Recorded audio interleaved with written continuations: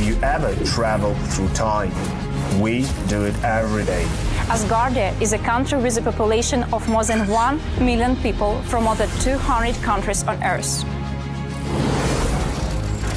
Asgardia gives everyone equal opportunities, no matter what their earthly status is.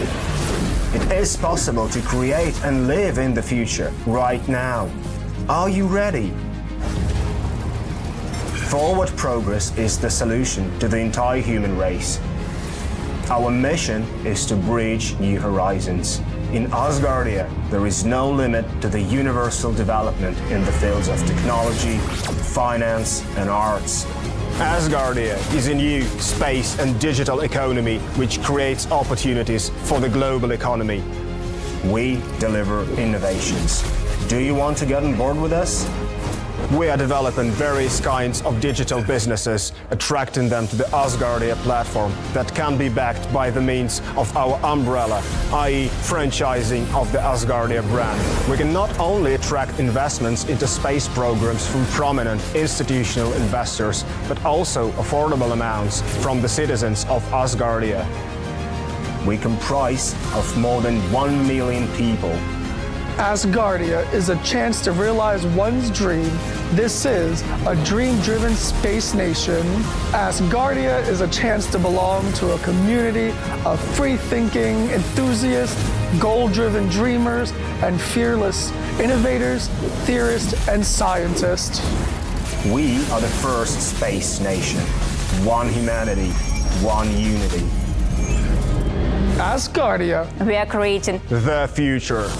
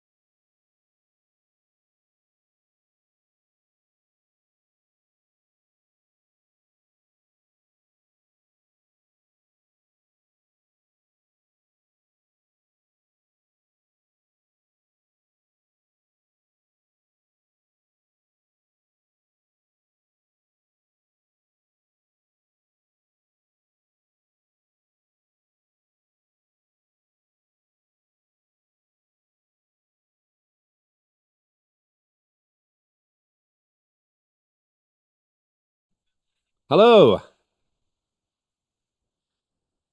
Can anyone hear me? Yes, we Great. can hear Good. you clear. Well, thank you. We'll start in 2 minutes' time. We'll just let everyone get going. Good to see you all. Okay.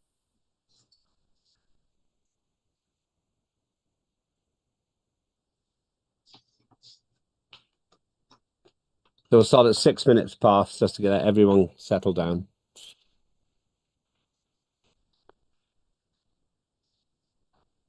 Not sure if Bendel's here, but this is a Bendel mug, I think.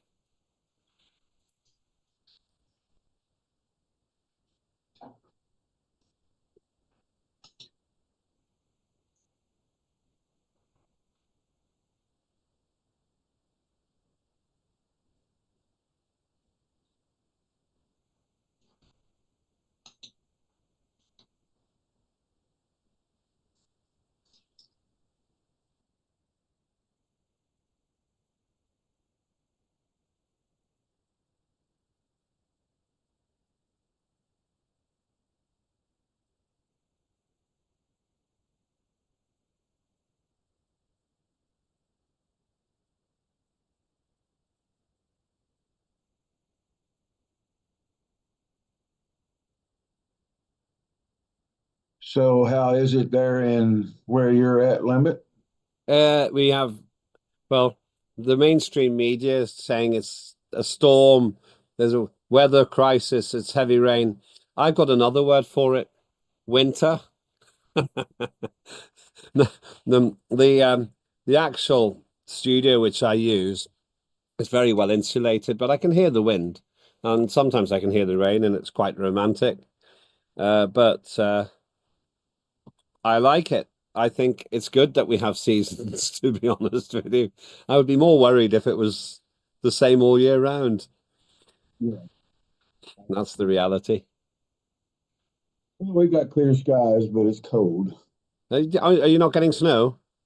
No, we rarely do get snow. I mean, it has to be a really hard winter for us to get snow. My guess is that we are heading into a cooling period, but I'm not going to go into that because there's a risk that people will say it's politics. Right. Okay, let's get started. Thank you, Rebecca. Yep. Um,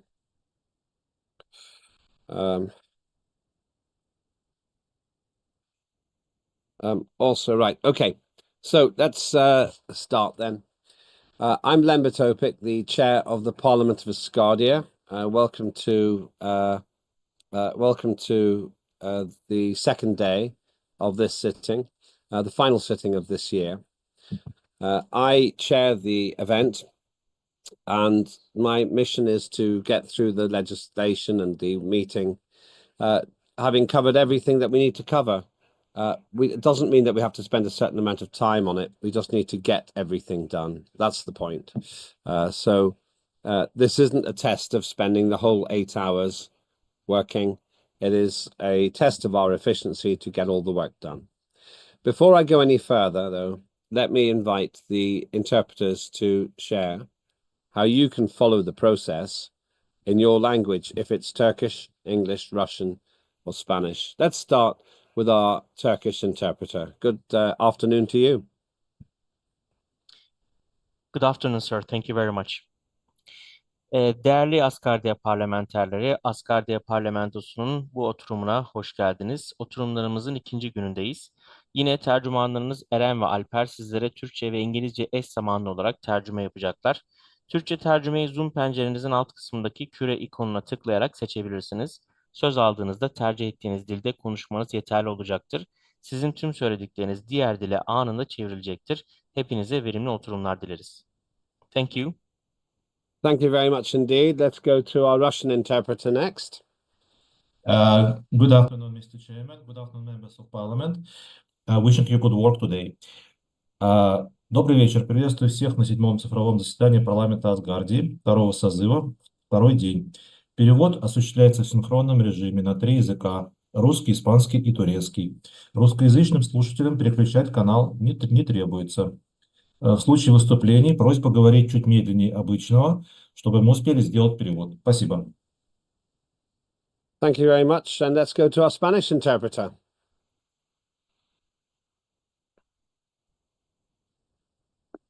Thank you very much, Mr. Lambit. Estimados parlamentarios, bienvenidos al segundo día de la séptima sesión digital del segundo Parlamento de Asgardia. Las traducciones de esta sesión están disponibles en los idiomas ruso, turco y español. En sus pantallas está disponible esta opción si desean escuchar en el idioma de preferencia. Si tienen preguntas técnicas, por favor, levanten la mano y comuníquenlo para dejar que saber que no pueden conectarse o en la traducción. Si desean hablar o presentar en alguno de los idiomas, pueden hacerlo teniendo en cuenta que no necesitan hacer pausa, pero pedimos por favor hablar despacio para hacer la mejor interpretación posible. Gracias y tengan un lindo día. Thank you. I understand you had some snow there recently, Liz, in Korea. I don't associate Korea with snow, but that's how little I've traveled. There we go. Now then, thank you very much. If you have any problems with the interpreters or the system, then please either raise your hand or speak out. Sometimes people are not clear how to get into the interpretation, but it's all there. In my screen, you go to the word more, M-O-R-E, you press interpretation, and you choose your language. I was not very good at that myself.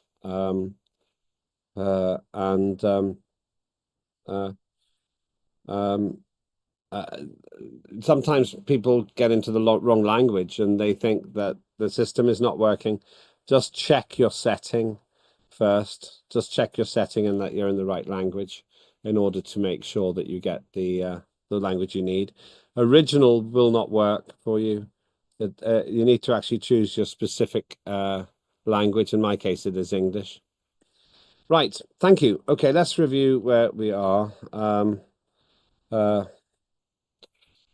Yesterday we opened and had a good 1 hour, just slightly longer than 1 hour session, in order to commence our procedures. So we opened the voting. The voting is still open, of course, and we reviewed the agenda, and then we talked about some modifications, which I will refer to today again in a moment. The agenda is always fluid to make sure that we get the best results, and sometimes things change a little bit. I've got one correction to make about the government tower as well, but I don't keep sending new versions out because it gets confusing. So by making the announcements, we stay on course and everything should be fairly clear as well. So today we are doing the main part of the business, which I will go through in a moment. And that's legislation and government tower. Tomorrow we will focus on committees.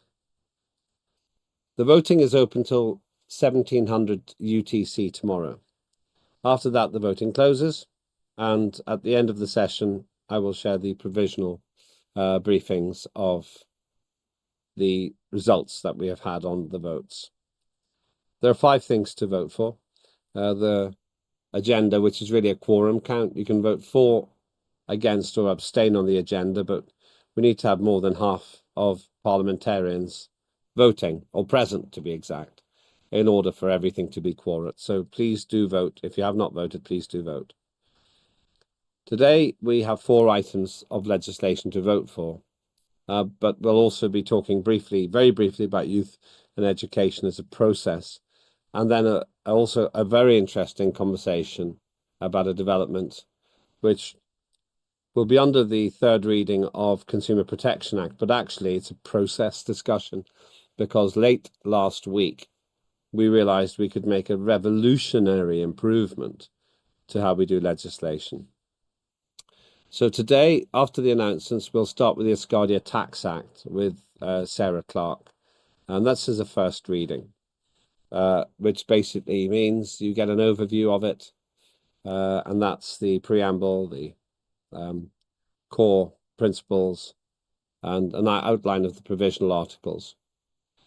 Then the Competition and Fair Trade Act, also first reading, and that'll be with John Fine. Then we will do the Copyright Act second reading with Riedel, and the Contract Act second reading also with Riedel. Then we have these other 2 interesting items. Youth and Education Act. I'll share the process there. If Corna is here, she might say something, but mainly we will discuss that tomorrow. Corna is here. But mainly I'll just explain that tomorrow we'll be talking about what we are doing with the Act. It's not for voting today. We're dividing it into a larger number of acts, and so you're not voting on that today. You'll hear what we have to say on that procedure. And then under Consumer Protection Act, John Fine will be sharing system which myself, Prime Minister Lena de Winner, and John himself evolved last week, which will help everybody in making the legislative process more straightforward. So we're not voting on the Consumer Protection Act, but we have a very useful outcome from the discussions about the Consumer Protection Act today. So that's very exciting. There isn't actually a financial overview. That's just my mistake there. But there is a government tower, and part of the government tower will be in closed session, but most of it will be in open session. The government tower will be at 1500, so wherever we are in our other work, we will stop at 1500 UTC.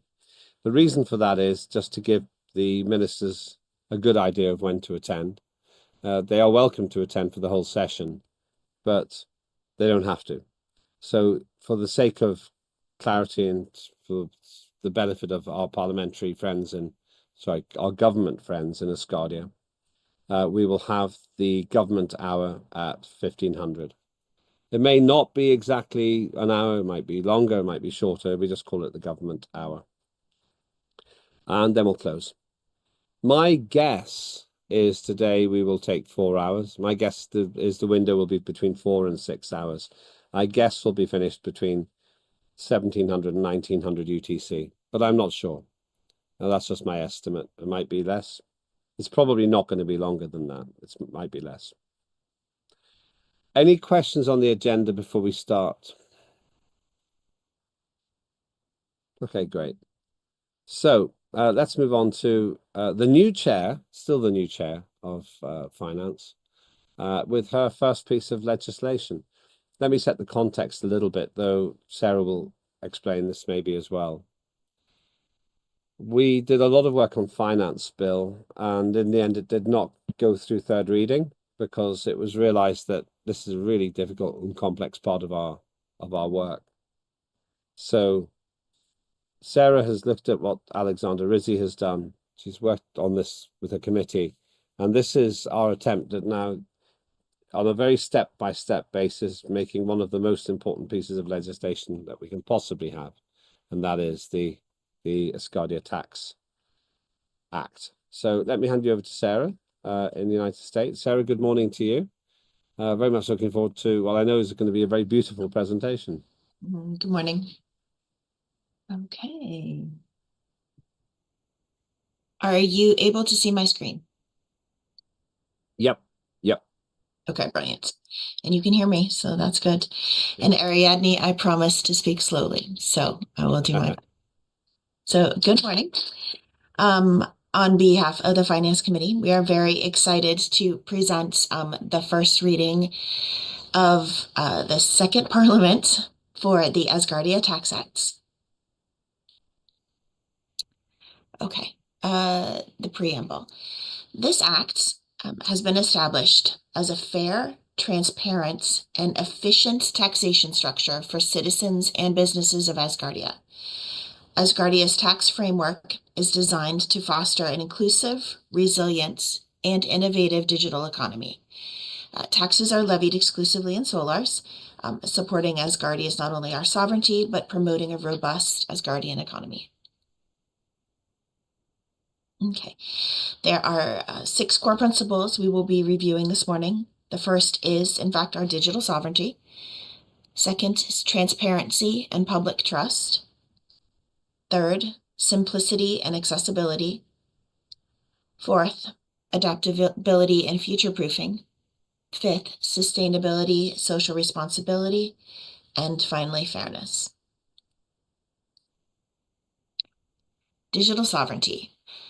All taxes are denoted and paid exclusively in solars, again, reinforcing Asgardia's independence and fostering economic self-reliance. Okay, what could this mean? Because keep in mind, as on a first reading, it's a general overview and this is an outline. So this is not going to appear in this form in the second reading. The points that I'm going to make, rather, sorry. By exclusively using solars, Asgardia maintains control over its financial ecosystem free from external economic influences. This approach also promotes the adaptation and stability of the solar and encourages its integration within not only our digital economy, but within the digital economies of the world. Residents and businesses alike will contribute to a system that directly supports not only Asgardia's space-based governance, but also our digital infrastructure. Okay. Transparency and trust. Real-time public ledgers, access, and annual financial disclosures will promote transparency and accountability. What could this mean? Citizens can access the public ledger to review how tax revenues are collected and allocated, building trust in government operations. Annual finance reports outline spending priorities, ensuring alignment with Asgardia's goals, and addressing citizen concerns.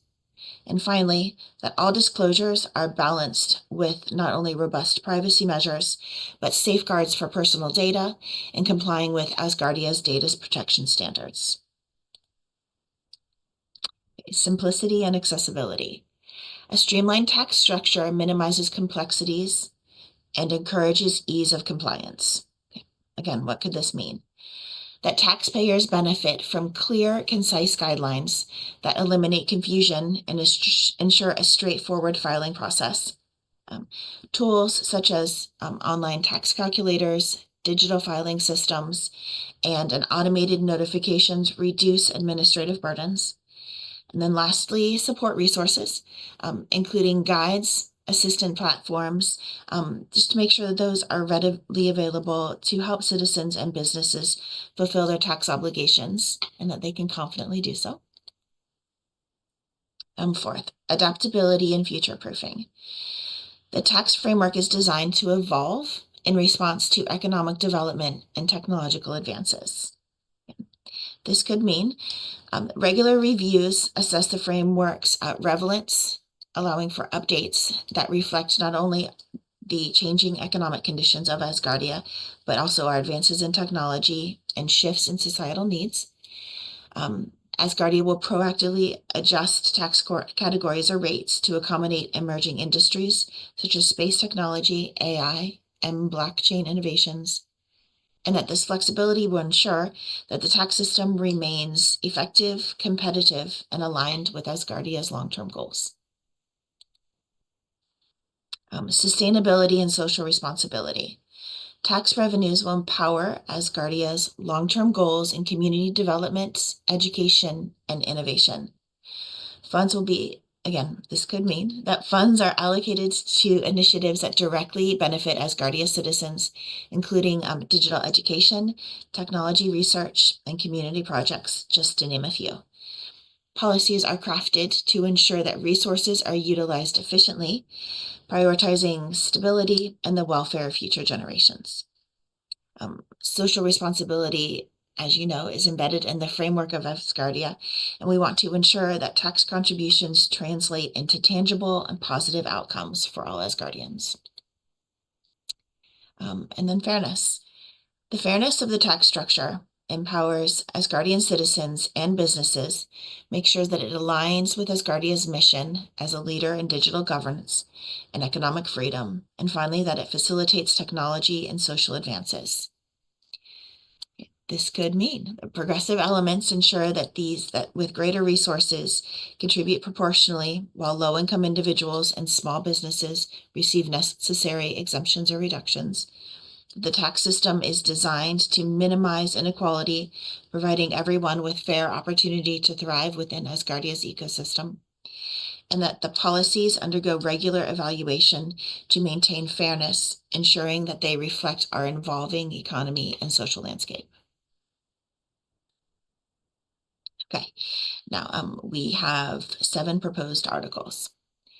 Tax categories.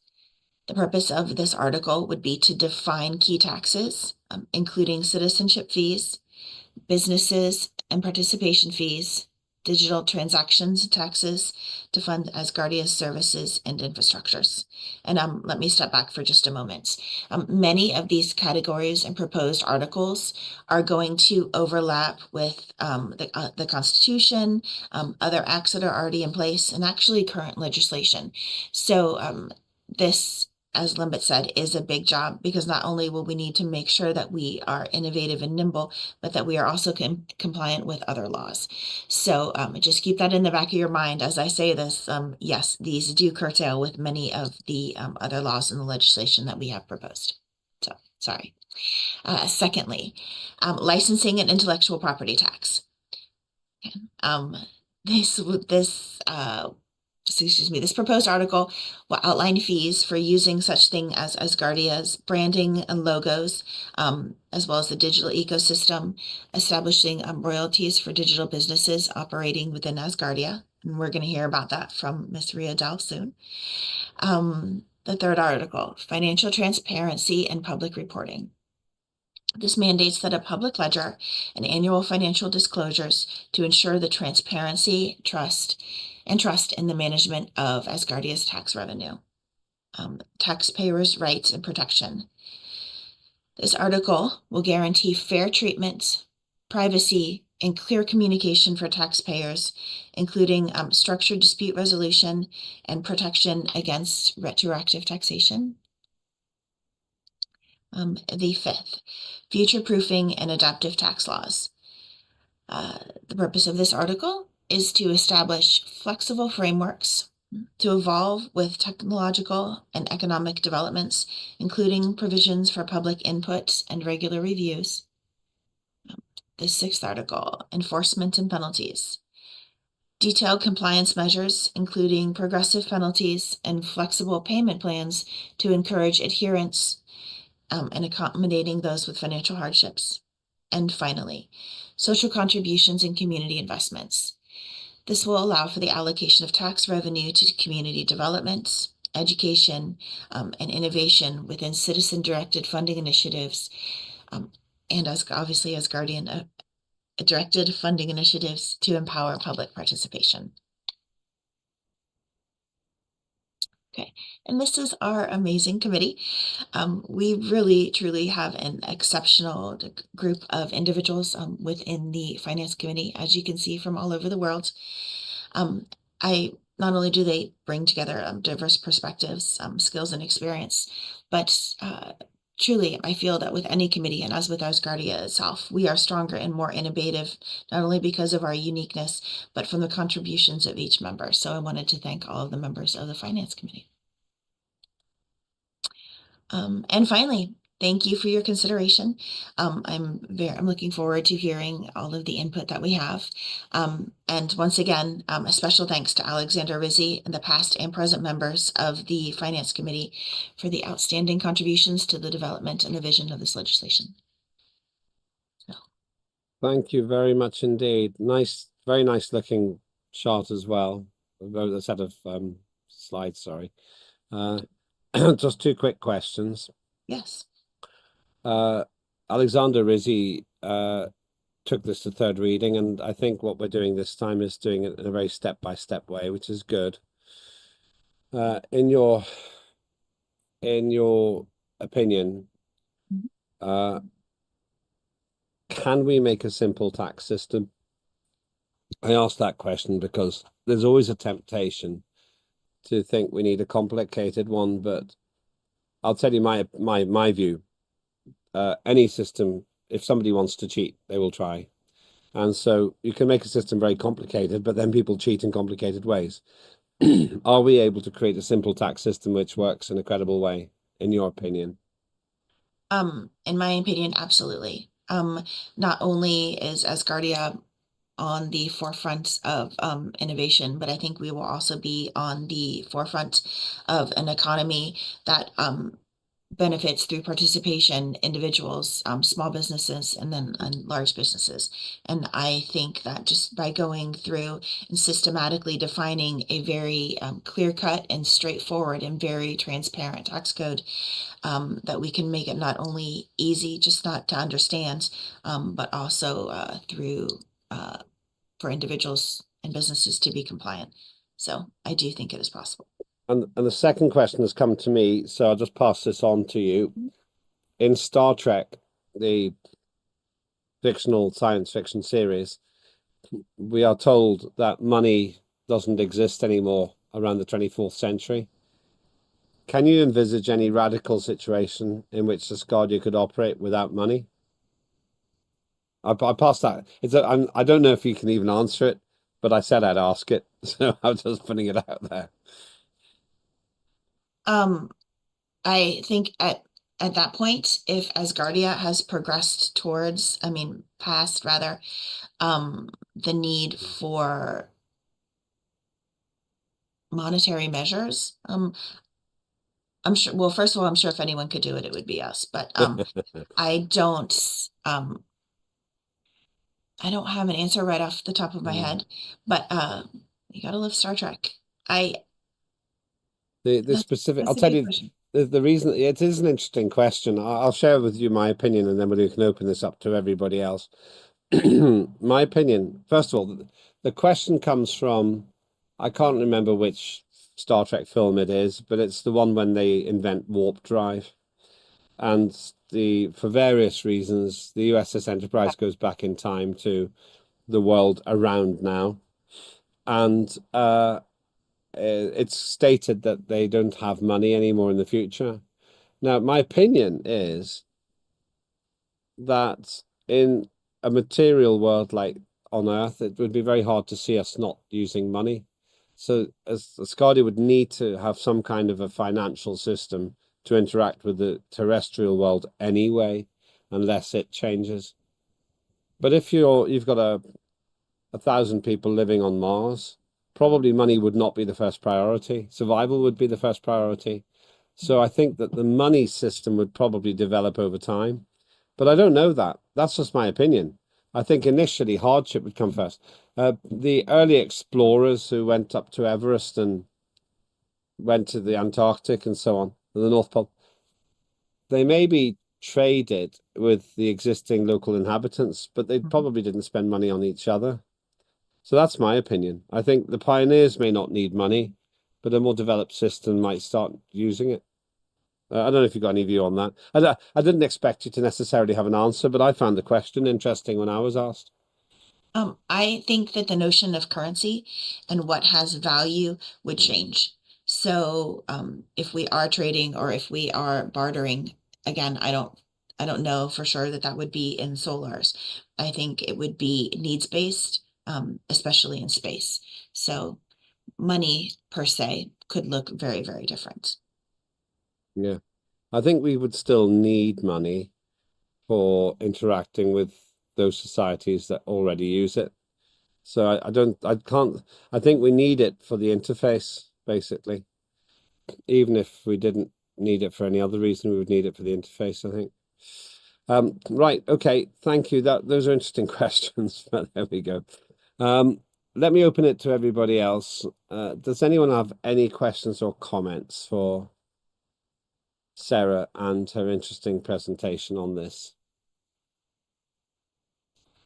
Ariadne.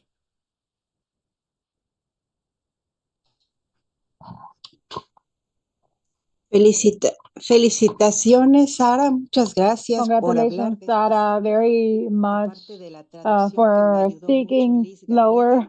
Liz Garriga helped me with the translation. I think that our moment, Lembit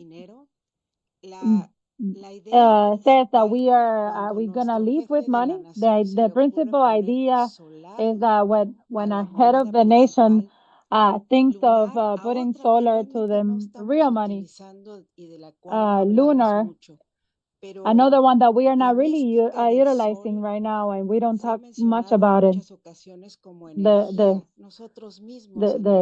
solar, we think about it like the solar energy. I think that in any part of the universe, people are going to look for that golden child, that planet that is not getting like extremely hot with the sun and not with getting too cold. But we have to maintain ourselves in an equilibrium where we have to be ourselves. And I think when you mentioned that it is through the solar that our economy moves, because it is an honor from our nation to say that we are using that currency, our currency. Like the Europeans, they have unified the euro. Maybe in the human history, solar will take a relevance and will take over into more continents. I think it would be great. It doesn't matter if you are doing a transaction in Mars. You are gonna see that your currency has a value, a great value, like the sun has. The sun has it's heating up all this solar system, and they continue rotating around the galaxy. They don't say, oh, we have lost Pluto. All of them are going together, all the planets. Eso que le llaman la sinfonía de las esferas. With a symphony of spheres. The sun creates a dynamic of magnetism that is taking us all together at the same time. So I think it's something that will take us to the future like that. Thank you so much for your presentation. Thank you, Ariadne. Sarah? Well, first of all, thank you for your kind words. I think that as a nation, being on the forefront of a strictly digital currency like the solar will become applicable not only across the world, but in someday across the universe. And I think that this will parlay nicely into advancements not only through Asgardia, but just in the digital currency via the use of blockchain. And I don't know exactly what that would look like, but I think that is where most all relevance in digital currency is headed. So it will be interesting to see not only how Asgardia utilizes that blockchain, but how we become relevant in the space discussion with the solar and the use of cryptocurrency and blockchain technology. Yes, the blockchain is interesting. People say it's completely unbreakable, but with modern computers, everything's breakable, I would say. In terms of cryptocurrency, I was offered Bitcoin at $120 each some years ago, and I could see it was a good idea, but I had no money. I wanted to buy 10. I could not find $1,200. If I had that, I would now have $1 million worth of cryptocurrency. But there we go. Life goes on. Right. Other comments. Oh, one other point. An interesting point which has been made by Mark Beer, the Minister for Justice, is that we should future-proof the language we use in our legislation. What does that mean? It means that we write things in a way that doesn't make them out of date just because of the way we write them. For example, we might have said 300 years ago that every journey by sailing ship has to be done in a certain way, but that would have ignored the fact that sailing ships became steamships and then became ships with all different kinds of power, and aeroplanes would exist. So when we look at the finance circumstances, I think it's really wise to look at potential developments, how finance could develop. There's a huge debate about whether physical cash is important for people's privacy and freedom. Leaving that aside, it's obvious if we're living in a digital society, a lot of the transactions will also be digital. Most human transactions today are digital, at least in the first world. So I think that for Sarah, it's very important that we try and make sure that the legislation doesn't seem in some way out of date in the language. There's nothing in what Sarah said today which is out of date, but that's just a feeling I've got. We just have to be aware of. Right. Any other comments or observations on this? Just quickly, to that point, Yeah. Well, I absolutely agree. But I also think that it's very important that the legislation be written in a way that makes us very nimble so that we can take steps forward in our tax legislation and basically how Asgardia's taxation system works for that very reason. Because like we're stepping into a future that is, I mean, it's space, it's, it's unknown. And just to be on the forefront of that movement, I think it's really important that the legislation also be very nimble. It needs to be simple to going back to your very first question, it needs to be simple to be successful, but that will also make it, I guess, future-proofed and in my mind, nimble as well. Yeah. Okay. Yes. I suppose I would say that most tax legislation is too complicated because it's easy to break the rules, and people do that. They just break the rules, and the richer you are, maybe the more ways you have to do it. You could fill a private jet with cash, really, for example.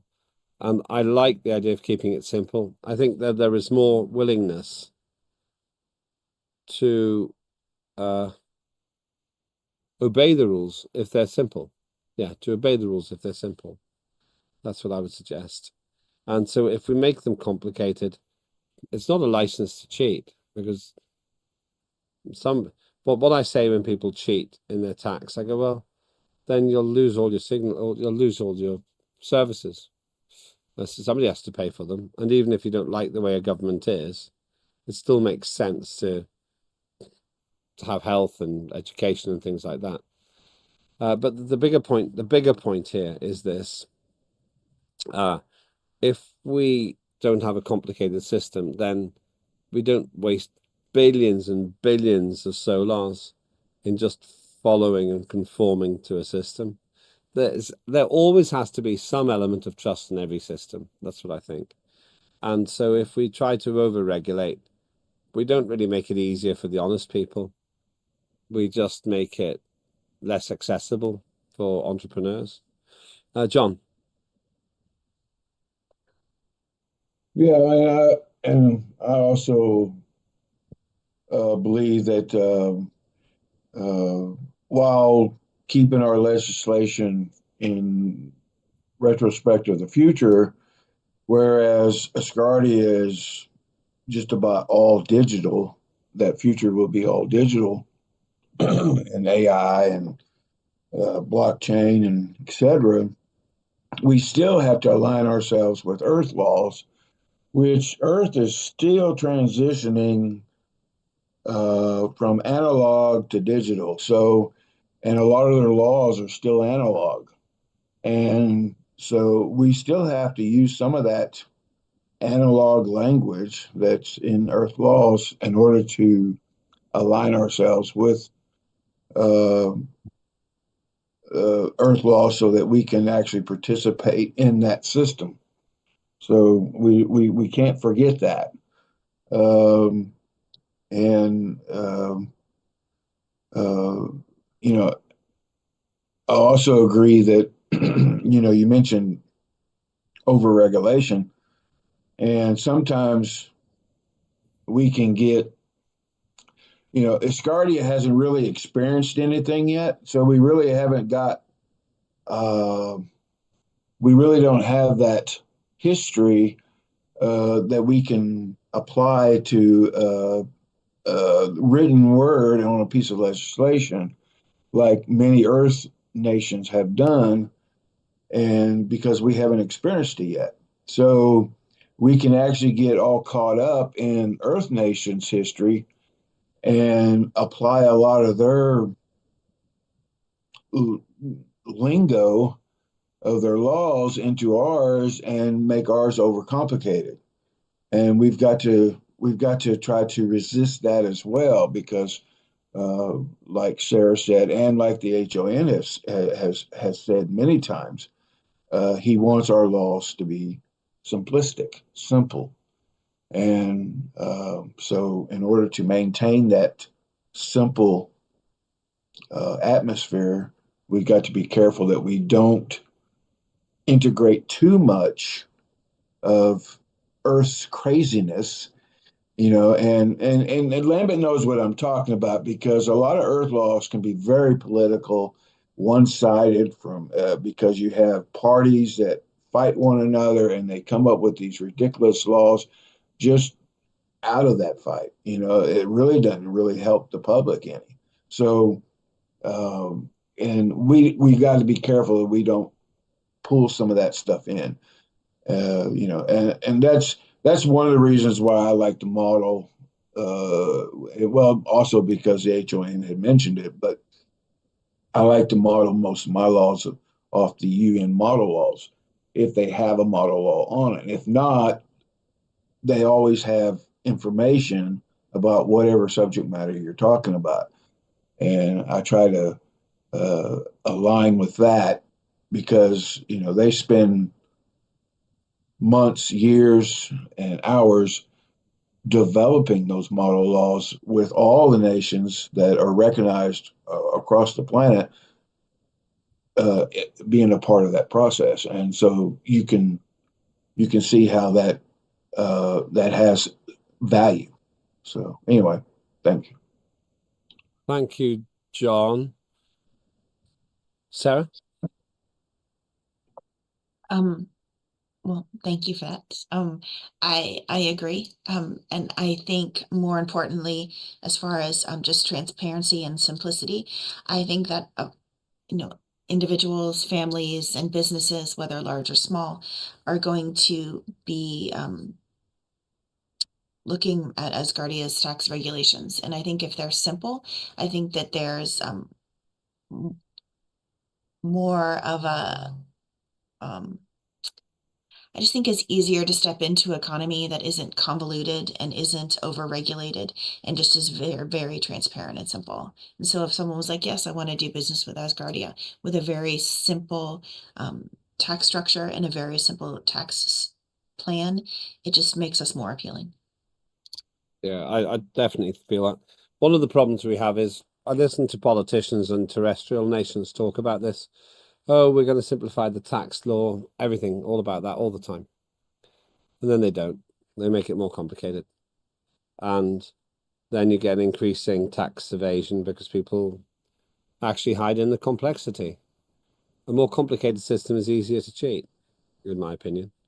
If you have a simple, very straightforward system, people are more likely to go along with it. It promotes free enterprise. I would say I'm very much of the view of having a high enterprise, low taxation economy if we can do it. And the state has what it needs to get the private sector to do what's needed. That's my opinion. And some of these points are also relevant to youth and education, incidentally. Ariadne.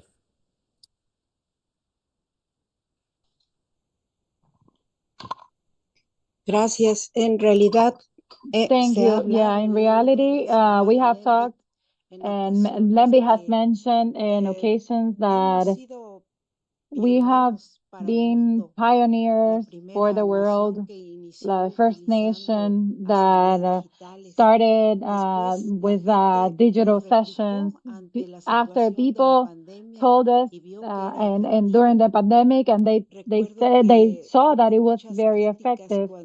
There were a lot of critics when they saw the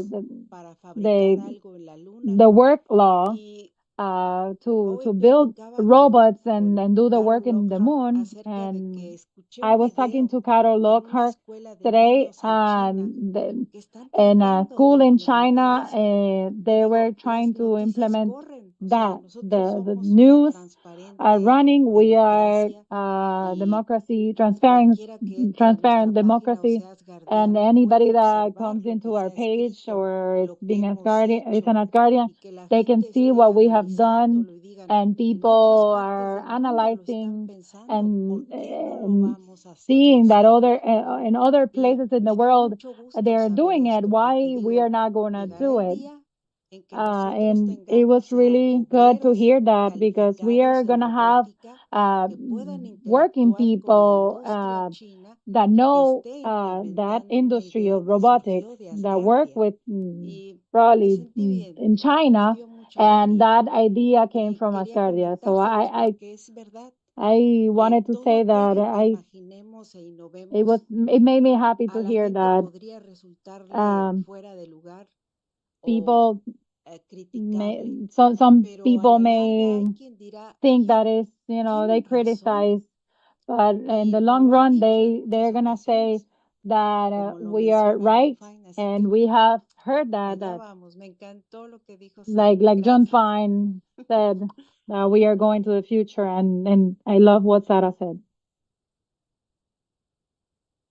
Thank you. I'll go to Sarah briefly, though it's more of a comment, and then go to John. I don't see anyone else wanting to talk, but if you want to say anything, raise your hand before John finishes. Thank you, Ariadne. Okay, that'll do. Yeah, let's go to John then.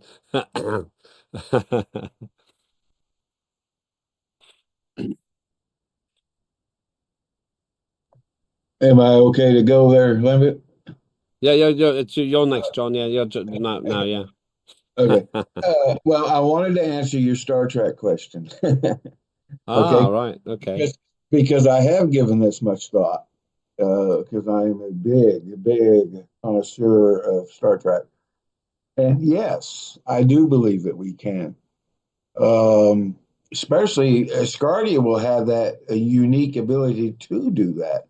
And the reason I think this, okay, if once we get into space, okay, if it was me, I would, uh, you know, eventually we're going to have to detach ourselves from Earth and that umbilical cord.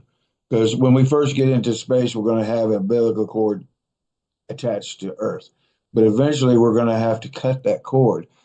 And I think if we're efficient and smart with our planning, we can go into mining, and we can actually get those resources that Earth needs desperately. Of course, it'll take a lot of advanced technology and what have you. But that technology is possible. We're seeing that more and more today that we are having the ability more and more each day to create that technology, especially with the way SpaceX is rising above the crowd. But and then we can become self-sufficient. And once we're self-sufficient, why do we need money? Because everybody in Asgardia is there to help Asgardia. So we could, and this is very similar to like some of the states here in the United States, like say Alaska. They draw in so much money from oil and whatnot that they pretty much become self-sufficient in their government. And then the government shares that profit with the people. So every year the people get a nice Christmas bonus check, and that actually my brother, I think his has gotten up into the upper close to 10,000, so the and that creates that self-sufficiency. Just use that as an example. The government of Alaska, the state government, shares that resource with their people, and we have other states that do the same thing. They don't even have taxes. They don't even charge a tax in the state because that's one of the benefits from the resources they draw in. So anyway, that's how I see it starting. And that's the goal, would be to become self-sufficient. Once we're self-sufficient, we don't need money, not within Asgardia anyway, and we may need to retain some money in order to trade with Earth and other colonies like Mars or whatever's going on at the time. But as far as Asgardia, we really wouldn't need money if we develop that type of sustainability. Anyway, yeah, that's what I want to say. The question, John, though, is this. If you have 100 people living on Mars, they're going to be pioneers. They're going to be working for survival. They'll probably work together. They'll have very limited resources, no point in buying and selling them.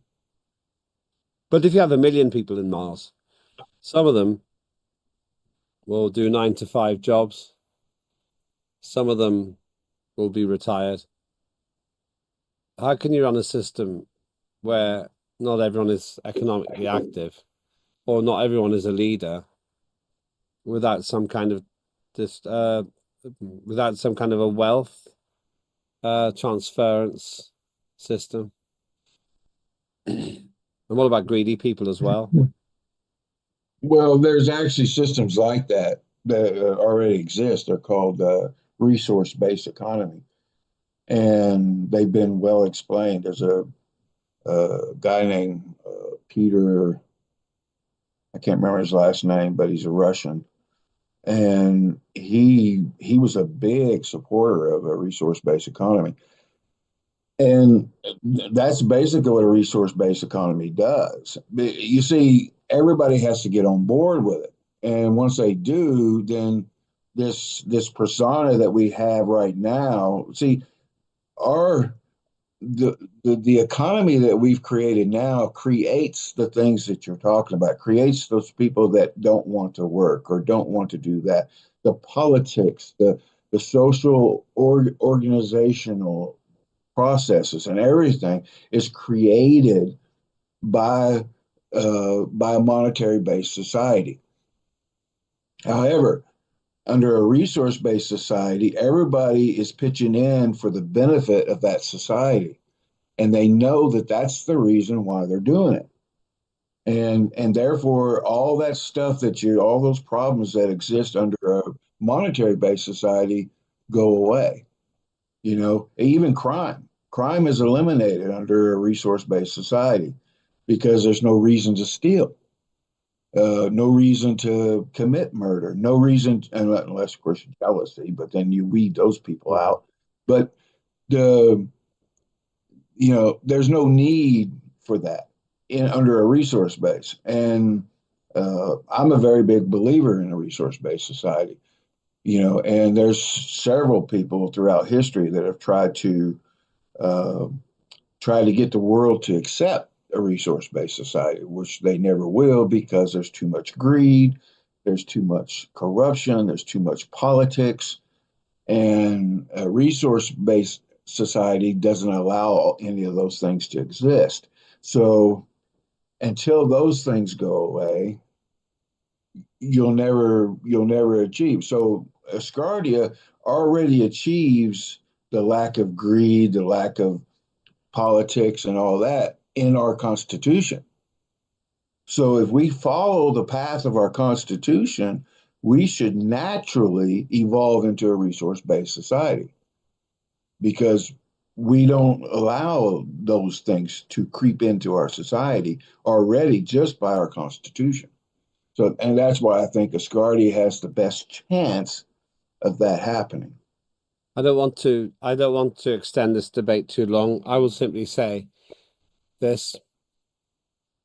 Those people who first got on the ships to America were idealistic about the America they wanted to create, and in many ways they did create it.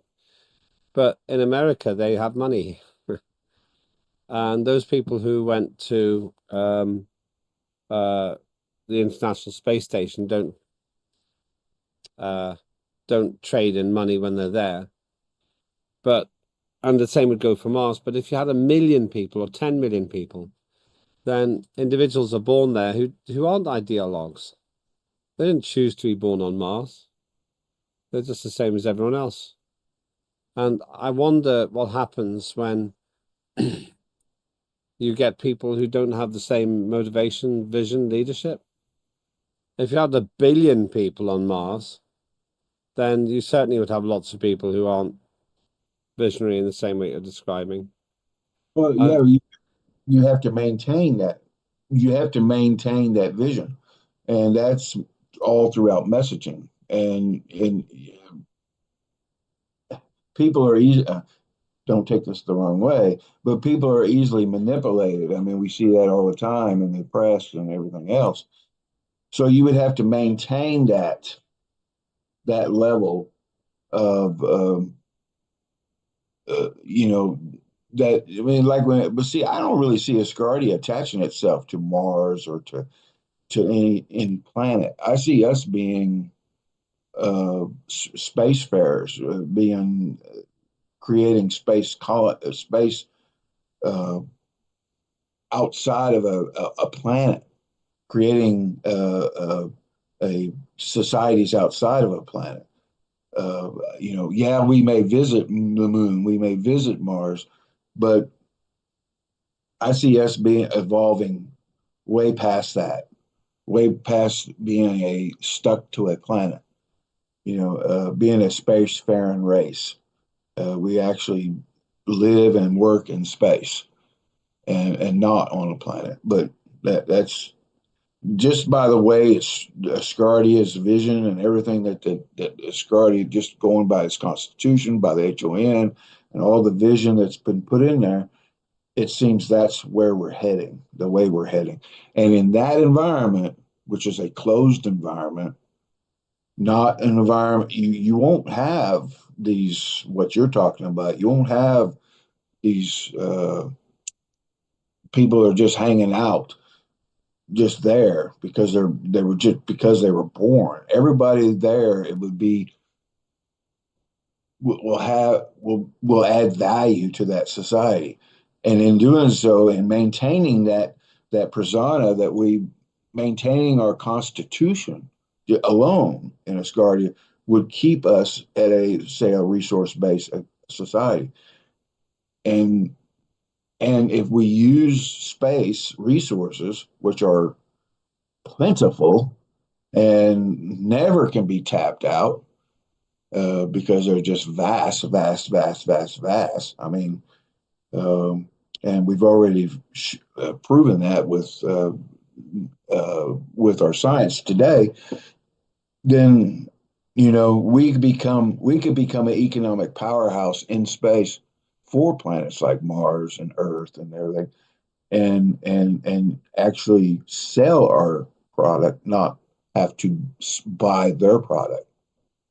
And that, yes, this is visionary, yes, but the only organization, and that's one of the reasons why I joined Asgardia, the only organization I see that even remotely has the possibility of doing what you're talking about, like in Star Trek, is Asgardia, as far as I'm concerned. Those two thoughts, and I'll go back to Sarah to summarize. I find this very interesting. Hopefully viewers and colleagues find this interesting. First of all, I still think that what happens is the pioneers set up an ideologically impressive society, and then the mainstream, the ordinary folk, come along and populate it, and then they might need money. But I don't really want that. I noticed that my two children, they don't think about money. They don't live in a economic society. They live in a resource-based society. But society is always telling them to want money. And that's an interesting point. Second point, this is just a point of amusement. As you described it, John, Asgardia, traveling from planet to planet, but not really settling anywhere. I have the idea of you being the ringmaster for this kind of John finds traveling space circus, which turns up at a planet, entertains people for a while, and then goes somewhere else. But I know what you mean. I think that we have a pioneering agenda. What I find appealing about Asgardia, what I find so exciting about Asgardia, is the fact that we're actually making a pioneering investment in the human race. Let me go to, so thank you. That's not the end of that subject. It's just the end of the subject for now. Let me go back to Sarah to summarize on this before we actually go to John next for his legislation. Sarah, back to you. Well, thank you again. I appreciate the discussion, have a bunch of notes. I'm excited to, with the Finance Committee, just to help craft legislation that is not only much needed, but again, that is fair, transparent, innovative, and per our conversation, simple, to help jumpstart the economy so that we can fulfill all of the visions and the dreams that we have had, because I too am here because I think we can make a difference, and I think that we can create a society that functions in a way that is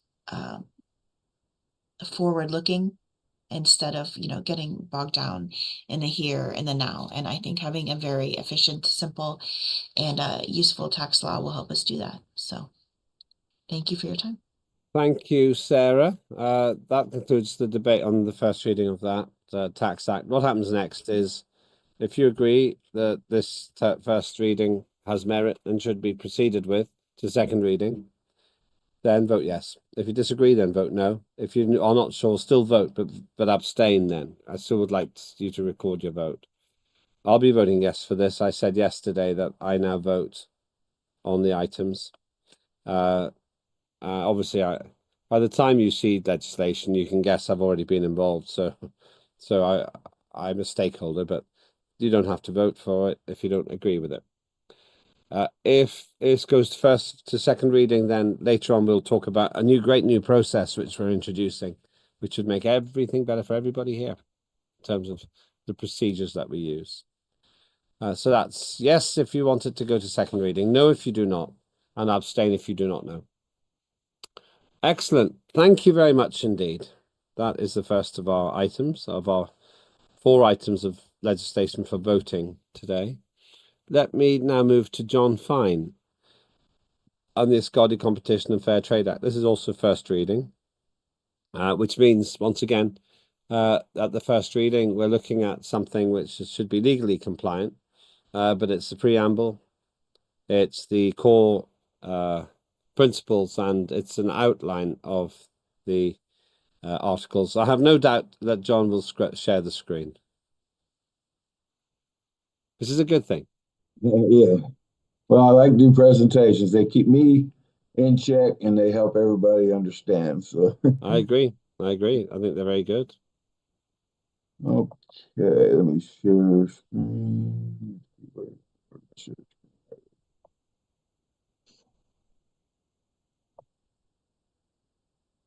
Whoop.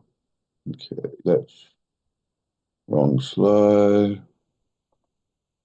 There we go.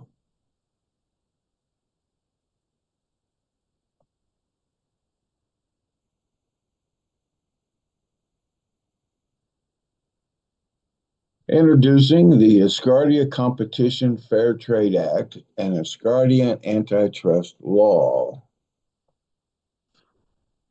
Brought to you by the Trade and Commerce Committee.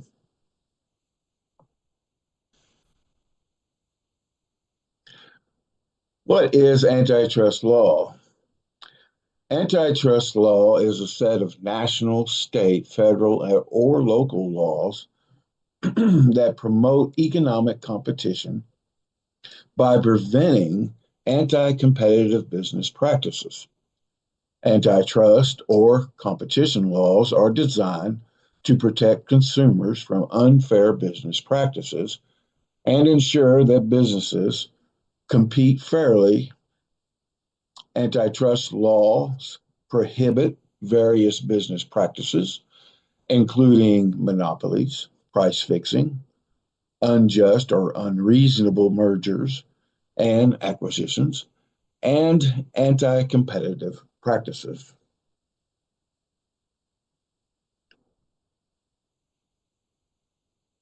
And here's a short little video because I love doing videos that'll help you understand. Oh, wait a minute. I'm sorry. Hold on. I need to unshare my screen for a second. I forgot to turn on the sound. No, we did hear it. Oh, you did hear it? But we heard 3 notes and then you stopped it. Oh, okay. Okay. Well, in that case, we'll Let's see continue. what happens now. Let's say that you and I are in the business of selling the same kind of pet snakes. Why not? Now, if you sell your snakes at $5 and I sell mine at 10, anyone who wants to buy a pet snake would probably get it from you. But if the next day I reduce my price to $4, our customers would probably want to buy from me. And you might see how the story ends. We might bring our prices down until we cannot reduce it further. Let's say to $2 per snake. The customers would be overjoyed. And that's why it is said that market competition is good for society. But by competing with each other, you and I lose out. So we might try doing some naughty things to avoid competing with each other. That's where competition law steps in to deal with the three main types of bad things we could do. First, let's say that we secretly agreed to sell our snakes at $20 each. Since there's only two of us in the business, our customers have no choice but to pay that. That's terrible for them, and that's why competition law makes anti-competitive agreements illegal. Second, let's say that we decide to join forces and sell snakes together. So there's only one business now. That means that we can raise our prices however we want, and competition law prevents this by prohibiting mergers with substantially lesser competition. Finally, let's say that I've been selling snakes for years, and it's your first day doing that. But you realize that no one's buying from you because I made all my customers promise to only buy snakes from me. So I have abused my dominant position to prevent you from competing. And competition law makes that illegal too. These form the three main prohibitions in competition law, and that was competition law in 2 minutes. Okay.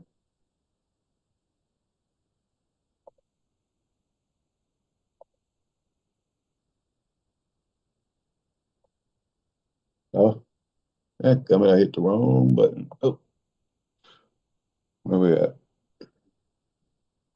Back.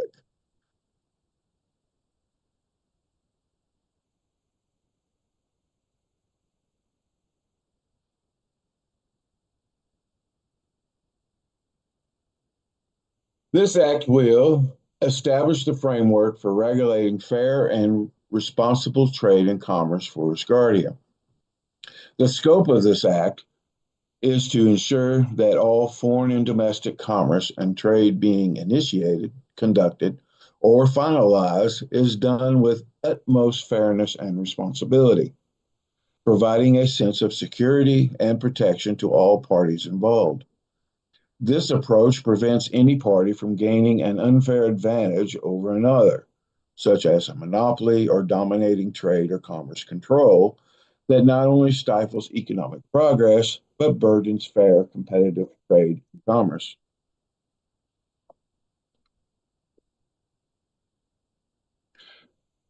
The core principles are fair and responsible trade and commerce internally and within international communities. 2, trade and commerce activities that promote competitive environments. 3, an antitrust framework that aligns with the United Nations and international best practices, promoting fair, competitive, and responsible trade and commerce between nations. 4, competitive alignment that ensures Asgardia is part of the global community and a responsible and contributing member, fostering a sense of connection and shared responsibility. Domestic and foreign trade and commerce practices that promote economic prosperity through equality, efficiency, adaptability, fairness, and equitable competitive practices. An initial framework embodying the value of Asgardia's constitution, allowing all Asgardians to enjoy a competitive trade and commerce market.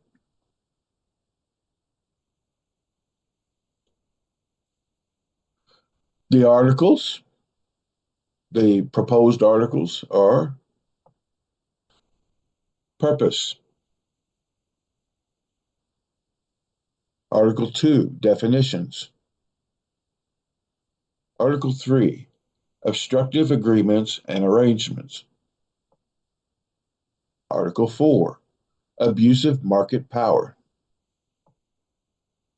Article 5, notifications. Article 6, mergers, takeovers, and joint ventures. Article 7, oversight authorities and regulatory bodies.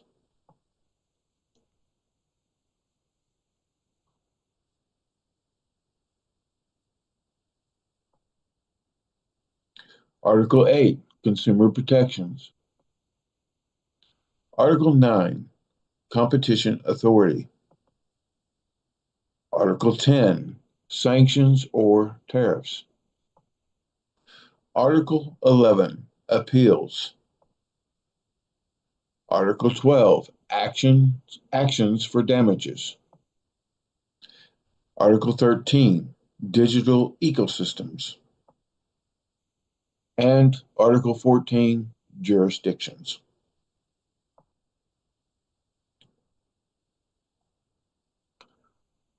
The legal authority, the Asgardia Space Nation Constitution, the cornerstone of our legal system, plays a pivotal role in guiding the implementation and interpretation of this act.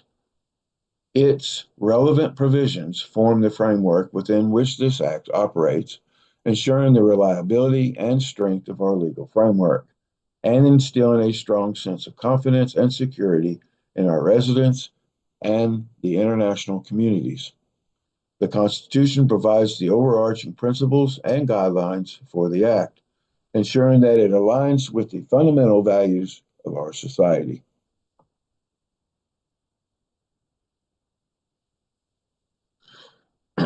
This Act is the binding ingredient that binds all other trade and commerce acts together. It will set the direction that Asgardia uses when conducting any trade and commerce action. With the passing of this antitrust law, Asgardia will have all the legislative tools needed to conduct fair, responsible trade and all the nuances that create a thriving business and trading center. This center at www.asgardia.trade is our window to a flourishing economic powerhouse that comes to fruition when Asgardians and Earthlings use it as intended.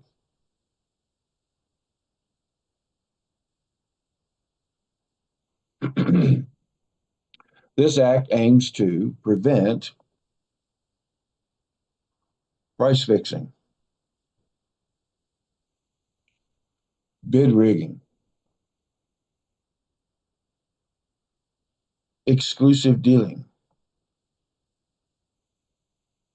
predatory pricing, unjust mergers,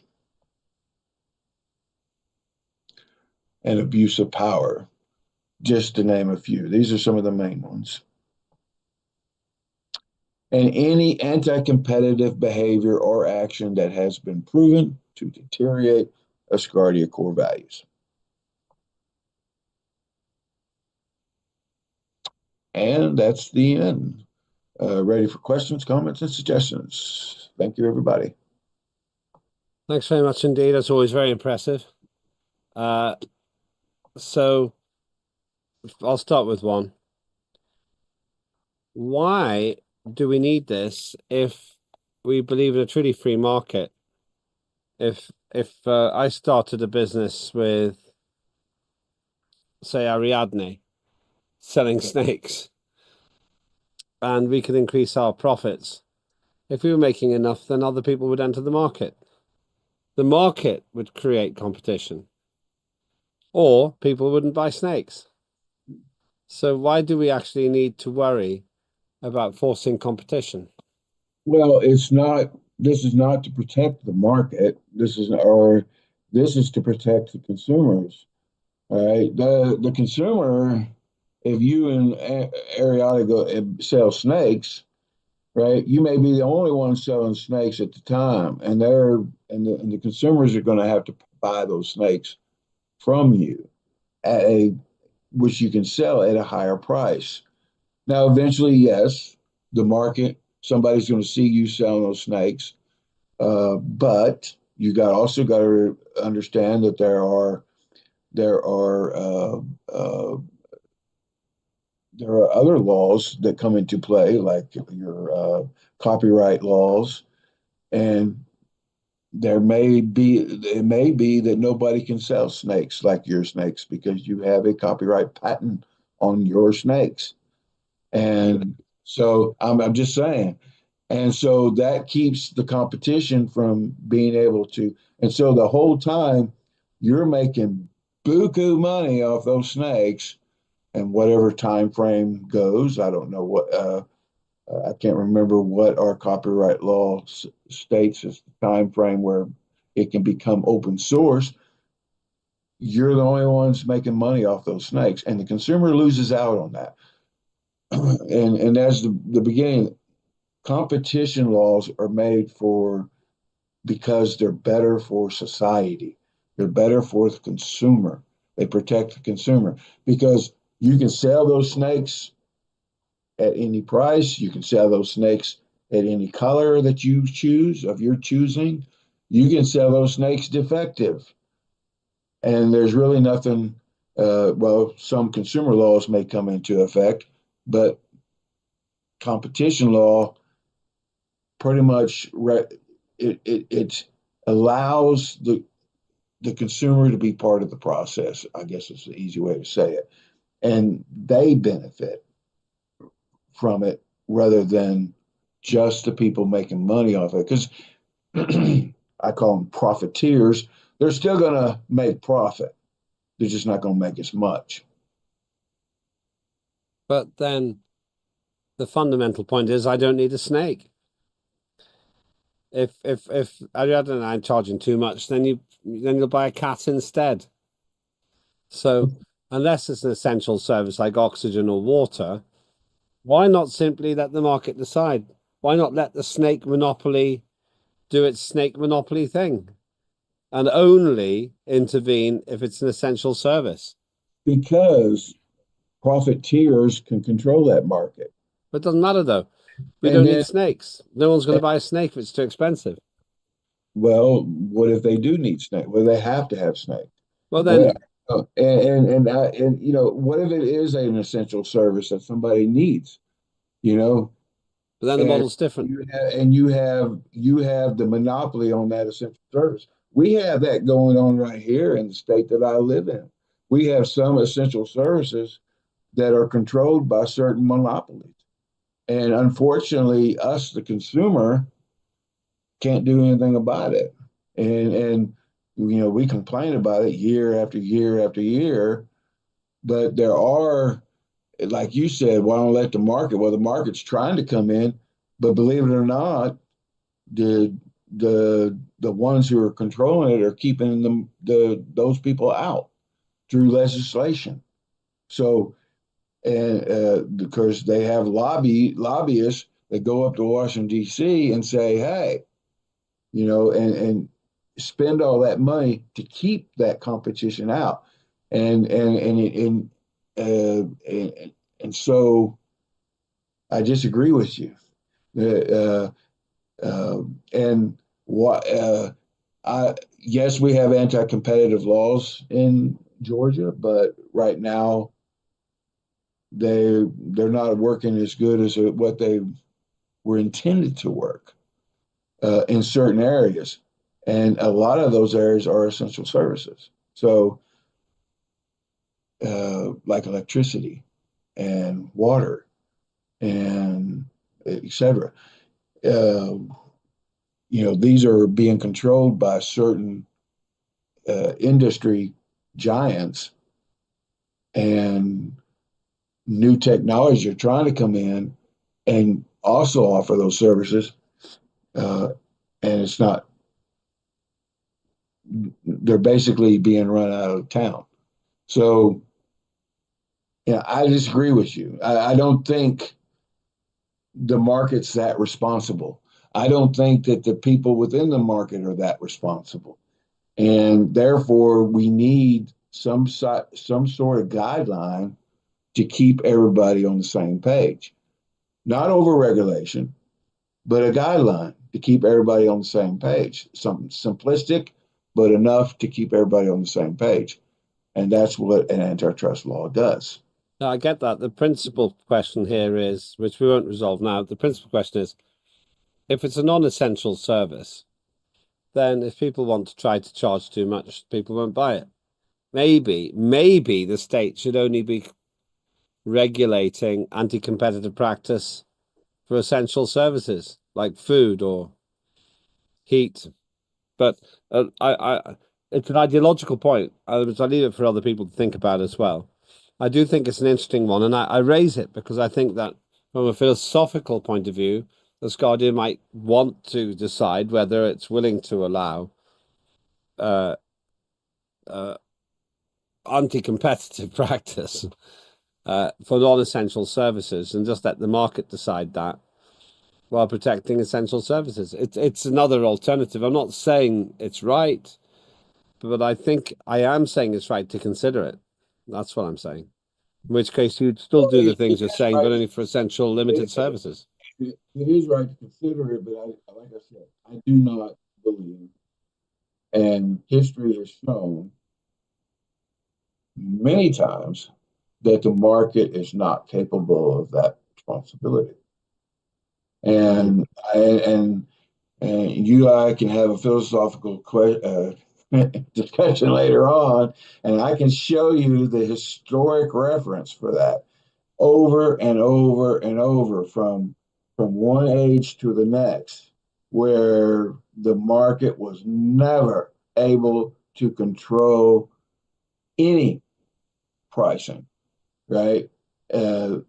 Without law being able to having to come in and say, "Whoa, let's hold your horses here. We're getting carried away." And because when the market was allowed to run amok, that's exactly what it did. It ran amok, and and eventually, law and order had to come back and say, "Okay, stop the press. Let's rethink what we're doing here." And that has happened over and over and over in human history. So, yeah, I don't think the market's responsible enough. It may seem that way, but it only seems that way. I'm going to stop. I think I'd like to be involved in further conversations on this. I'm not saying, by the way, that I definitely think it's right to leave total lack of regulation. I'm not saying there should be no regulation. I'm not saying that. I'm looking at the airline industry, though, where there isn't any price control on airlines and they compete. I am saying we need to have that philosophical conversation if it's passed through first reading at the second reading. That's all. Maybe we should get some experts in as well. Though the problem in this area is the experts often tend to be ideologically driven. I'm not being ideologically driven. I want to do whatever is the most effective way to make Asgardia's economy work in the best interests of long-term space society, rather than trying to enforce a socialist or a capitalist agenda. That's good. I'm going to better stop there. This is interesting, but I better stop myself there. Ariadne, you're next.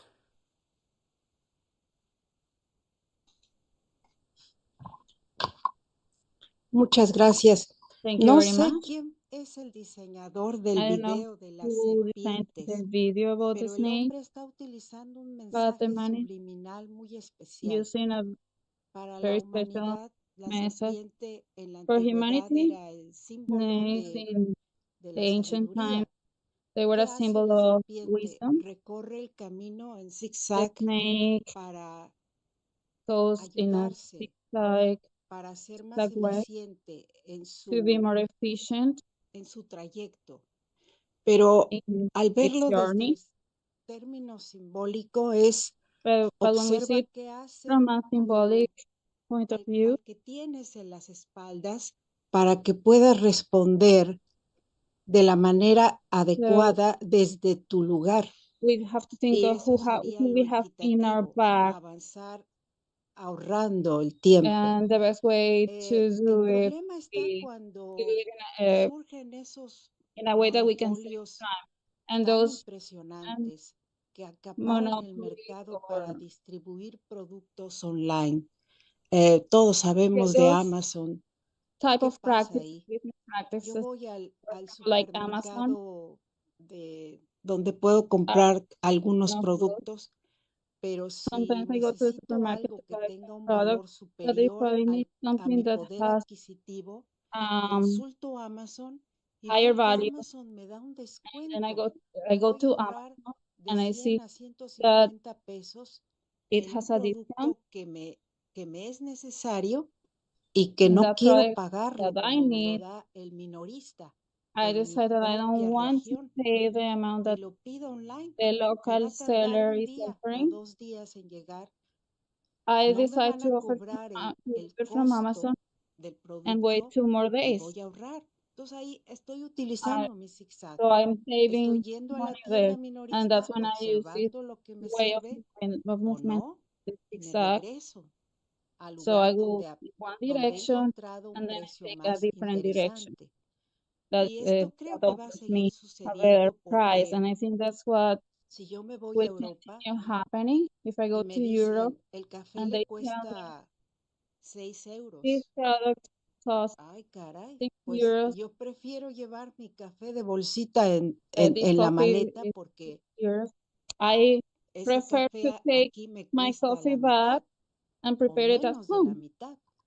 Entonces, siempre va a haber because eso, it o will sea, be half the entre price. los países desarrollados y los So there países will no always be desarrollados, that between los que tienen developed la and manera de non-developed countries, ofertarte con un ala más cubridora, those en el that caso de have Amazon, por the ejemplo, el option of ejemplo que di, offering y aquellos that que covers you en more, su nivel and those minoritario, como that in their minoristas, tienen que level conservar una ganancia para have to keep preservarse an y no le earning pueden dar a la persona un to precio menor. survive or keep going No and sé cómo cannot se offer a podría lower resolver price. eso a la I larga, don't know how that can be pero la solved in the long interacción term, con but the los mercados interaction nos va a with the imponer market will impose una forma de ver el mundo a way to que see the nosotros world queremos cambiar. that Ahí we está want to change. el dilema de And la that's our situación. En eso dilemma. pensé cuando And that's what I observé la thought conversación when de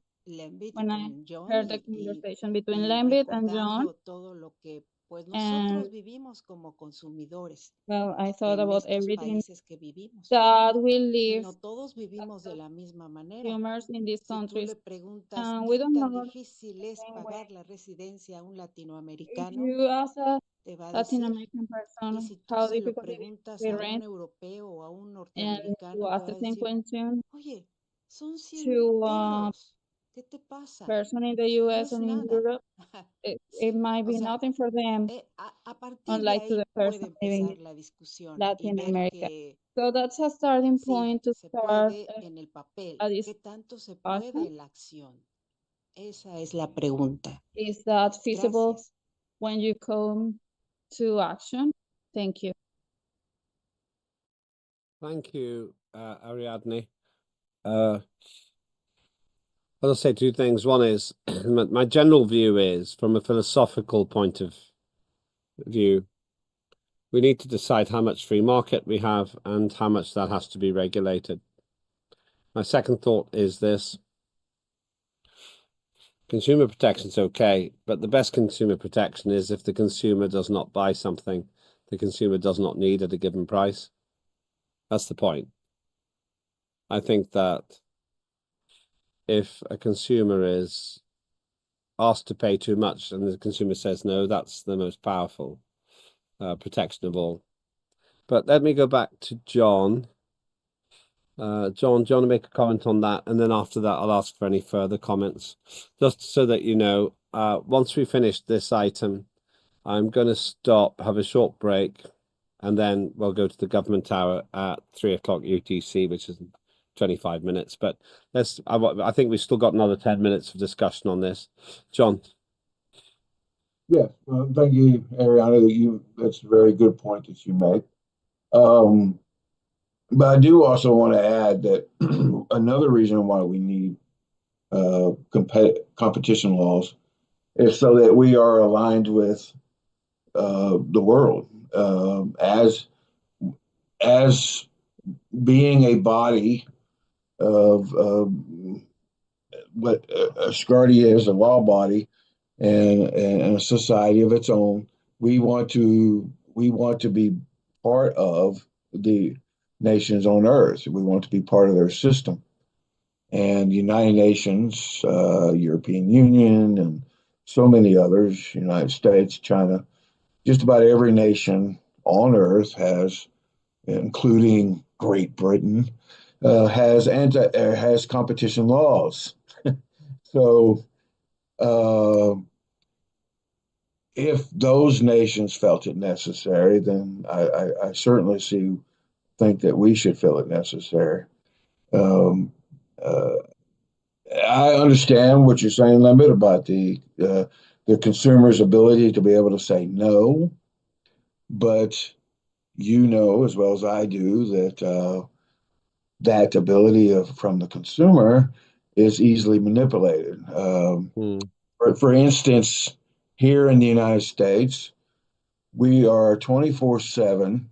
It never ends, from our cell phones to our TVs to our radios to the streets we drive, wall to wall, wall to wall commercialism.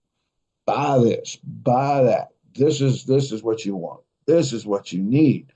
I mean, they tell us we need stuff before we even know we need it, you know, and it's just ridiculous.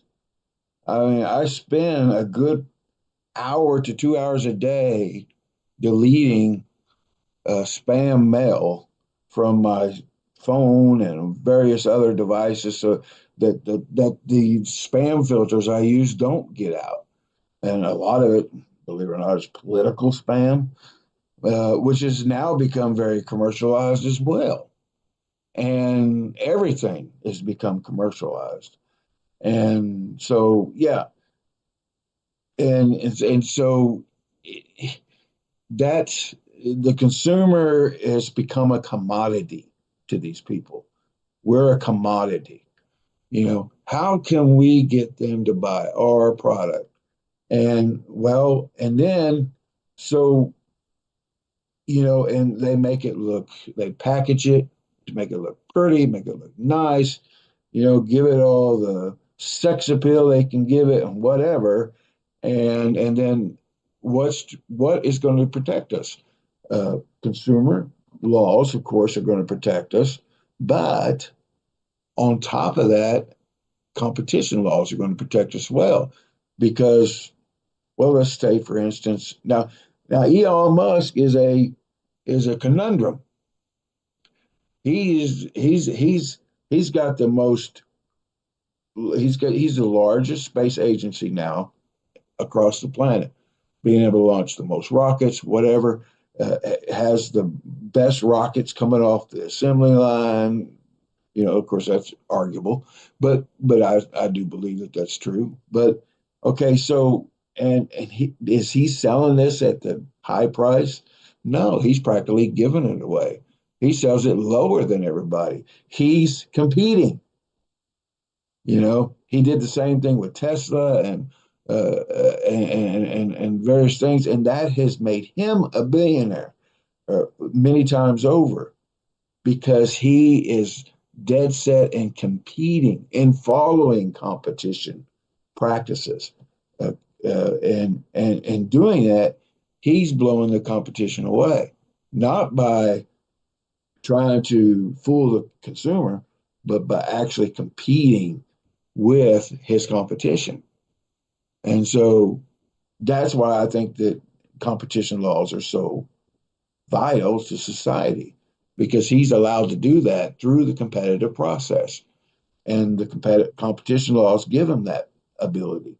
But, you know, because a monopoly, let's say IBM, whatever, had control of all computers, and only we could buy our computers from IBM. Well, now Apple and all these other companies wouldn't be able to sell their computer, but through competition, they can. So, yes, competition laws are important, but I do agree with you that they should stay simple, not go overboard, not get into the over regulation that so many countries do, and there are several that go overboard with that because of lack of trust and what have you.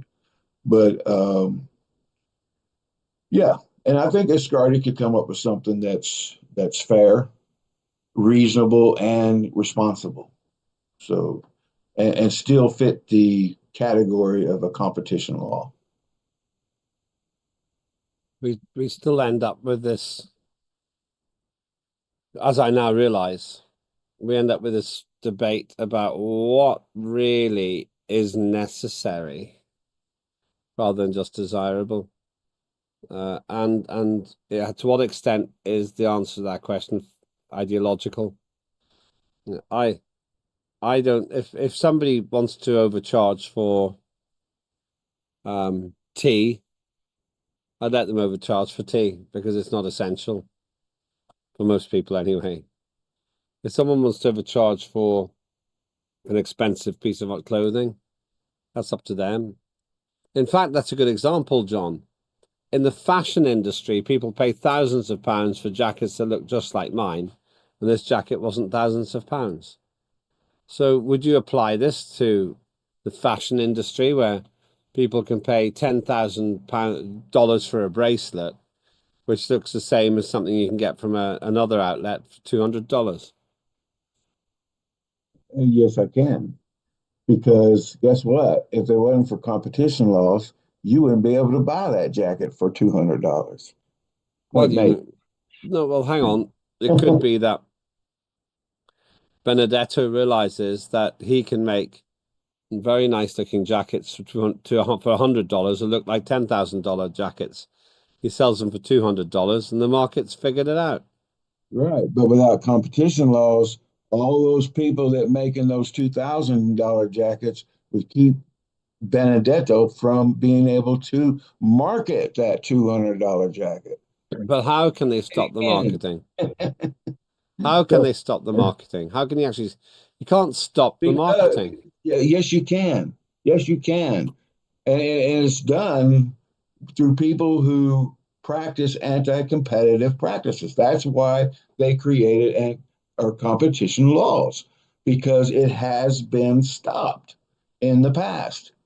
And I can give you many examples here in the United States where people are pushed out, and then that goes to court, and then the person winds.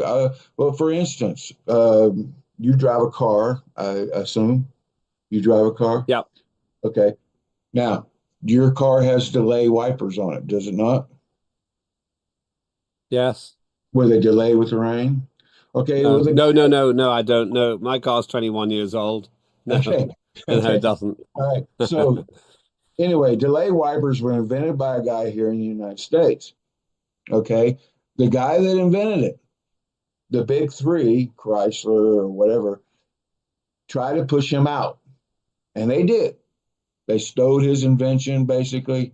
And because they didn't want him competing, right? And so they pushed him out, and he took it to court. Now it took years, many years, but he did finally win and wound up getting a huge settlement. All right, same thing. There was a car here in the United States. You probably never heard of it. It's called the Tuckermobile. It was one of the most advanced cars ever made. When it came out, which was, I think, around the 60s, right? It had things in it that no car had ever had. It had headlights that could see around corners. It had disc brakes. Now, disc brakes are common today, but back then they were non-existent. Okay. It had seat belts, which were not being marketed back then. It had air conditioning.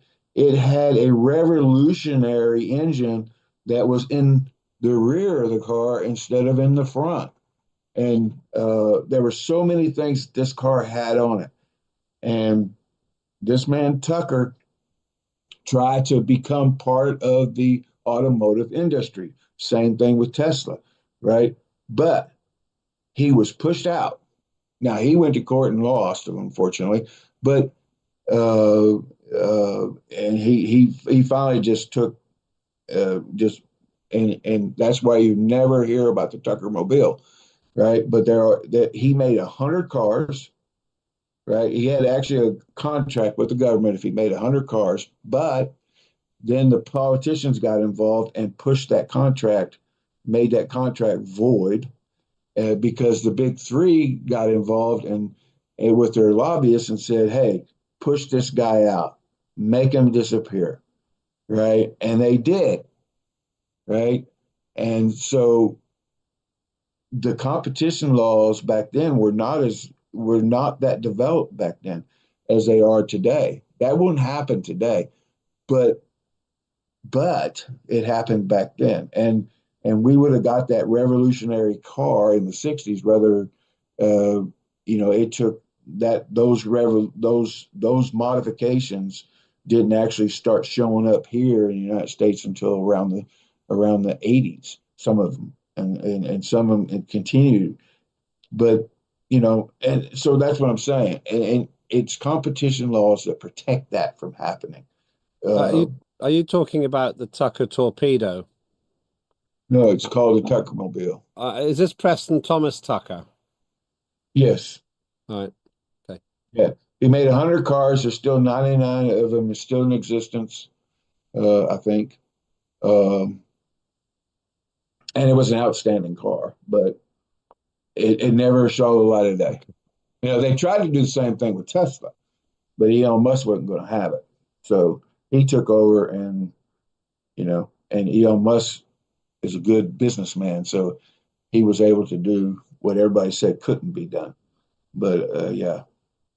Anyway, I'm an advocate for it because you seem like you're an advocate for no competition laws. No, I'm not. I'm testing it. I'm taking the opportunity to explore the idea. That's all. And Okay. I have to make a decision about where I stand on it, but I haven't made that decision yet. My opinion is to minimize legislation. I'm willing to see people being charged too much for luxuries, because if it's a luxury, you don't have to buy it. Just to say, though, there's quite some debate in the chat on it as well. Derek Newhouse says cell phone market is an excellent example. It started off as a luxury, now it's a necessity. It's interesting. And Tucker 48, Bernd Queck, I was looking at that as well just now. Seems the Tucker 48. Now we've got a couple of people, Uga and then Lena. That's the Tucker 48 there. I think that's the picture of it. Very modern looking vehicle, actually. Right, so let's go to Uga, then Lena. If you want, remember to get your translation in the right place, everybody. Uga, over to you, and then Lena. Teşekkür ederim Sayın Başkan. Thanks very much, Sesim geliyor umarım şu anda sizde. distinguished speaker. I hope you can hear me. Yes, we can. Uluslararası parlamentosunu saygı ve I would sevgiyle like to extend my regards to the August Assembly of Asgardia. John Fine talked about the vipers. And I wanted to talk about this because in the past, I took some patents for some seat belts to save more human lives. And actually, there's a movie about the vipers in the cars. It is called The Flash of Genius. It's a kind of documentary movie. Some people try to steal the idea of window wipers. And this is a really good movie about the copyrights and patents. In terms of protecting the commercial rights, this may give you plenty of ideas. And John Fine, thanks very much for the presentations that you have delivered. You're working really hard. You're working for us. Thanks very much, John Fine. And this is all I would like to say. Thanks very much. Thank you, Uga. And I'm looking, there is a film about this man Tucker as well. Very interesting. I did not know about it.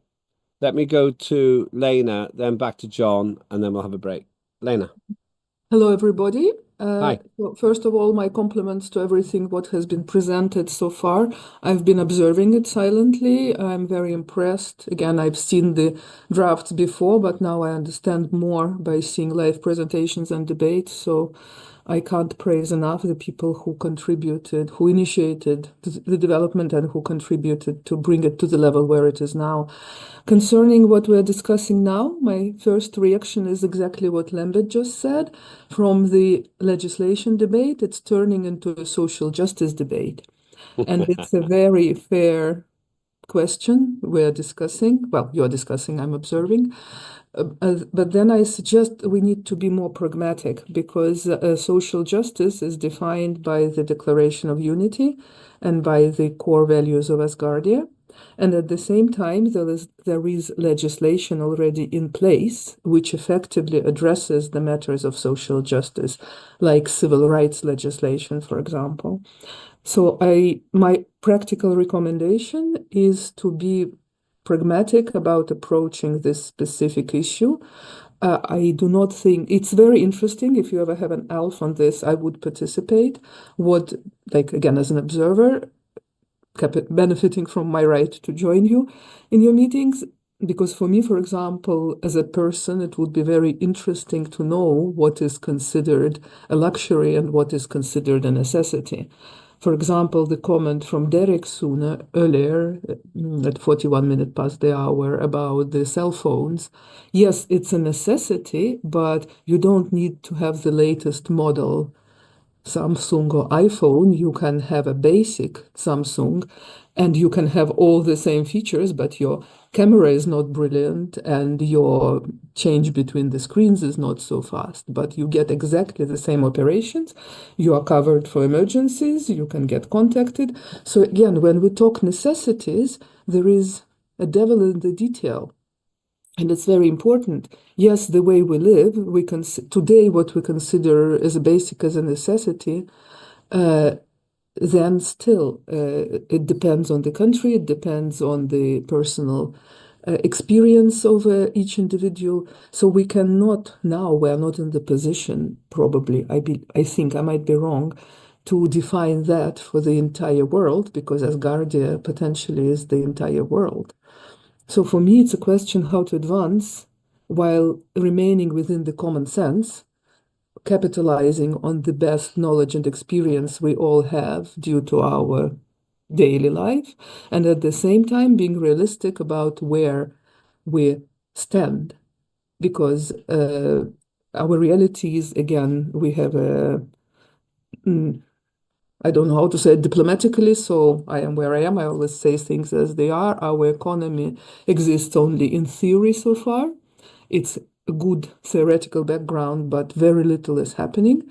So it's one of those things which I would love to have as a luxury problem, because if we have somebody massively arguing about their domination in reaching the customer with their product or service, it means that the economy is blossoming and there are competing entities who want to reach out to all Asgardians with their products or services. Realistically, we are some years, let's say a couple of years away from this at least, probably more. So a question is how to define the framework in such a way that it allows clarification once we are more aware of where we really stand. Because again, from what I observe, what you are masterfully achieving, you're creating legislation which gives the scope, which is aligned with the Constitution and the existing legislation, and at the same time, it's deferred to the future, to the responsible authorities in Asgardia, maybe to the ministers, but maybe to some other authorities which are still to be defined. So the detail which is now being debated, because for me it's a question how socialistic oriented is the society basically, or how equality oriented with lack of personal contribution is the society. Because again, you don't need expensive clothes, you don't need expensive glasses, but you need glasses which correct your eyesight if you have deficiency in seeing things. Like my glasses cost $20, but if I make prescription and I see fine, if I make the same on prescription glass, it will be $250. Do I need it? No. So it's the same thing. What's the basic civilized society providing to its citizens, and what is the luxury which has the right to exist, and if they find their market, they can advance. Basic transportation has to be provided. Luxury cars are nice to have, but we can do without them. So for me, it's a social debate, which is really, really, really interesting to have. But can we define the legislation in such a way where this contradiction is to an extent left in a gray zone because for me it's a bit too premature to debate now what is luxury or not in 10 years, for example, let alone 50 or 100 years. So I'm just throwing in this thought because I personally am very interested in this subject and in this discussion. I never expected it will turn that way. You drew my attention. I didn't expect to appear before the government hour, but I'm just being pragmatic. It's a very intelligent, useful piece. It's just a question how to make it materialize fast enough, respecting all the work which has already been done, and leaving enough scope to finalize it when it's really due and when more is known, because we are just imagining lots of things and we can be not accurate enough at this stage. Thank you. Thank you, Lena. I'll give the last word to John. Lena's actually described where I am as well. I think there is an ideological issue here, and John, you're right. I think sometimes we bring in our ideological assumptions, and I hadn't really thought about it before your legislation, and now I do think listening to what Lena said, I'll go further than she, and I'd say we do need to have a philosophical discussion, because I don't think it can be a grey area. We need to decide, are we really going to take this position, and do we need to or not? And I think that if this is passed at first reading, at second reading, in the new process, which we'll talk later, this is a really important dialogue to have. And I think I'll go further. I don't think I want to really regulate very much, which is non-essential. If it's luxury clothes, charge what you want. I won't buy them, but charge what you want. If it's food or oxygen, that probably needs some kind of regulation. But John, last word to you, then we're going to have a break, and then we're going to do the government hour. Very interesting discussion, by the way. I didn't expect it either. But you're wrong, John, and Lena and I are right. No, actually, you're wrong. Lena and I are right. Because Lena said exactly the way she explained it is exactly the way I wrote it, right? Because I believe, like her, there's no way we can predict the future.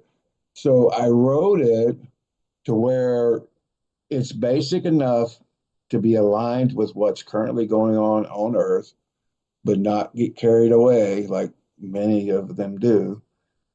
And I left room for that growing ability, not a gray area, but an area that is undefined, right? And I left that up to, of course, not just the ministers, but any law body within Asgardia, basically, where it's needed. And whether it be the judicial, whether it be the executive, whether it be the legislative, any of those law bodies can participate. So as Asgardia grows, which I actually spent hours and upon hours, because I wrestled with the same question that you're saying, Lambert. I wrestled with that same question, that philosophical question, for many hours, trying to figure out, okay, how can I model it to where it's not doing what and because ultimately we need some kind of system that aligns with Earth and allows us to grow and does not overcomplicate things. And I think what I have written will do just that. That's my last word. Thank you, John. We can't solve it today. I enjoy this kind of thing, I have to say. And I look forward, if it has passed at first reading, to a robust debate at that next stage. And maybe we have a process as an advert, folks, a process through which we can have that robust debate in a better way than ever in future. John, thank you. Lena, everybody else, thank you for your position. If you agree that this should go to second reading, remember, by the way, that philosophical debate is not at the heart of what we're discussing here. We're talking about the first reading on having some kind of protection here, some kind of Competition and Fair Trade Act. Fundamentally, no one's disagreeing with the idea that sometimes we need it. The question is when. If you agree that we need to continue this dialogue, then vote yes. If you think the dialogue is finished and should not be continued, vote no. If you don't know, then abstain. So that's where we are with that. John, thank you. We will hear more from you formally later on about that process I keep advertising that we'll talk about later. So we've done 2 pieces of the voting legislation. We have 2 to go, Copyright Act and Contract Act. But after the break, we're going to go to the government tower. Let's take a 10-minute break. So it's 1500 UTC now. So we'll start. Well, this gives a chance to get the ministers and everything else. Let's start at let's just say 3:15. This is the main break. I don't know if we will need another one. 3:15. Use this as your main break. And then after the government tower, we will go back to the other 2 pieces of legislation. Actually, yes, then we'll have another short break after those probably. And then we'll talk about the Consumer Protection Act as well. So this is the main break. Right, and you stay with us, everyone. Don't hang up or anything else. I'll be here. I just need to talk with the team for a minute. So at 3:15, which is in about 15 minutes, we will have the government tower. I will hand over the chairing to the Prime Minister, Lena, who you just heard from. So we'll see you in 15 minutes.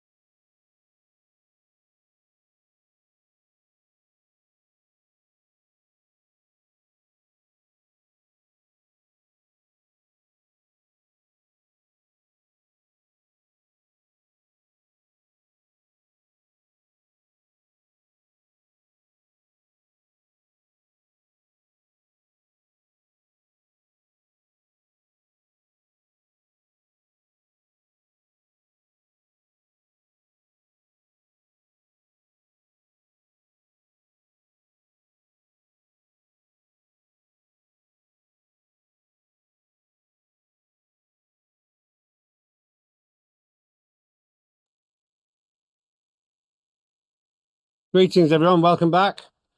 I'm Len Topic.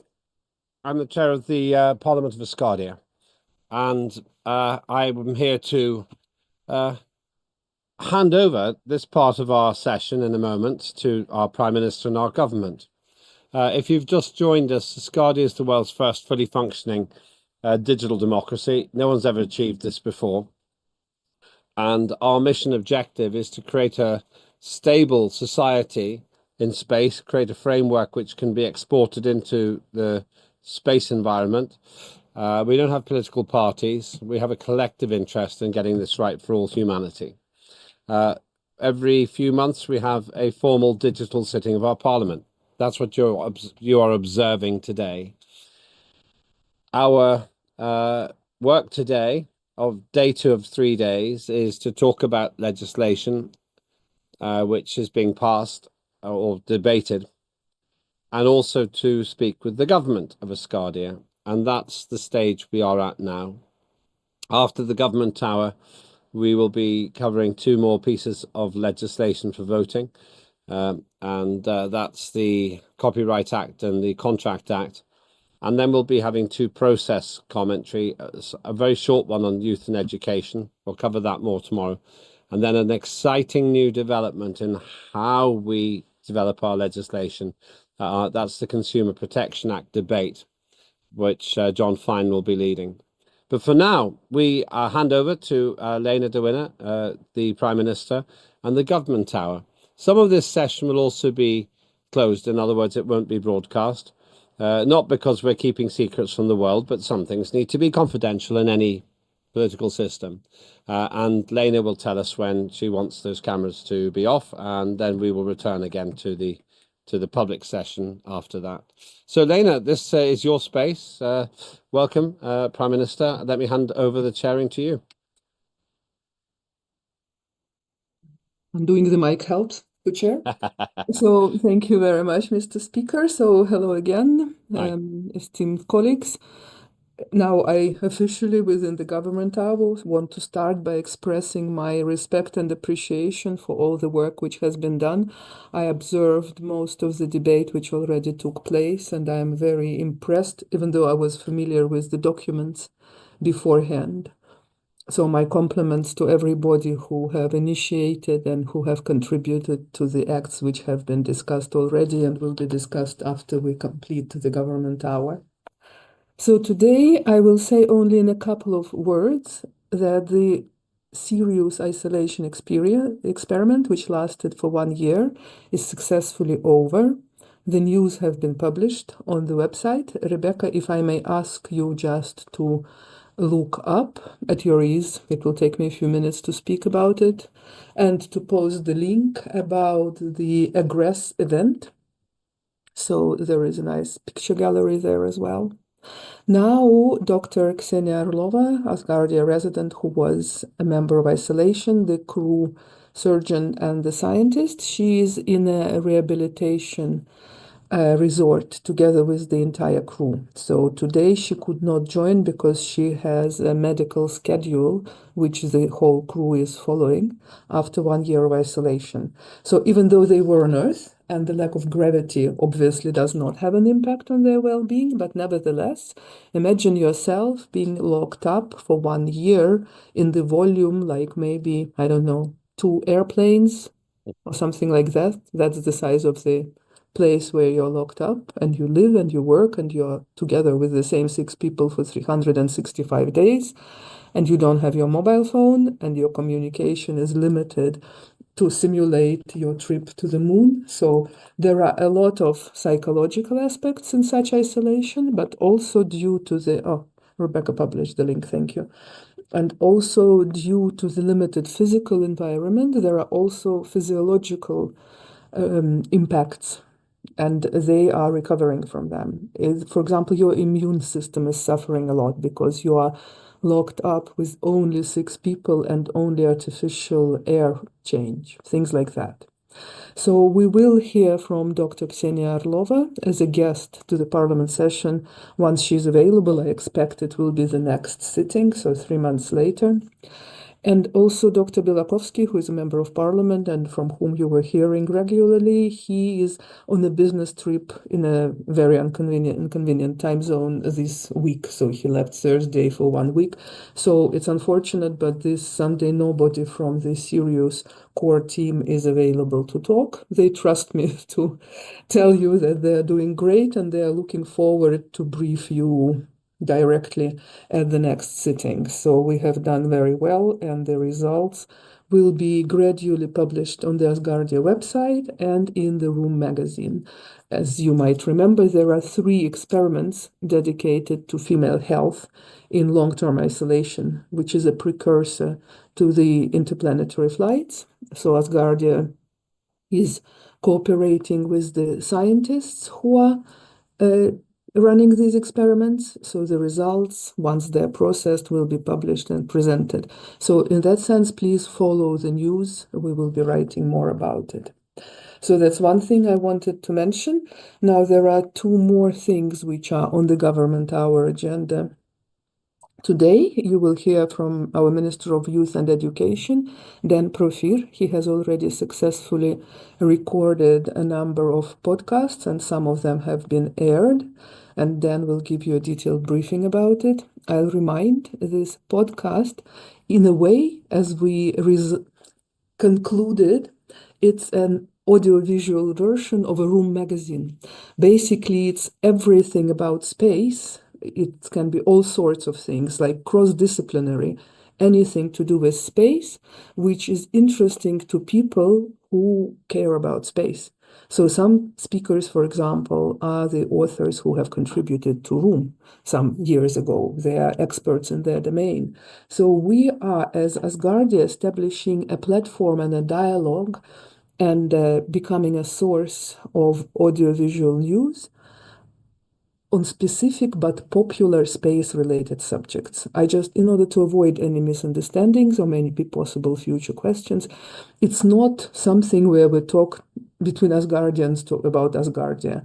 We did one very nice presentation with the most eloquent and brilliant speaker we have, obviously, which is Lembit. He, as a guest of the podcast, said everything there is to say about Asgardia.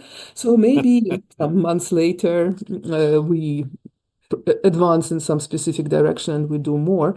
But really, we always refer to our presentation of Asgardia, but we run it as a platform where it's Asgardia Space Nation TV. That's what we call it now.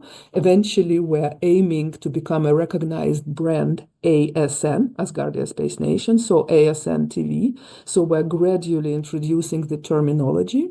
And of course, we want this information to propagate as much as possible. So whenever, please go to the landing page. Rebecca, if you please could post.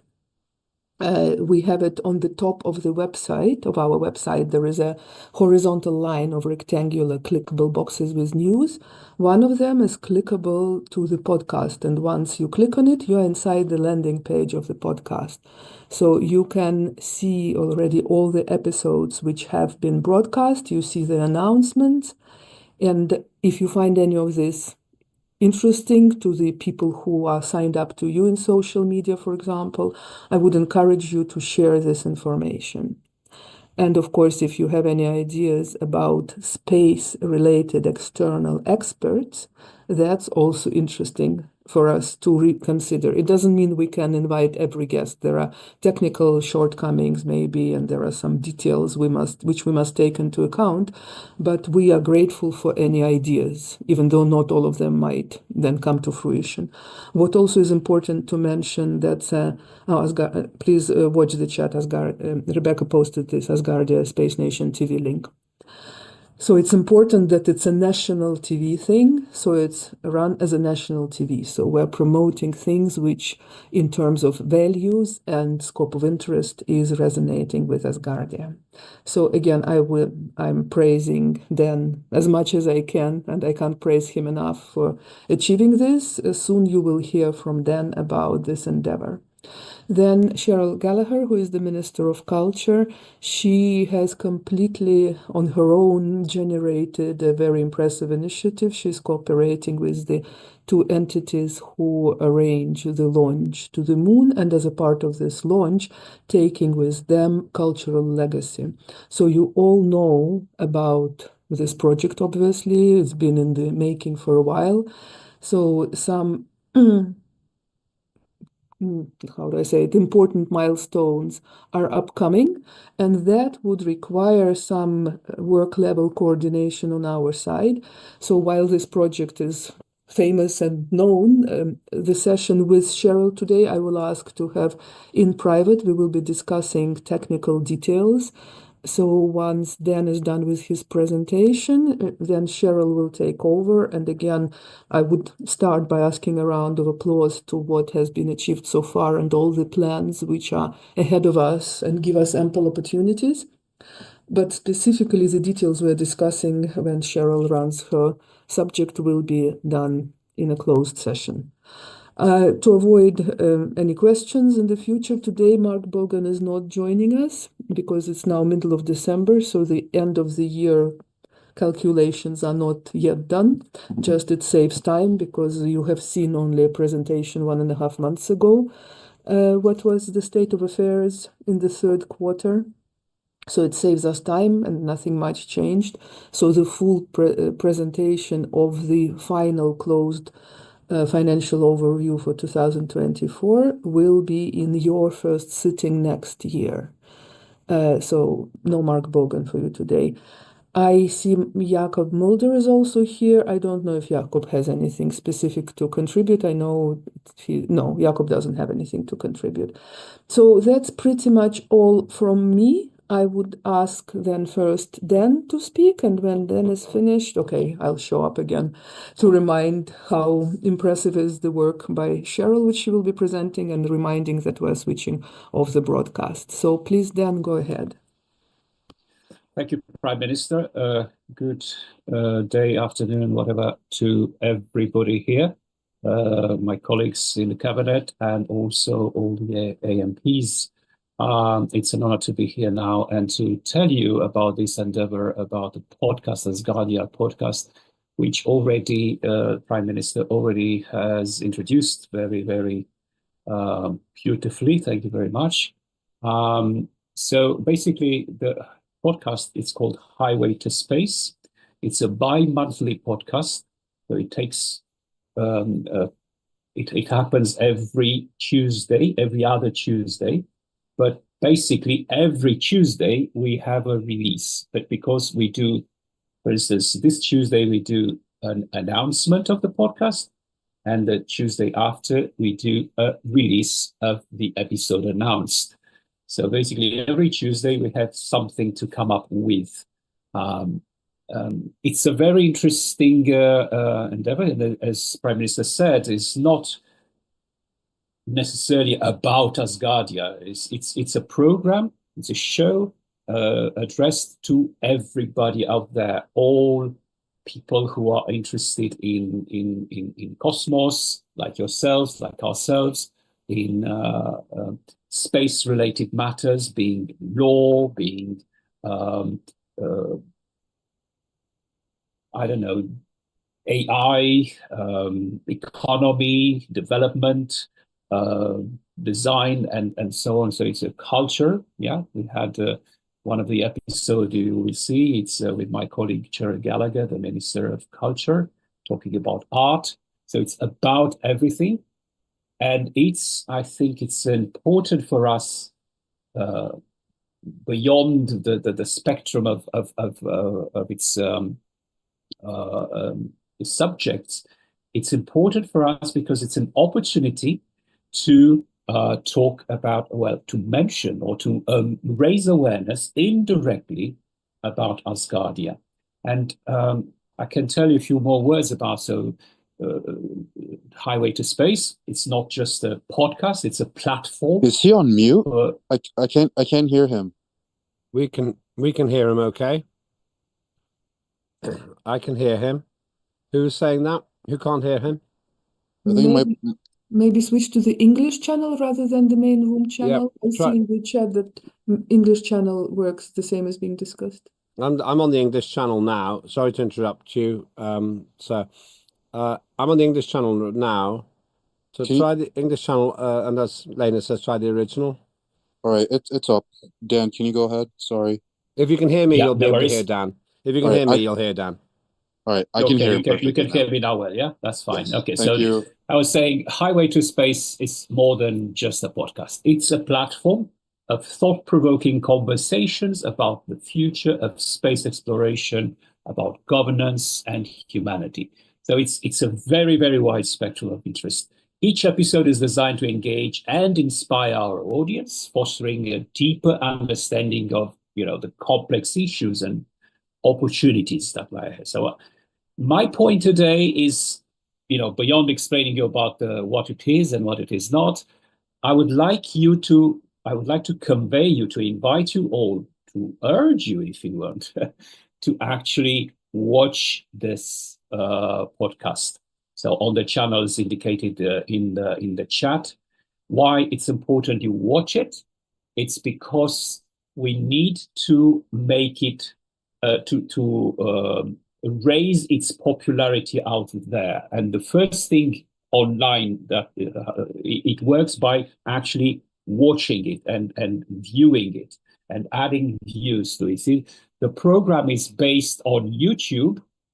And as you know, YouTube has a lot of bots and algorithms to raise it up on the ranks or down. And the only way you can make it put it up on the ranks is by having many views. Now, we are here, I don't know how many we are, probably 44 today, yes, but ideally there are 150 people in this parliament.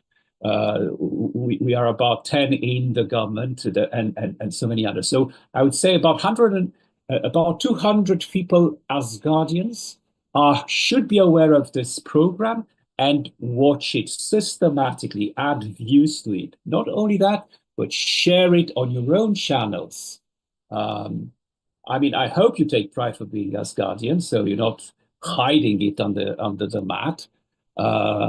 So based on that, I urge you to actually take advantage of this endeavor and make it popular. Send it out there to your friends, to your families, put everybody to click on it and watch it. It's not cheap stuff there, so everybody could find and interested in. But it's important that at least us, ourselves, are actually doing this little gesture to promote it, because it's not just about the show itself.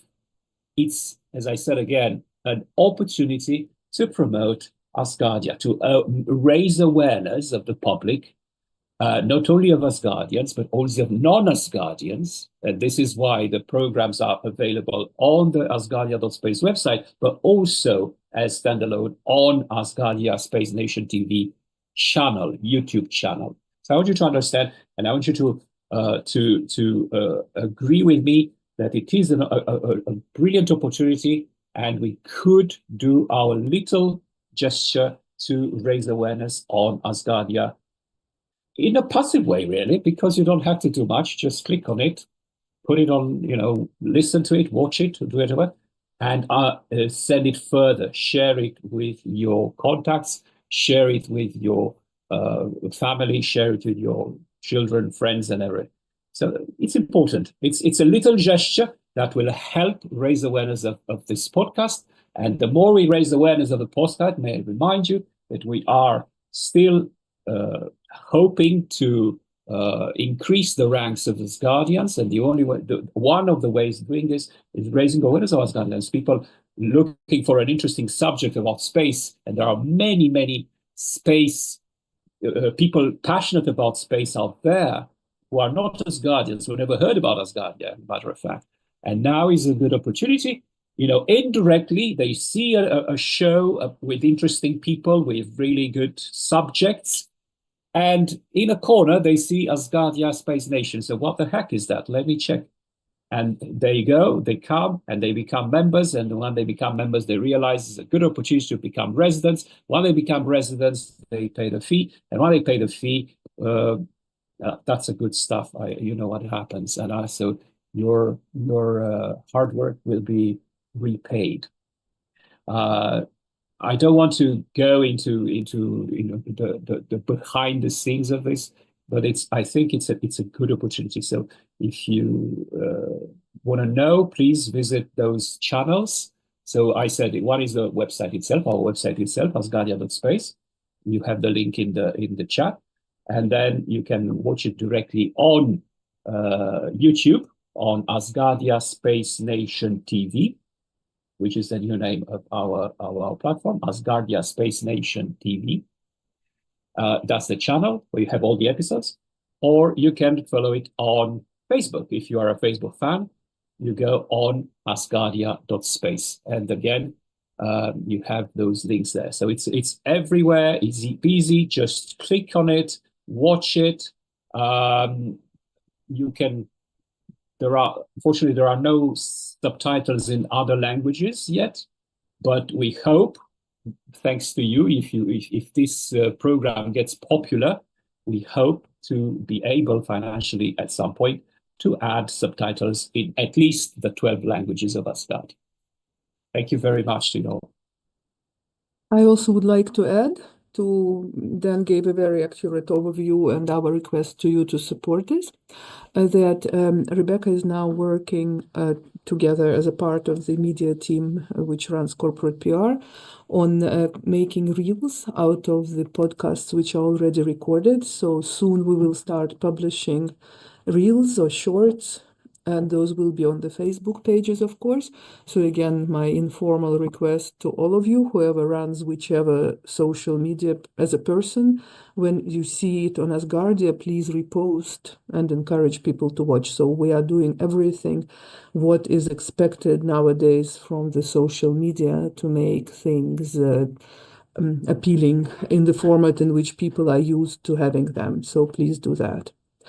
So in case you want, we can spend another couple of minutes playing a very impressive intro, or if you all have seen it, we don't need to spend time on that. So it's up to you. I don't know, Lembit, if it's Can I suggest you play it? Okay, then... Because we have viewers all over the world who may not have seen it.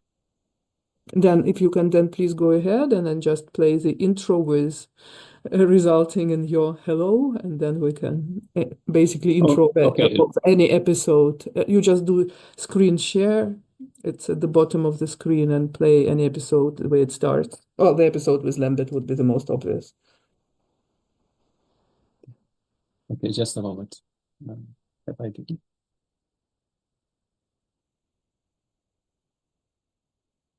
Are we there?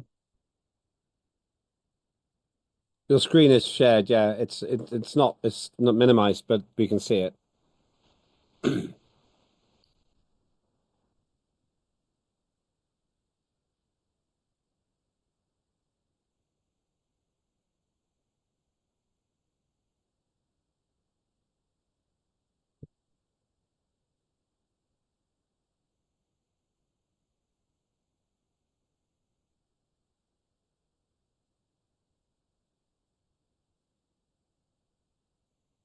Do you have sound? No. No, we don't. So do you want to pause it and try again?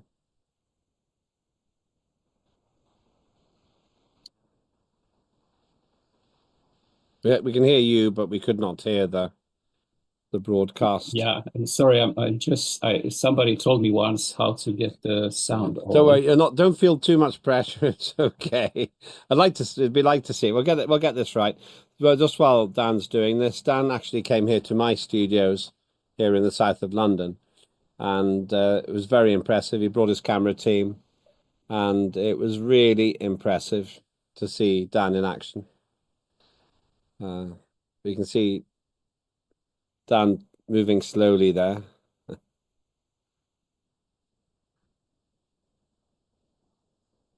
So regular viewers know that is the poster which I have in my studio. Other regular viewers know that's me.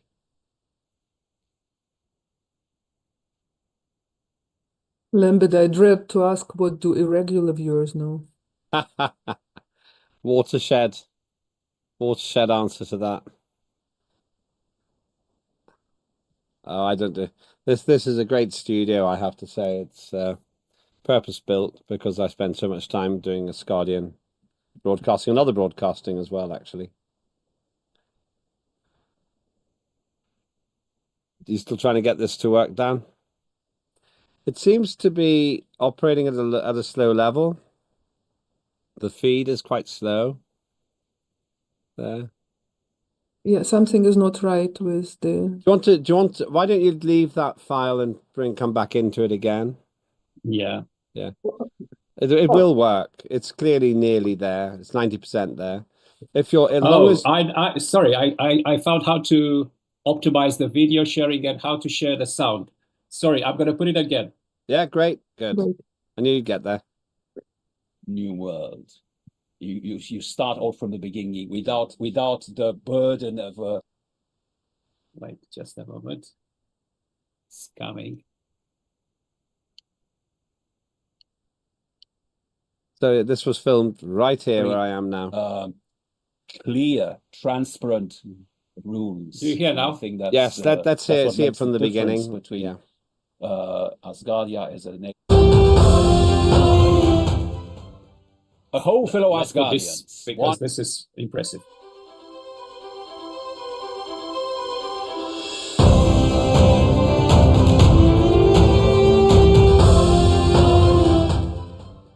A whole fellow Asgardians, one humanity, one unity. A whole space enthusiasts and dreamers of the cosmos. It's my pleasure to welcome you all to this new episode of our podcast, Highway to Space. I'm your host, Dan Proffier, and I'm thrilled to embark on this interstellar journey with you. The title of our talk today is Asgardia the Space Nation, What It Is and What It Is Not.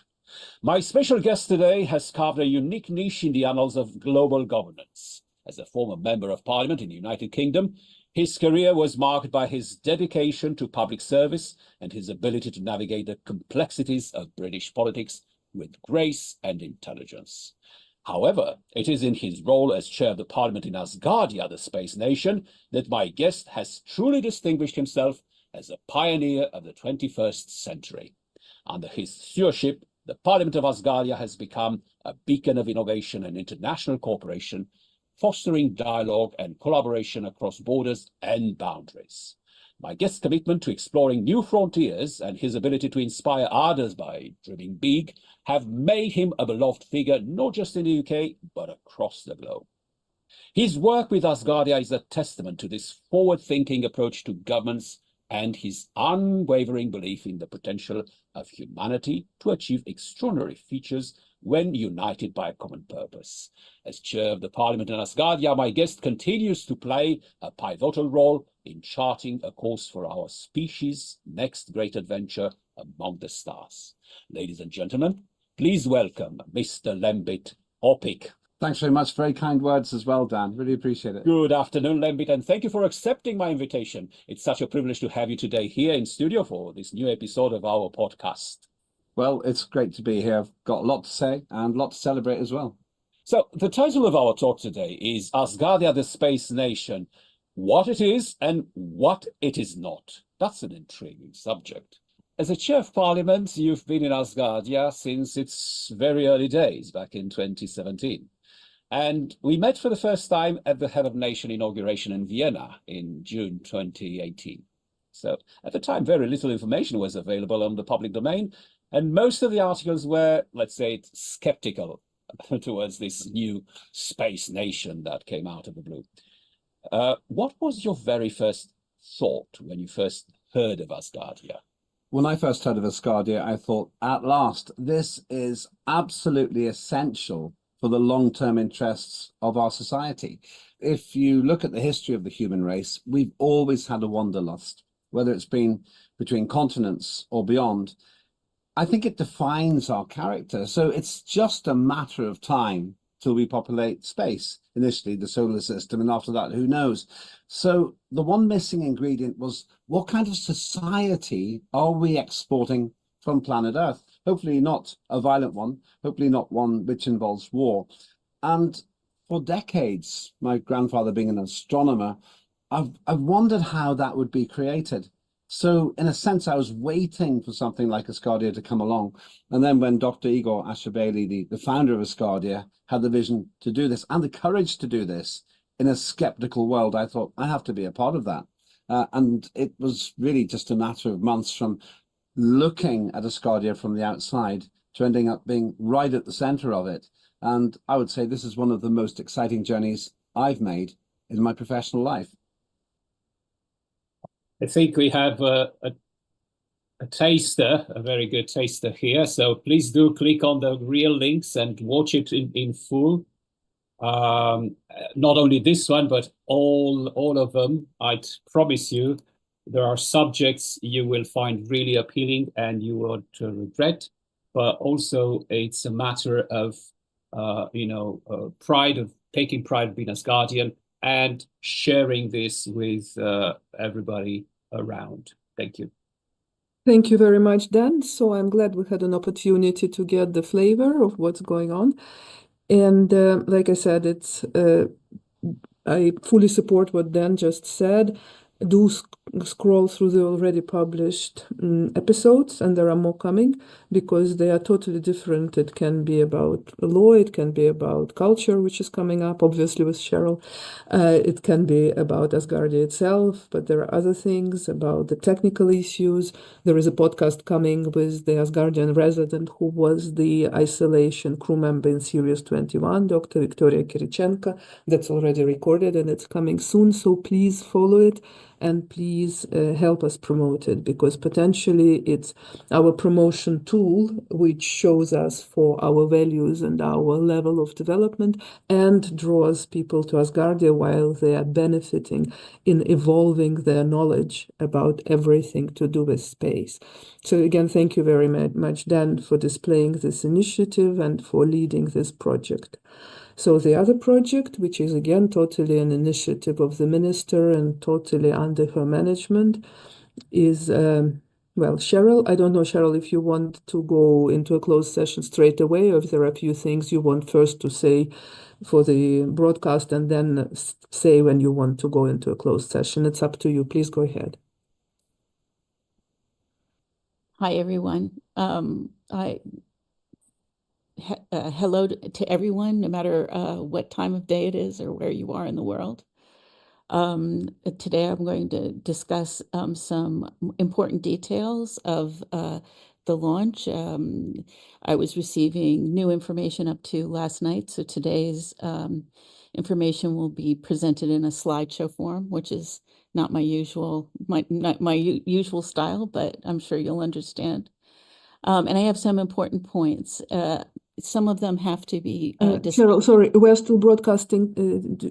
Tell me yes, when. no, I'm not going to go into it. I'm just explaining for the audience, for the people who are watching, that there are some details that I need to speak with Parliament privately because of the nature, the diplomatic nature of working with lunar launches and what have you. So I have to cover some of those details in private with Asgardia's Parliament that represents all of you Asgardians. So if that's, I think this is a good time to halt the recording.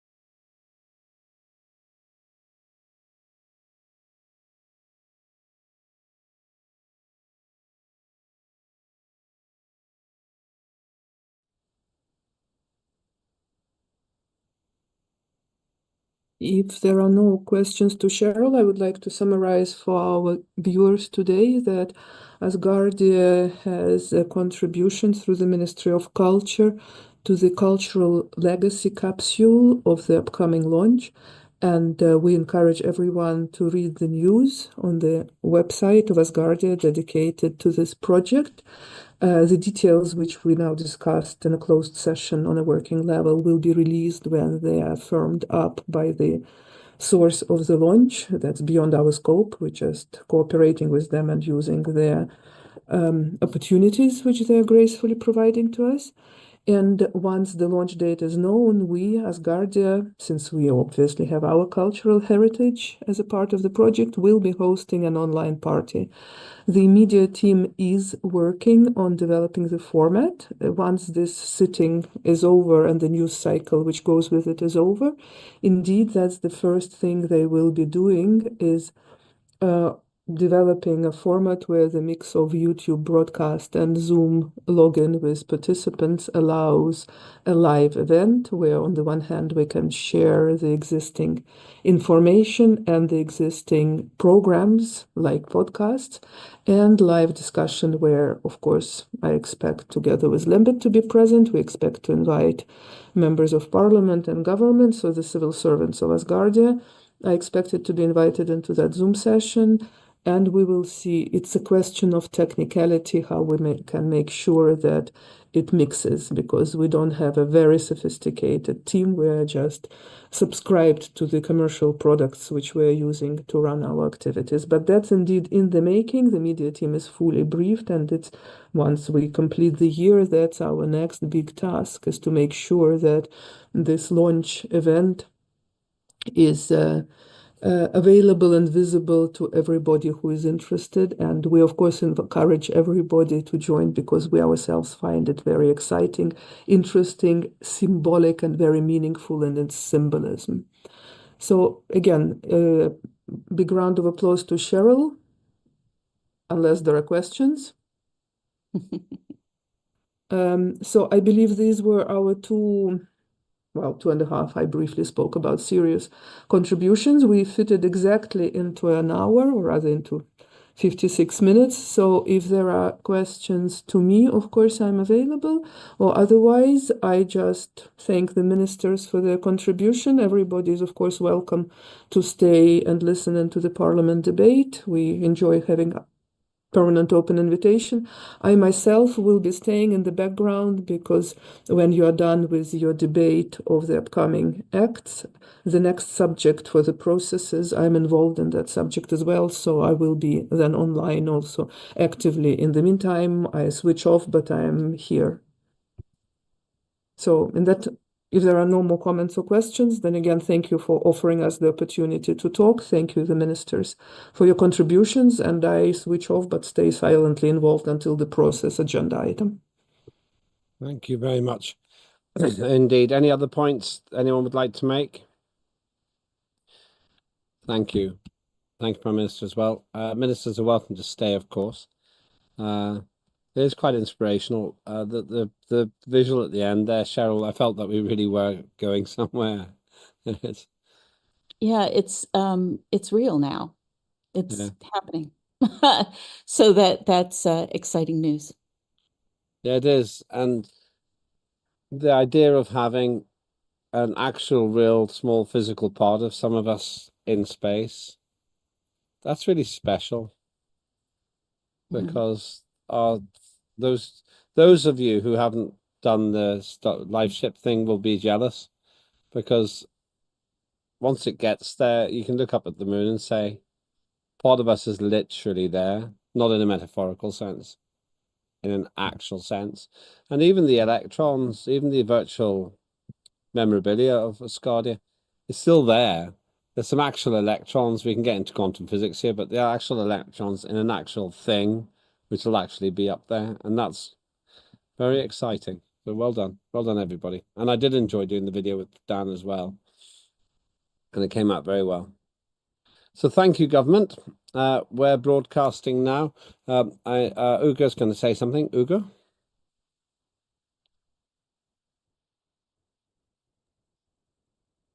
Merhaba Sayın Başkan. Evet, Hello, sevgili distinguished chairperson. Gallagher için birkaç kelime söylemek I would like istiyorum. to say a couple of words Onur to Bakanlığı dear Cheryl Gallagher. çalışmak gerçekten gurur verici. It's an honor Bize yaptığı for hizmetlerden me dolayı to be teşekkür working ederim. Bir kez under daha özür her dilerim. ministry, and thanks very much for all the efforts once again that you have done so far. Thank you. I very much agree. I think that the Cheryl-Uga relationship is a really excellent and strong one for Asgardia. And it's great to have you together and working together in that way. So thank you very much indeed. I know Cheryl's quite busy today, but to Cheryl and all, and to all colleagues, please feel free to stay. We're probably just over halfway through, so I still think we've probably got 2 hours more to do, maybe 2.5, something like that. So I still guess the total time will be under 6 hours today. Carol says, I will be ordering one of the patches from Star Shop. Very excited to add it to my Asgardia jacket, also from Star Shop. I'm going to get one of those patches. Robert Thomas will also be doing that. They look great. Maybe you should limit them to those people who've got DNA on the mission, but I don't think so. I don't think that's fair. That's excellent. Thank you very much indeed. And Sarah's Clark's ordered as well. Well, it is well done. And thank you for being here, Jakob. I know you've got a party today. But thank you, everyone. Do stay with us if you can. You're watching Asgardia's digital sitting, day 2. And we return to the agenda now. We have 2 more items of voting significance in terms of legislation. I want to continue with those. And Ms. Riedel handles both of them, Copyright Act and Contract Act. So let's start with the Copyright Act second reading. And here's the context. Later on, you'll hear a process which we hope, well, we will be using. So this is the Copyright Act before adopting all of the feedback that we've had. There's new feedback as well, but we have a process to use that new feedback and just to put it into the system. So this is prior to the final bits of feedback we received. But over to Ria on a very interesting piece of work. And this is the Asgardia Copyright Act. So over to you, Ria. Good day, everybody. Let me quickly share my screen.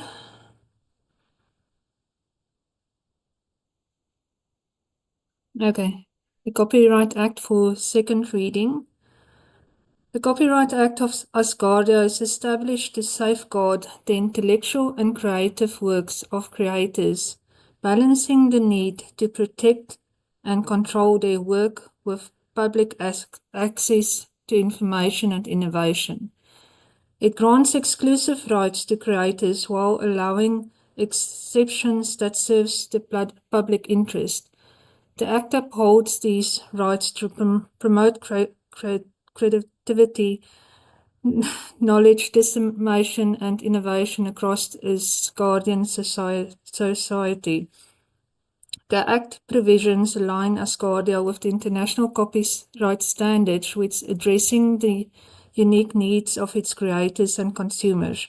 The Act, which in conjunction with the Digital Properties Act, the core principles of the Copyright Act are to protect the rights of the creators over their original works, balancing the interest of creators and the public by providing exclusive rights, while also allowing for certain exceptions and limitations. Article 1. Originality. Copyright protection applies to original works and authorship that exhibit a minimal degree of creativity and are independently created by an author. The originality requirement is satisfied if the work reflects the author's own creative effort, irrespective of the quality or merit of the work. Article 2. Scope of protected works. Protected works include, but are not limited to, literacy works, which is books and articles and poems, dramatic works, which is like plays and screenplays, musical compositions and sound recordings, artistic works like paintings, photographs, sculptures, cinematic films and audiovisual creations, software and databases, broadcasts, including digital and online transmissions. Protection does not extend to ideas, procedures, processes, systems, or concepts themselves, but only to the specific expression of these ideas. Article 3. Exclusive rights. Authors hold exclusive rights to reproduce the work in any form, distribute copies of the work publicly, perform the work publicly or transmit it digitally, display the work publicly, create derivatives, works or adaptation based on the original work. These rights allow creators to control the use of their work and to derive financial benefits from their creators. Article 4. Duration of protection. Copyright protection lasts the lifetime of an author and extends an additional 70 years after their death. For jointly created works, protection lasts for a life of the lasting surviving author plus 70 years. For works created by corporations, anonymous works, and pseudonymous works, protection lasts 95 years from the date of publication or 120 years from the date of creation, whichever is shorter. When the terms expires, the work enters the public domain, allowing free use by the public. Article 5. Moral rights. The author has the right to claim authorship and be identified as the creator of the work, object to any distortion, modification, or other deterioratory treatment of the work that could harm the author's honor or reputation. Moral rights are distinct from economic rights and cannot be waived or transferred to others. Article 6. Transfer and licensing. Copyright can be transferred or assigned in whole or part to another party by way of contract, will, or legal process. Creators may grant licenses to allow others to use their work under specific terms and conditions. Licensing agreements may be exclusive or non-exclusive. Any transfer of license or rights must be written and signed by the rights holder. Article 7. Fair use and exceptions. Certain uses of copyrighted works are exempt from requiring authorization from the rights holder under the fair use doctrine. Permitted uses include criticism, commentary, and poetry, news reporting, and public interest reporting, educational purposes such as teaching, scholarship, and research. Fair use is determined based on the purpose, amount, and impact of the use on the market value of the copyrighted work. Article 8. Infringement and remedies. An unauthorized use of protected works constitutes copyright infringement. Remedies available to the rights holders include injunctions to stop unauthorized use, compulsory damages to cover actual losses incurred by the rights holder, statutory damages and fines as determined by law or willful infringement. Repeat infringements may face enhanced penalties, including possible criminal charges for significant and intentional infringement. Article 9. Registration. Registration of a copyright provides public notice of ownership, and it is advisable but not required for the existence of the copyright protection. Registered copyrights may offer additional legal advantages such as presumptive proof of ownership, and eligible or statutory damages or attorney fees in cases of infringement. Article 10, international protection.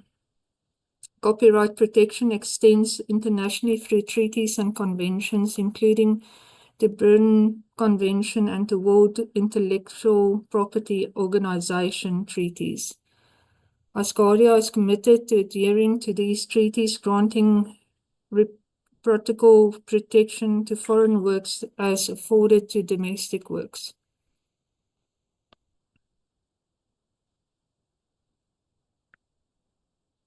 So that is the Act. Any questions? Thank you very much indeed. Very clear. Any questions or comments on this piece of legislation? As you can see, we're setting up everything which is necessary for a strong economy to be created. And with this and the Contract Act, I think we're going to be ready, together with the Competition Act, to really focus on the economy. It's the number one priority, I think, in 2025, to get that economy really moving. So this is an essential part of that, I think. So any comments on this? It will evolve logically with feedback, which as I say, has been received, and the process will be talking about under the Consumer Protection Act. That should help get this really moving and tidy up any points to make sure it's consistent with everything else as well. Okay, it is fairly self-explanatory. If you have further questions, of course, tomorrow we have the committee stage. I think it's a great piece of work. Let's carry on then to the other item under Ria Dell's. Before we do, Ariadne?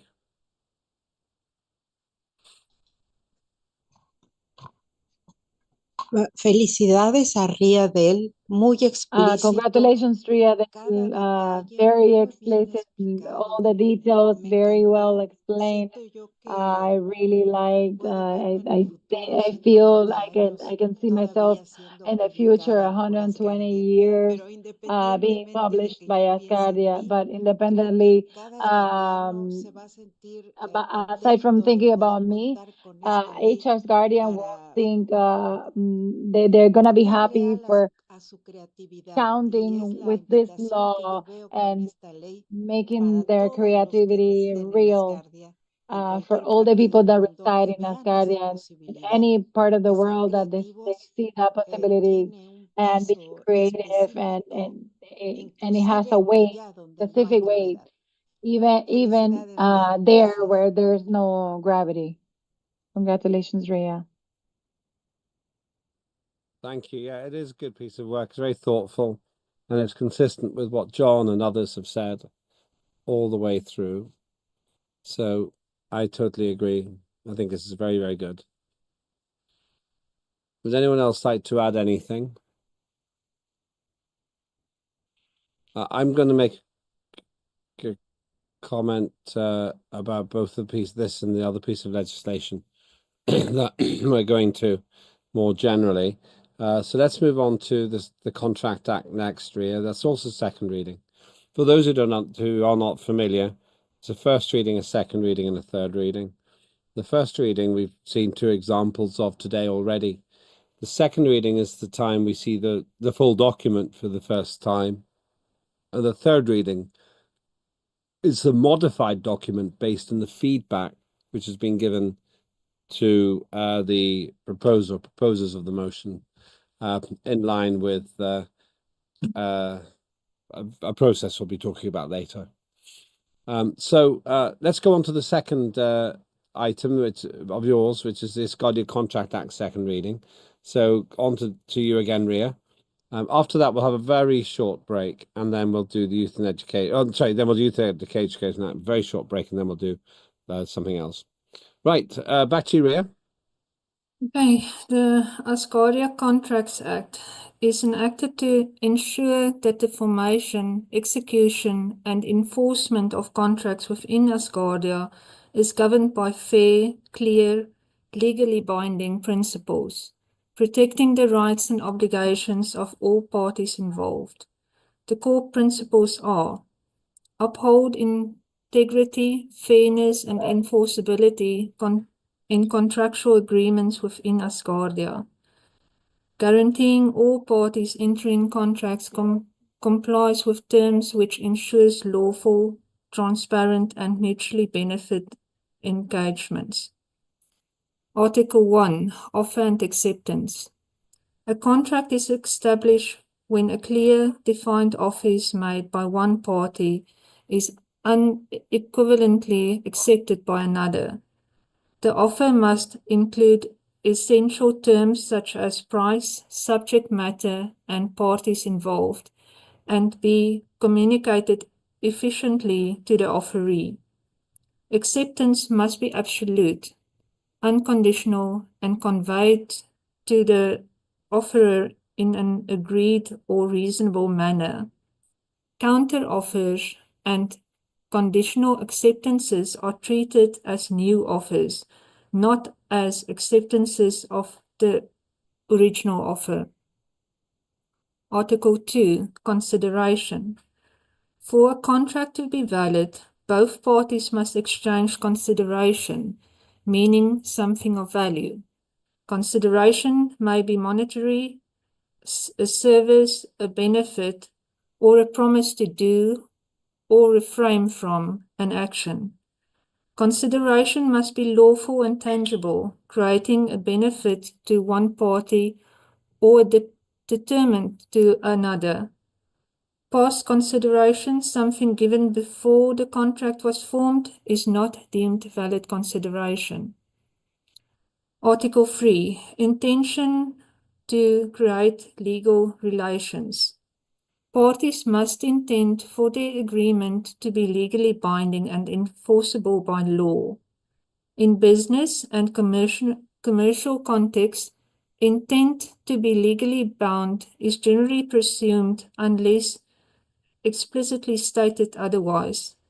Social and domestic agreements are not automatically assumed to be legally binding unless specified. Article 4. Capital to contract. All parties must possess the legal capacity to enter into a contract, meaning they are of legal age and sound mind. Contracts involve minors, individuals of unsound mind, or legality incapacitated people are generally void, with exceptions to necessities or beneficial contracts for minors. Any party disqualified by law for contracting may not enter a contract, such as contracts are considered void. Article 5. Free consent. Consent of all parties must be freely given without coercion, fraud, undue influence, or misrepresentation. Coercion involves threats, force, or illegal influence exerted to gain consent. Undue influence arises when one party leverage power over another to secure an agreement. Misrepresentation involves false or misleading statements made to gain consent. Consent obtained under these conditions renders this contract voidable at the opinion of the affected party. Article 6. Lawful object and purpose. The object and purpose of a contract must be lawful, aligning with public policy and Asgardian law. Contracts are void if they involve illegal acts, promote fraud, harm public welfare, or infringe any Asgardian values or public policy. Article 7. Certainty and possibility of performance. A contract's terms must be clear, specific, and ambiguous. Performance of the contract must be possible, feasible, and must not involve any unlawful or impossible tasks. If the contract's terms or obligations are vague and indefinite, it may be rendered void. Article 8. Performance of contracts. Parties must fulfill contractual obligations in the specified manner, time, and place agreed upon. When the contract specifies a deadline, performance must be completed within this period. If no specific time is set, obligations must be performed within a reasonable time as mutually agreed by parties or determined by a court. Article 9. Breach of contract and remedies. A breach occurs when a party fails to perform or fulfill their contractual obligations. Remedies for a breach include damages, monetary compensation for losses suffered, specific performance, court order mandating the breaching party to fulfill their obligations, injunctions, orders preventing a party from acting in a matter that breaches the contract. Remedies aim to either restore the injured party's original position or compel the breach party to honor the contract. Article 10. Void or voidable contracts. Contracts that are unenforceable by law due to illegality or lack of essential elements are deemed void. Void contracts hold no legal weight for inception. Voidable contracts are initially valid but may be cancelled due to one party to factors like absence and free consent. Contracts deemed voidable can be upheld or terminated by the discretion of the affected party. So that's the Contract Act. In preparation of this act, I did do two intro to contract law courses to make sure that everything is covered. Feel free if anybody has questions, I am happy to answer them. Thank you very much. Really impressive. And I also thank you for the amount of work that you put into this just by the process of investing your time. It's really thoughtful. Now, I wanted to make a couple of just comments about both of these, the competition, the Copyright and Contract Act. One has been sent to me and the other one I've got for myself. The question I've been sent, why do we need to have a Copyright Act and a Contract Act? Is this not covered in other legislation we already have? Now, I'm not sure that you can answer that, Ria, but I'll say something a little bit about the Copyright Act. With the Copyright Act, it's important people are motivated to innovate, because if you're going to lose what you've created because somebody else thinks it's a good idea and steals it, there's no motivation to do it. So this is about actually protecting the motivation to do things in the Parliament. That's really, oh, sorry, in the Asgardia, not just Parliament, Asgardia, and I think that makes sense there. On the Contract Act, we were talking before about complexity, and this is a question from me. You can obviously comment on my answer about Copyright Act, but on the Contract Act, how do we make sure this doesn't get so complicated it all just becomes a legal mess and it stops people from wanting to do things? By keeping it simple. Yeah. Not going into too much detail. To stick with the ideas that to the broader outline that we have parties that is an agreement that needs to have a legal agreement and it needs to be delivered. So don't go into what the party needs to be or what the party can't or can't do. Just keep it in broad terms unless there is something that happens in Asgardia that requires us to go into specific terms. But yeah, that is that. Okay, that makes sense. Because my worry always is that we do too much, that we end up just as humans overcomplicating things. Because you're gone. Sorry. In practice, what I have experienced in business with contracts and stuff is how the more complicated the contract get, and even I would say that goes for the law as well, the easier it is to find loopholes and get past stuff that was not meant to get past in the beginning. So I would suggest let's keep it simple and to the point. Okay, thank you for that. I do hope that we can make sure we do not end up with a legal nightmare, because I would really like to be in a situation where copyrights and contracts are straightforward, and that residents of Asgardia do not always need to get professional advice. John.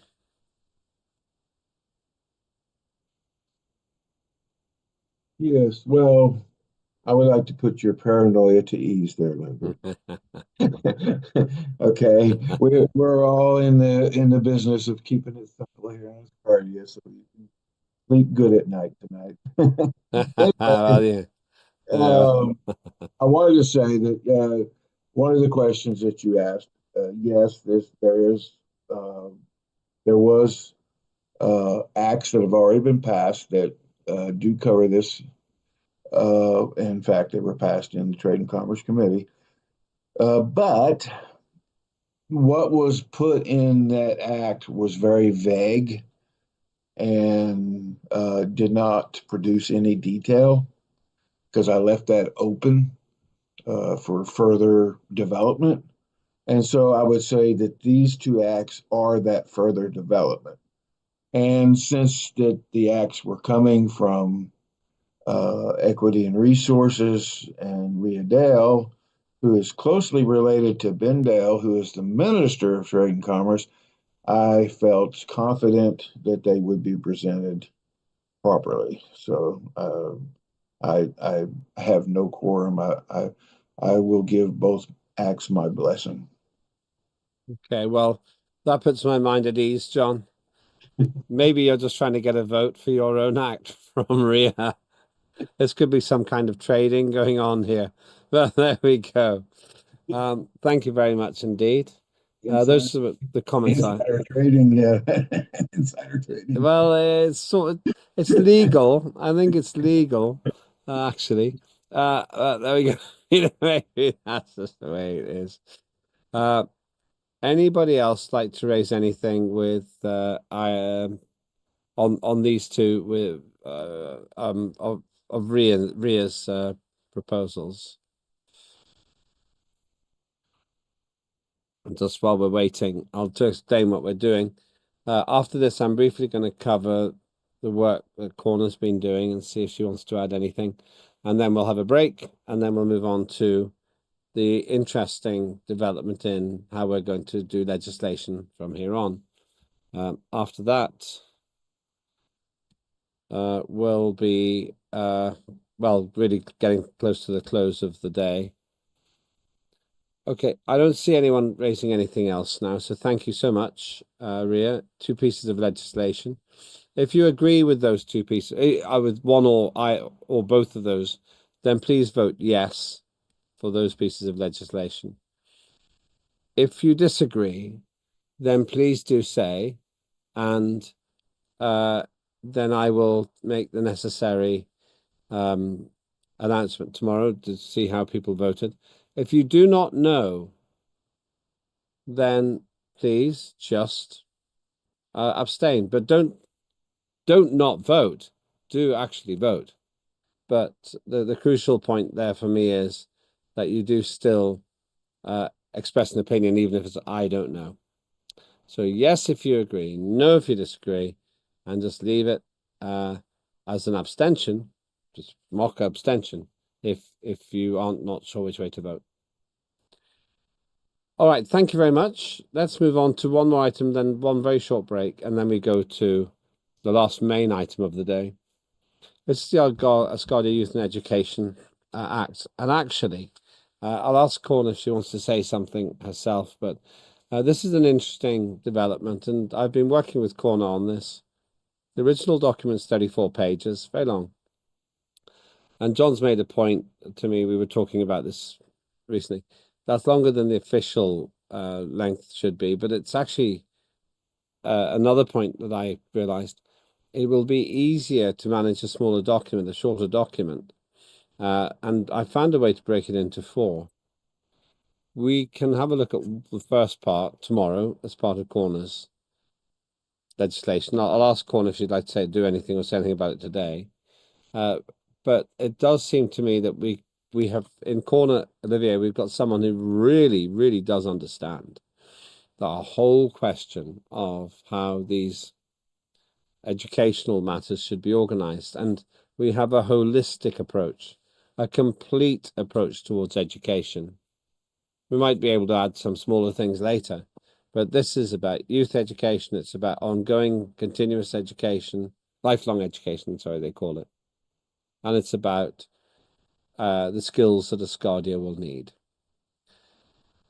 It therefore makes sense for us to start with a big picture, the preamble, the core principles, the rights and responsibilities as the first part.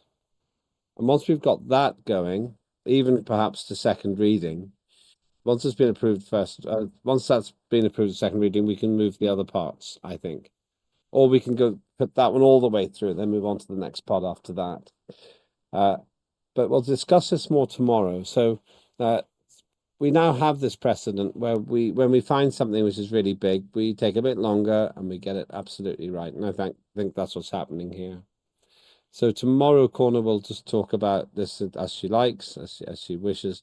Corna, is there anything you would like to add now? No, thank you, Lambert. Okay. All right. Well, that's good then. What we've done is we've essentially laid out a useful way to do this piece of work, and we're learning from it as well. We're learning from it at the same time. So I'm pleased that we're in a situation where we can well, meaningfully make a strategic plan for an entire part of our responsibilities, which is to make sure that Asgardia is well educated and that we have the skills that we need when we live in space. So let me return then. That's all I wanted to say on that. Let me return then. The last thing I want us to cover, but we'll do this after one more quick short break, just less than 10-minute break, is the Asgardia Consumer Protection Act. But we're not really discussing that. This was nearly ready. We had an indicative vote at the previous digital sitting.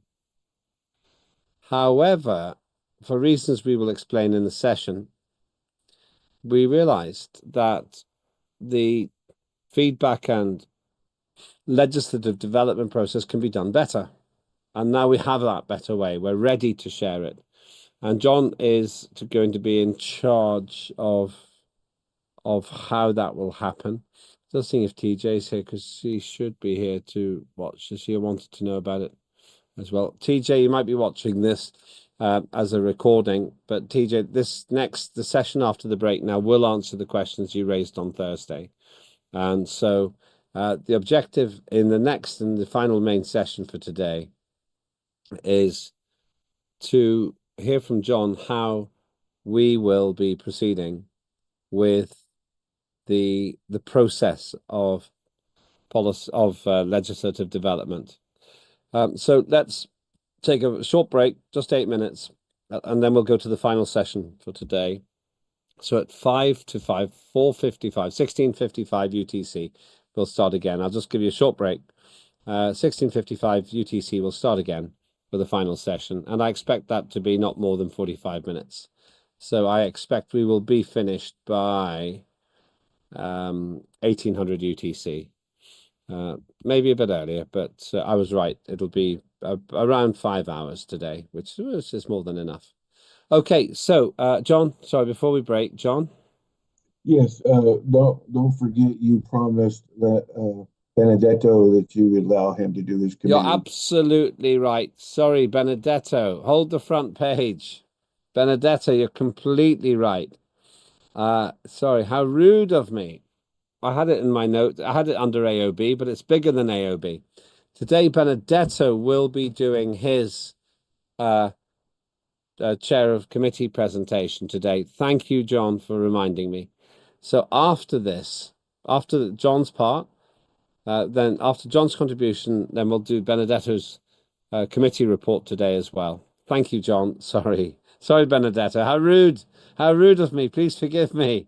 It's important. I just had it written in a different place. John has helped me very much there. Thank you. So let's take a break till 5:02, just 5-minute break, quick break, and then we will continue. Actually, I'll tell you what, because we've got those two, let's make it simple. We'll start at 5 o'clock. So we'll start at 1700 UTC, and then we'll work through to the end. So 1700 UTC, it's a 10-minute break. That'll be fine. And then we'll do John, then we'll do Benedetto, and then we shall close today's session. Great, thank you. Stay online. You're watching Asgardia's Parliament. We're having a 10-minute break, and then we continue. Thanks, John.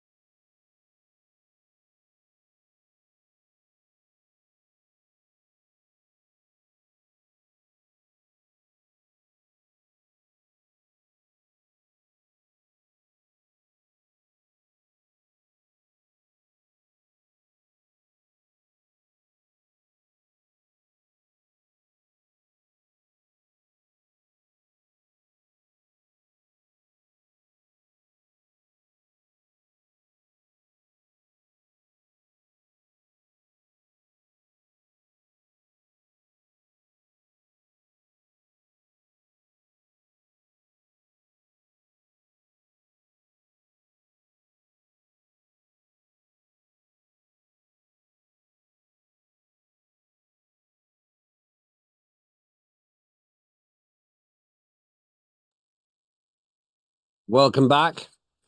Lembitopic here. I'll just make sure that the broadcast is open and live for viewers. And yep, okay, so let's carry on. Once again, I'm Lembitopic, the chair of the Parliament of Asgardia. Good to see you. Thank you for the final session today. We have been going in this session for 4 hours, and I expect we'll be finished in the next 90 minutes. Certainly, the latest we will be finished is in 2 hours, but I expect we will be finished in about 1 hour. We have covered the 4 items of voting legislation. I gave you an update about what we will discuss tomorrow with Corner's Youth and Education Act. And I have been saying all day we have a very exciting development, which is a new, an improved process for how we will design legislation. The background to this is that we had a big debate about the third reading of the next of the Asgardia Consumer Act, and what I realized was actually that I had left the managing the feedback late, which is a problem, but it's now been a happy problem because we've found a solution which helps everybody, not just this piece of legislation, but all legislation. Basically, we realized that we can streamline the process by having a dedicated approach to the whole question of how we do the involvement of feedback and everything that goes with it. So what we will now be discussing in a few minutes' time is a new system, which John Fine will be presenting, which will affect everything which we do in terms of the legislative process. The context, I'll give you the context first. Until now, for the last 7 or 8 years, I have been managing, centrally managing all the development of legislation. Some creators of legislation do more of the work, sometimes it's more me. But it's been slightly ad hoc. I mean that it's all gone through me, and I have spent many hundreds of hours in working through legislation. The upside is that I'll probably be the only chair of Parliament of Asgardia who will have seen every line of every piece of legislation that we have ever passed. The downside is, in the long term, that's not the most efficient way to do this. So we realized that by having a working group which is dedicated to looking at legislation, we can make it more efficient. It'll always be on time, which has been an issue because of the need for me to have done everything.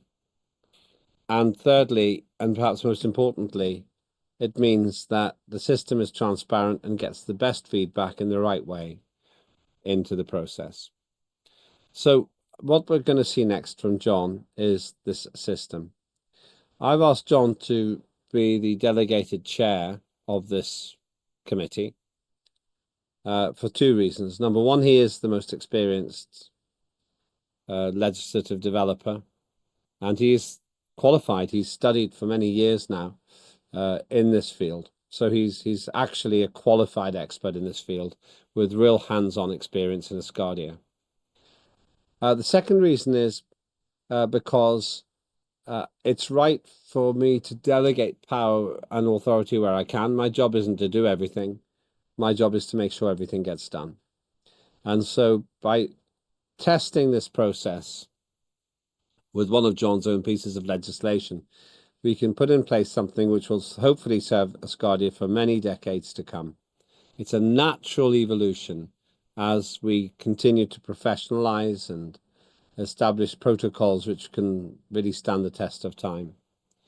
So from a problem, we've now got a solution for all legislation. Let me hand you now over to John, because John has a presentation, and John will be the one more point, sorry. Let me start that sentence again to the interpreters. The Constitution, the laws allow us to set up working groups, they are useful, and this is one of those working groups. So we don't need to pass any legislation to do this. I have the power to set up working groups, and that's why we're doing it this way. So I'm going to ask John now. Before we go to John, I'm going to ask John to present. But this came up as a result of conversations between myself, the Prime Minister, and John, as I explained yesterday. Lena. Yeah, I just wanted from my side to confirm that what is now evolving is a result of our You're very, very quiet, Lena. Can you speak a bit louder? unintentionally. I normally scream and I'm too loud. Is that okay now? So I would like also to reiterate that this is a result of joint evolution. We're looking for solutions while remaining within the defined constitutional and legislative scope. So in general, the processes are defined by the Constitution, by the Act on Acts, and by the Government Act. There is also a flow chart of the legislation development, which was published at the last sitting, a reminder which was adopted in 2018.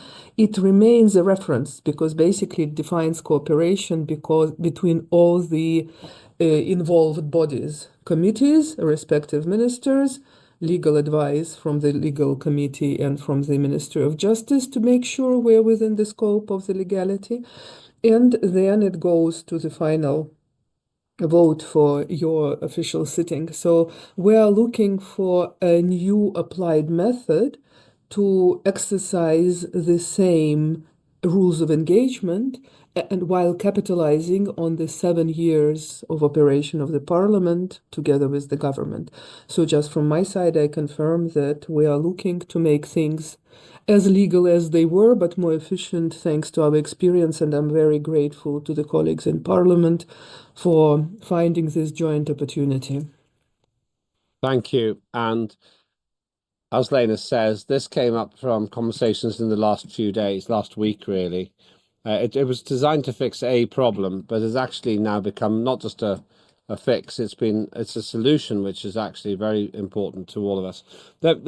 Rather than, I don't want to talk more. Let me just go to John because John has a presentation, and this is very, very useful. So, John, over to you, sir. Thank you, Mr. Lambert. I appreciate that. Coming from my philosophical adversary. I'm kidding. Yes, I do have a presentation. Let me share my screen. I will ask everybody to please forgive me because my presentation is not as good as it could be. And it is evolving, of course. I'm sure it will get more better over time. This is just from the what I'm presenting today is from what I've been able to extract from the Act on Acts, the Constitution, and the parliamentary procedures, plus the conversation that I had with the chair of parliament and the prime minister. So I'm sure it'll evolve over time. All right, let's see here.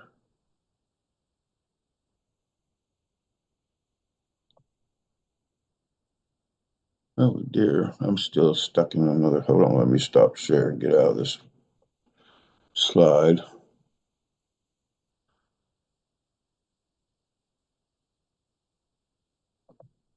Okay, that should do it. And there we go. All right, here we go.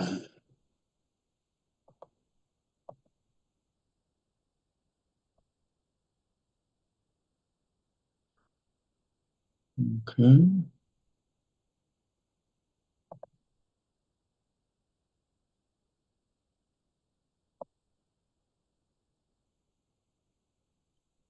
All right.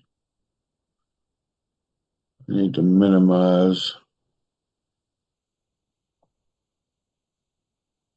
I want it minimized. Oh, I'm trying to, it won't minimize.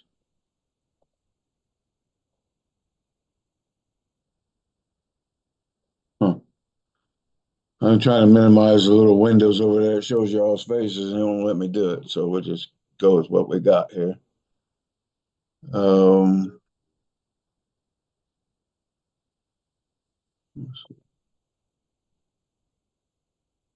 What are you trying to do, John? I'm trying to minimize y'all. Oh, there it goes. It finally opened up. All right. There we go. I was trying to minimize all y'all's faces because it was like taking up a portion of my screen. Okay. On my side. Okay. Lawmaking in Parliament, a perceivable concept and established process. This, of course, is called the Legislation Merit Review Group, LM or G.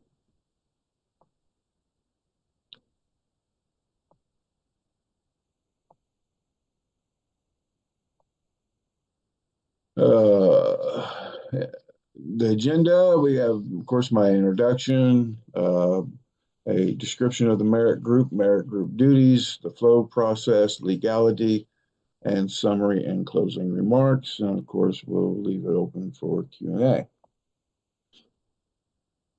Welcome to today's presentation. Of course, you all know I'm John Fine, Parliament member John Fine.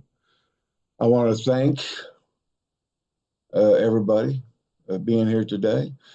I have been made the new chairman of the Legislation Merit Review Group. It's going to take me a while to get that that title down, which is a de facto working group established by the chairman of Parliament. As a dedicated Parliament member, I intend to take this non-statutory body and follow the guidance of the Asgardia Constitution, Act on Acts, and any other flow processes that have been established. The Prime Minister mentioned the Government Act as well. And our primary focus is a merit-based look at what Parliament presents as a legislative act and collaborate plus manage feedback from relevant parties involved. We will also investigate the specifics of the Asgardia Constitution, law, codes, and other areas that relate to legislative proposals, as well as manage version history and credibility.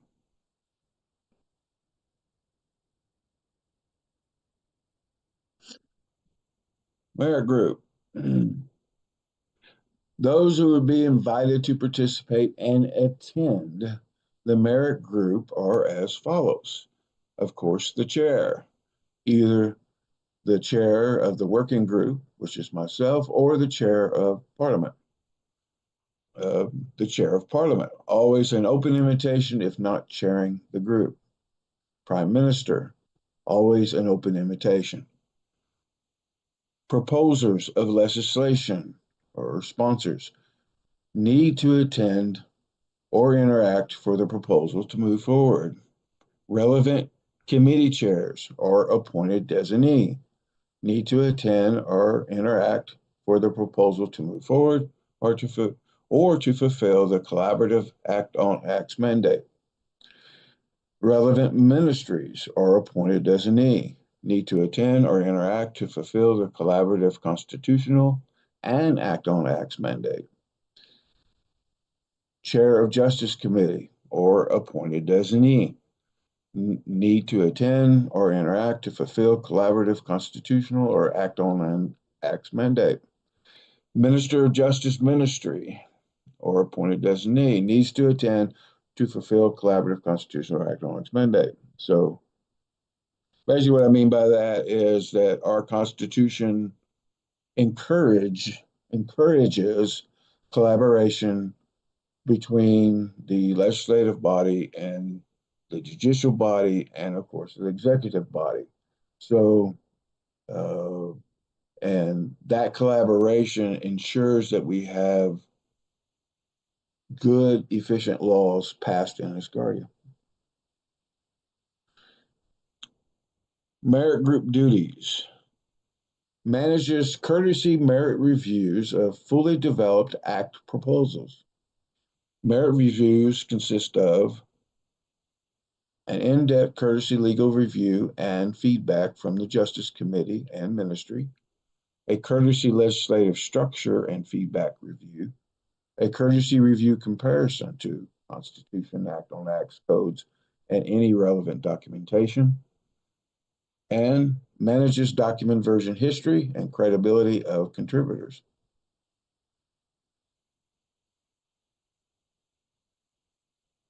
Legality of the merit group, of course, the Act on Acts.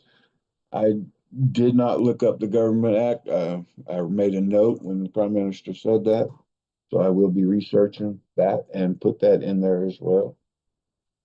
But I did reference these two areas.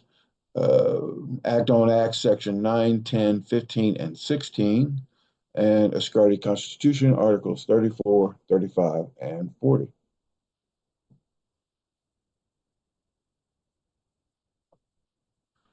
The vote process within Parliament.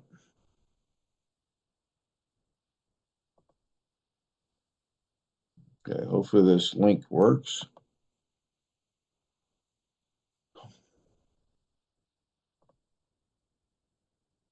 Oh, gotta go through security.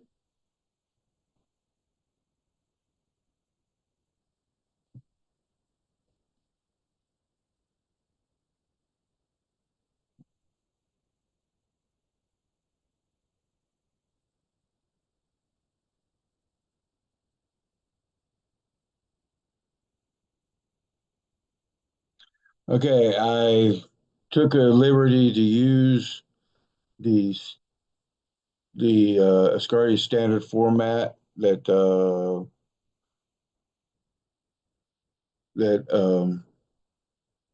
Jacob Motor developed in AIS. This is not necessarily what's going to be used, but it was just a good quick reference. I wanted to use the one the Prime Minister mentioned as well as some others. I just hadn't had time yet because, like I said, this is all transpired over a couple of days. So, but this will explain everything. And I'm just really going to go into the number 2, organization and procedures. I'm not going to be saying the acronyms and all that stuff. I would just give a brief overview of what it's saying here. A sponsor is an individual or group of residents working on a proposal to achieve an enacted act via proposals. Okay, the sponsor usually consists of a member of Parliament. Still, since the Act on Acts in Section 15 states that there are other parties that can submit legislative proposals, they too are included. And this really just gives a kind of a general explanation of that. Doesn't go into specifics. The sponsor submits a draft proposal to the CDG. Now, I'm calling this the CDG because that's what it's called in the Act on Acts. It's not called group, of course. It's just a constitutionality determination. And there's 2 specific people that participate in that, and of course their staff, I guess you would say. Okay, so AS submits a draft a draft proposal to the CDG for consideration. If approved by the CDG in collaboration with the sponsor, the CDG will forward an enhanced proposal to the LMRG, which is the Legislative Merit Review Group. Okay. Legislative Merit Review Group manages the proposal in the management and log system. The sponsor's activities are logged in this management, including details on who contributed, what, when, and if appropriate for any special interest, ministry contributions, legal contributions, and the CDG contributions. The LMRG law can also reference related act proposal projects or other projects.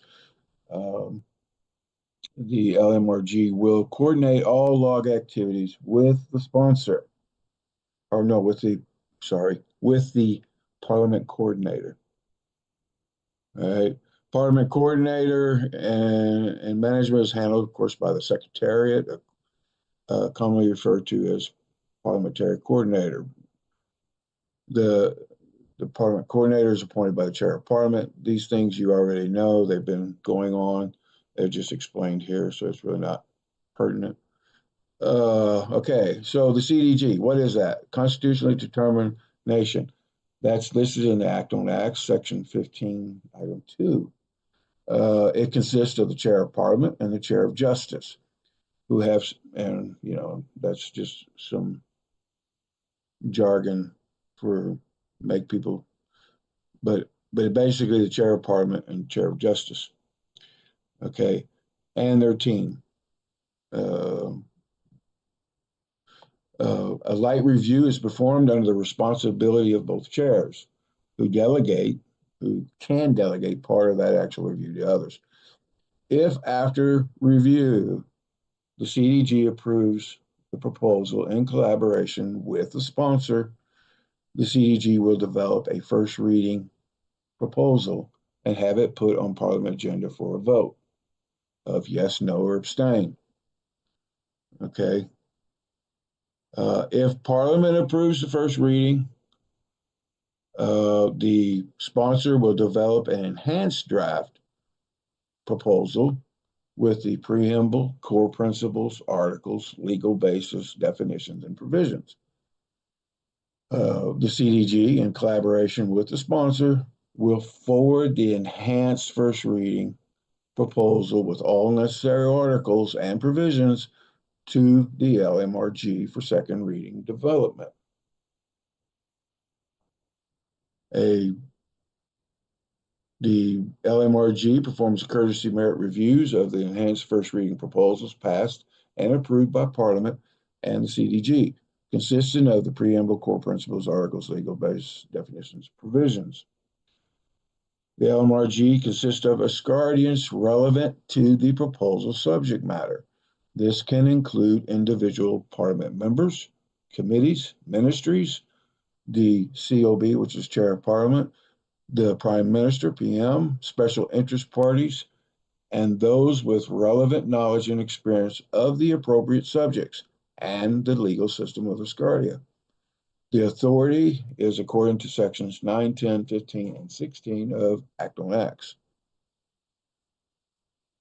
A merit review is performed under the responsibility of the chair of the LMRG, who coordinates and collaborates with the Committee Ministry of Justice, Chair of Parliament, sponsor, Prime Minister, and any other relevant party needed for the smooth flow of legislative management. Any party of the LMRG has the liberty to delegate part of the actual review to appropriate others. Once all contributors within the LMRG have finalized the contributions in collaboration with the sponsor, the LMRG chair develops a second reading proposal. It is forwarded to the Chair of Parliament and Parliament coordinator to be put on Parliament agenda for second reading. If approved by Parliament, of course, in collaboration with the sponsor, the second reading proposal is finalized into a third reading and forwarded to the Chair of Parliament and Parliament coordinator.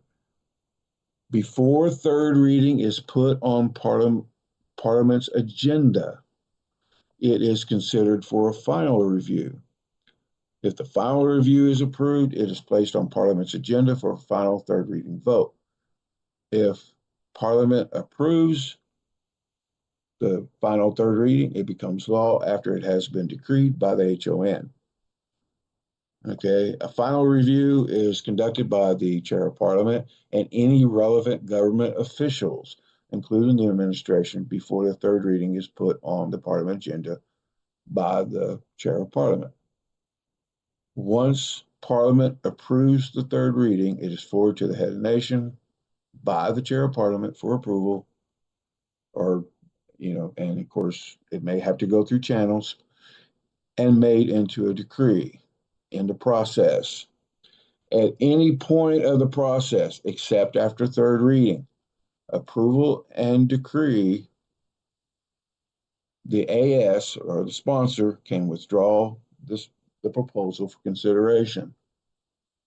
At any point of the process, except after third reading, approval, and decree, the sponsor can, the proposal can fall into one of three categories. Continue. After sponsor accepts alterations, the proposal continues through the flow process. Postpone. If alterations are not accepted, negotiations continue into the LMRG with the sponsor until a viable solution is developed or it is decided to stop the flow process and have the sponsor withdraw the proposal, or stop. Sponsor withdraws the proposal. Okay, now in best case scenario, and I said a lot right there, but in best case scenario, this is what it looks like. It's really just 5 steps or 4. Okay. Step 1, the sponsor drafts legislation, sends it to the CDG. CDG works with the sponsor for first reading. Upon approval of the first reading, CDG forwards to the LMRG. That's step 1. Step 2, the LMRG with relevant parties develops draft second reading. Upon approval of second reading, LMRG with sponsor develops third reading and forwards to Chair of Parliament. Step 3, Chair of Parliament works with relevant government parties to put third reading on Parliament agenda. Upon third reading approval by Parliament, Chair of Parliament forwards to HON. Last step, HON declares third reading a decree, and it becomes law of Asgardia. That's the best case scenario. So it's really very efficient, very of the process. Most of the collaboration and work will be done during the second reading development.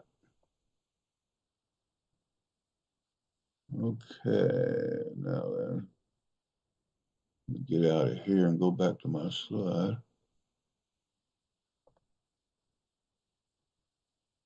Where's my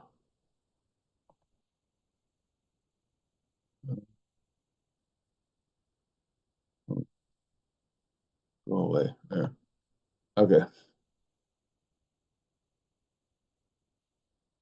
Okay. The Justice Committee, Chair of Parliament, Ministers, Prime Minister, and the HON may have recommendations for altering the Act. It is recommended that these changes are made or considered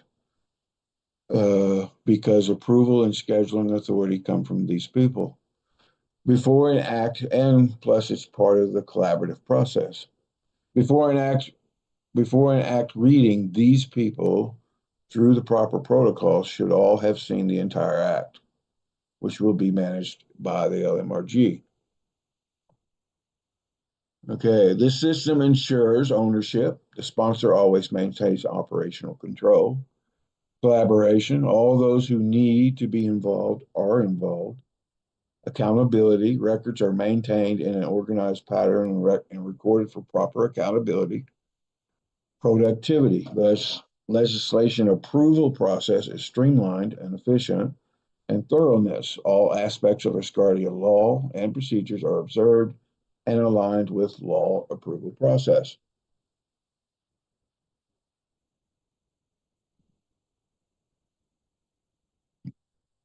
And in closing, to sum up, I hope basically I could give you some basic understanding of what the LMRG represents, how it works, and all the relationships that may transpire. My goal is to make legislative reviews a transformative process that instills the principles of collaboration, transparency, accountability, access, exchange, and documentation. With this new system, Asgardia lawmaking will rise above the clouds and take us to the stars.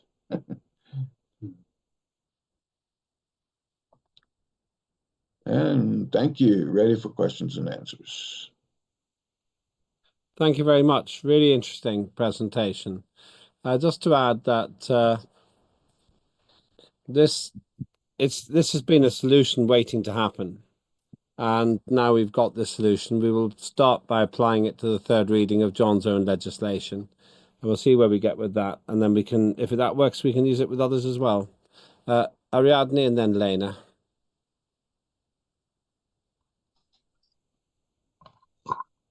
Me causa gracias recordar la cultura popular cuando vi el It's the really end. funny when I saw the end image of Bugs Bunny, where he says, "That's all, friends." Do you remember Bugs Bunny? Bueno, The cartoons. pensé en la palabra courtesy. I thought the word courtesy. Pienso que protocol compliance I is more think specific protocols or are. appropriate. I don't know. Bueno, y la otra es.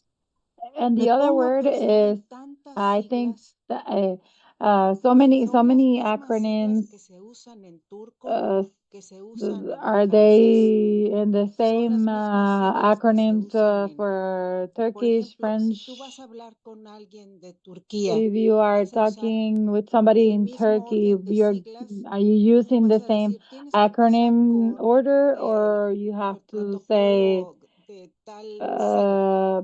where you Entonces, have to pass by the ahí yo me protocol of pierdo, each porque si yo me pongo a acronym? pensar en mi I think I idioma, get las lost siglas there. cambian, If I think of las a palabras language, son the otras. acronyms change. Y si Um, estamos hablando de redacción if we're de talking documentos, about debería haber writing of una documents, it forma should have específica de a way especificar eso.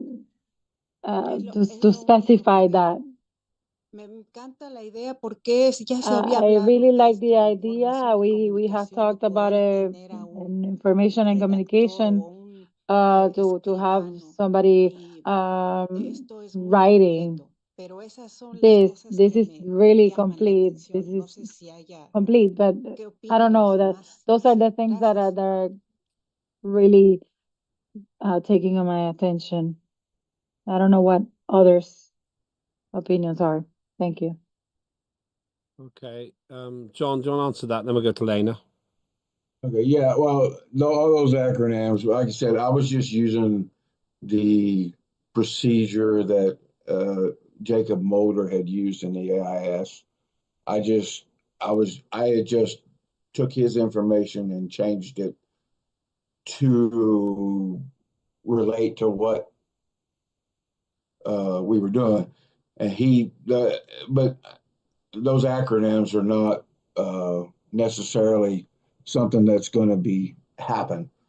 I'm more to using proper word for proper, like, for instance, a sponsor is a sponsor, and this, and that's what I say. I say sponsor. So, and sponsor can mean sponsor in every language. So, there may be some acronyms like the LMRG. That one would definitely be used. And actually, Lambert and I were talking about this yesterday, that of creating a library through AIS, or having the AIS or Jacob Motor through the AIS create a library of acronyms and definitions that are already been used in current laws, so that we can use to make sure that we don't create new definition or repeat definitions that have already been used, or acronyms that have already been used. And I don't know if this is currently happening anywhere else in Asgardia, but if it's not, then we need to do that so that actually we can use that as a tool when we're reviewing legislation.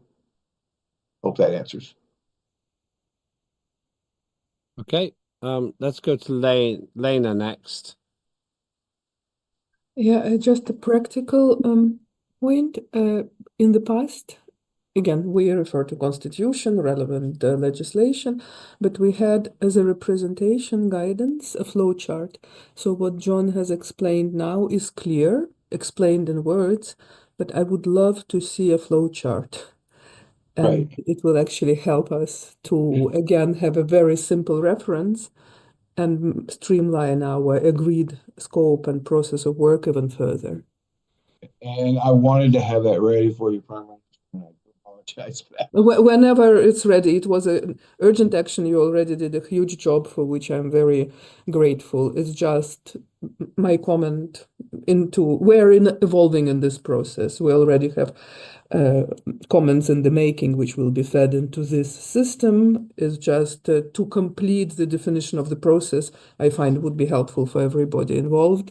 You, John, the first person who will benefit from it, because it would be very easy for you to pinpoint at which block of a flow chart we are when we interact. I'm looking forward to that, and I'm available to help if necessary. Thank you for that. So we'll get a flow chart. I understand it because I've helped put it together, but I think it's fairly straightforward. You've got half of a flow chart in your presentation there, John, already. Ikobi? Oh, everyone. Hi. So I definitely do like how things are going in regards to some of the acts and projects that we're working on. I just wanted to make a reservation for sort of implementation requirements. I know that's still pretty much far away, but I was wondering some of these acts and things, how are we currently implementing some of them?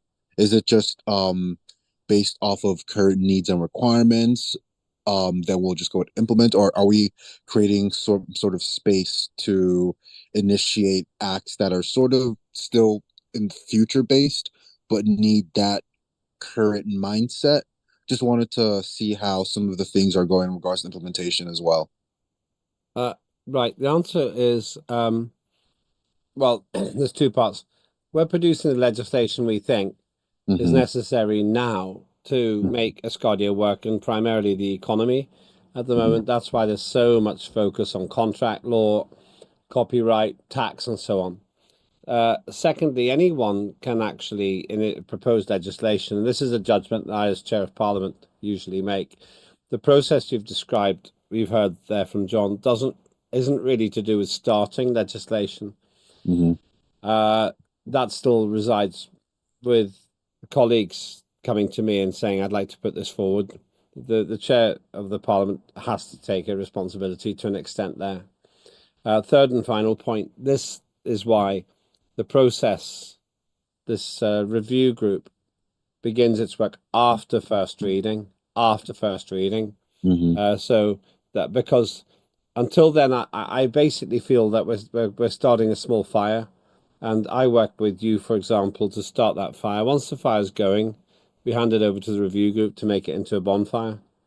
Maybe that's a bad example, but the beginning, the seedling is planted by, say, you and me, and we make sure it gets to being a small plant before it's handed over.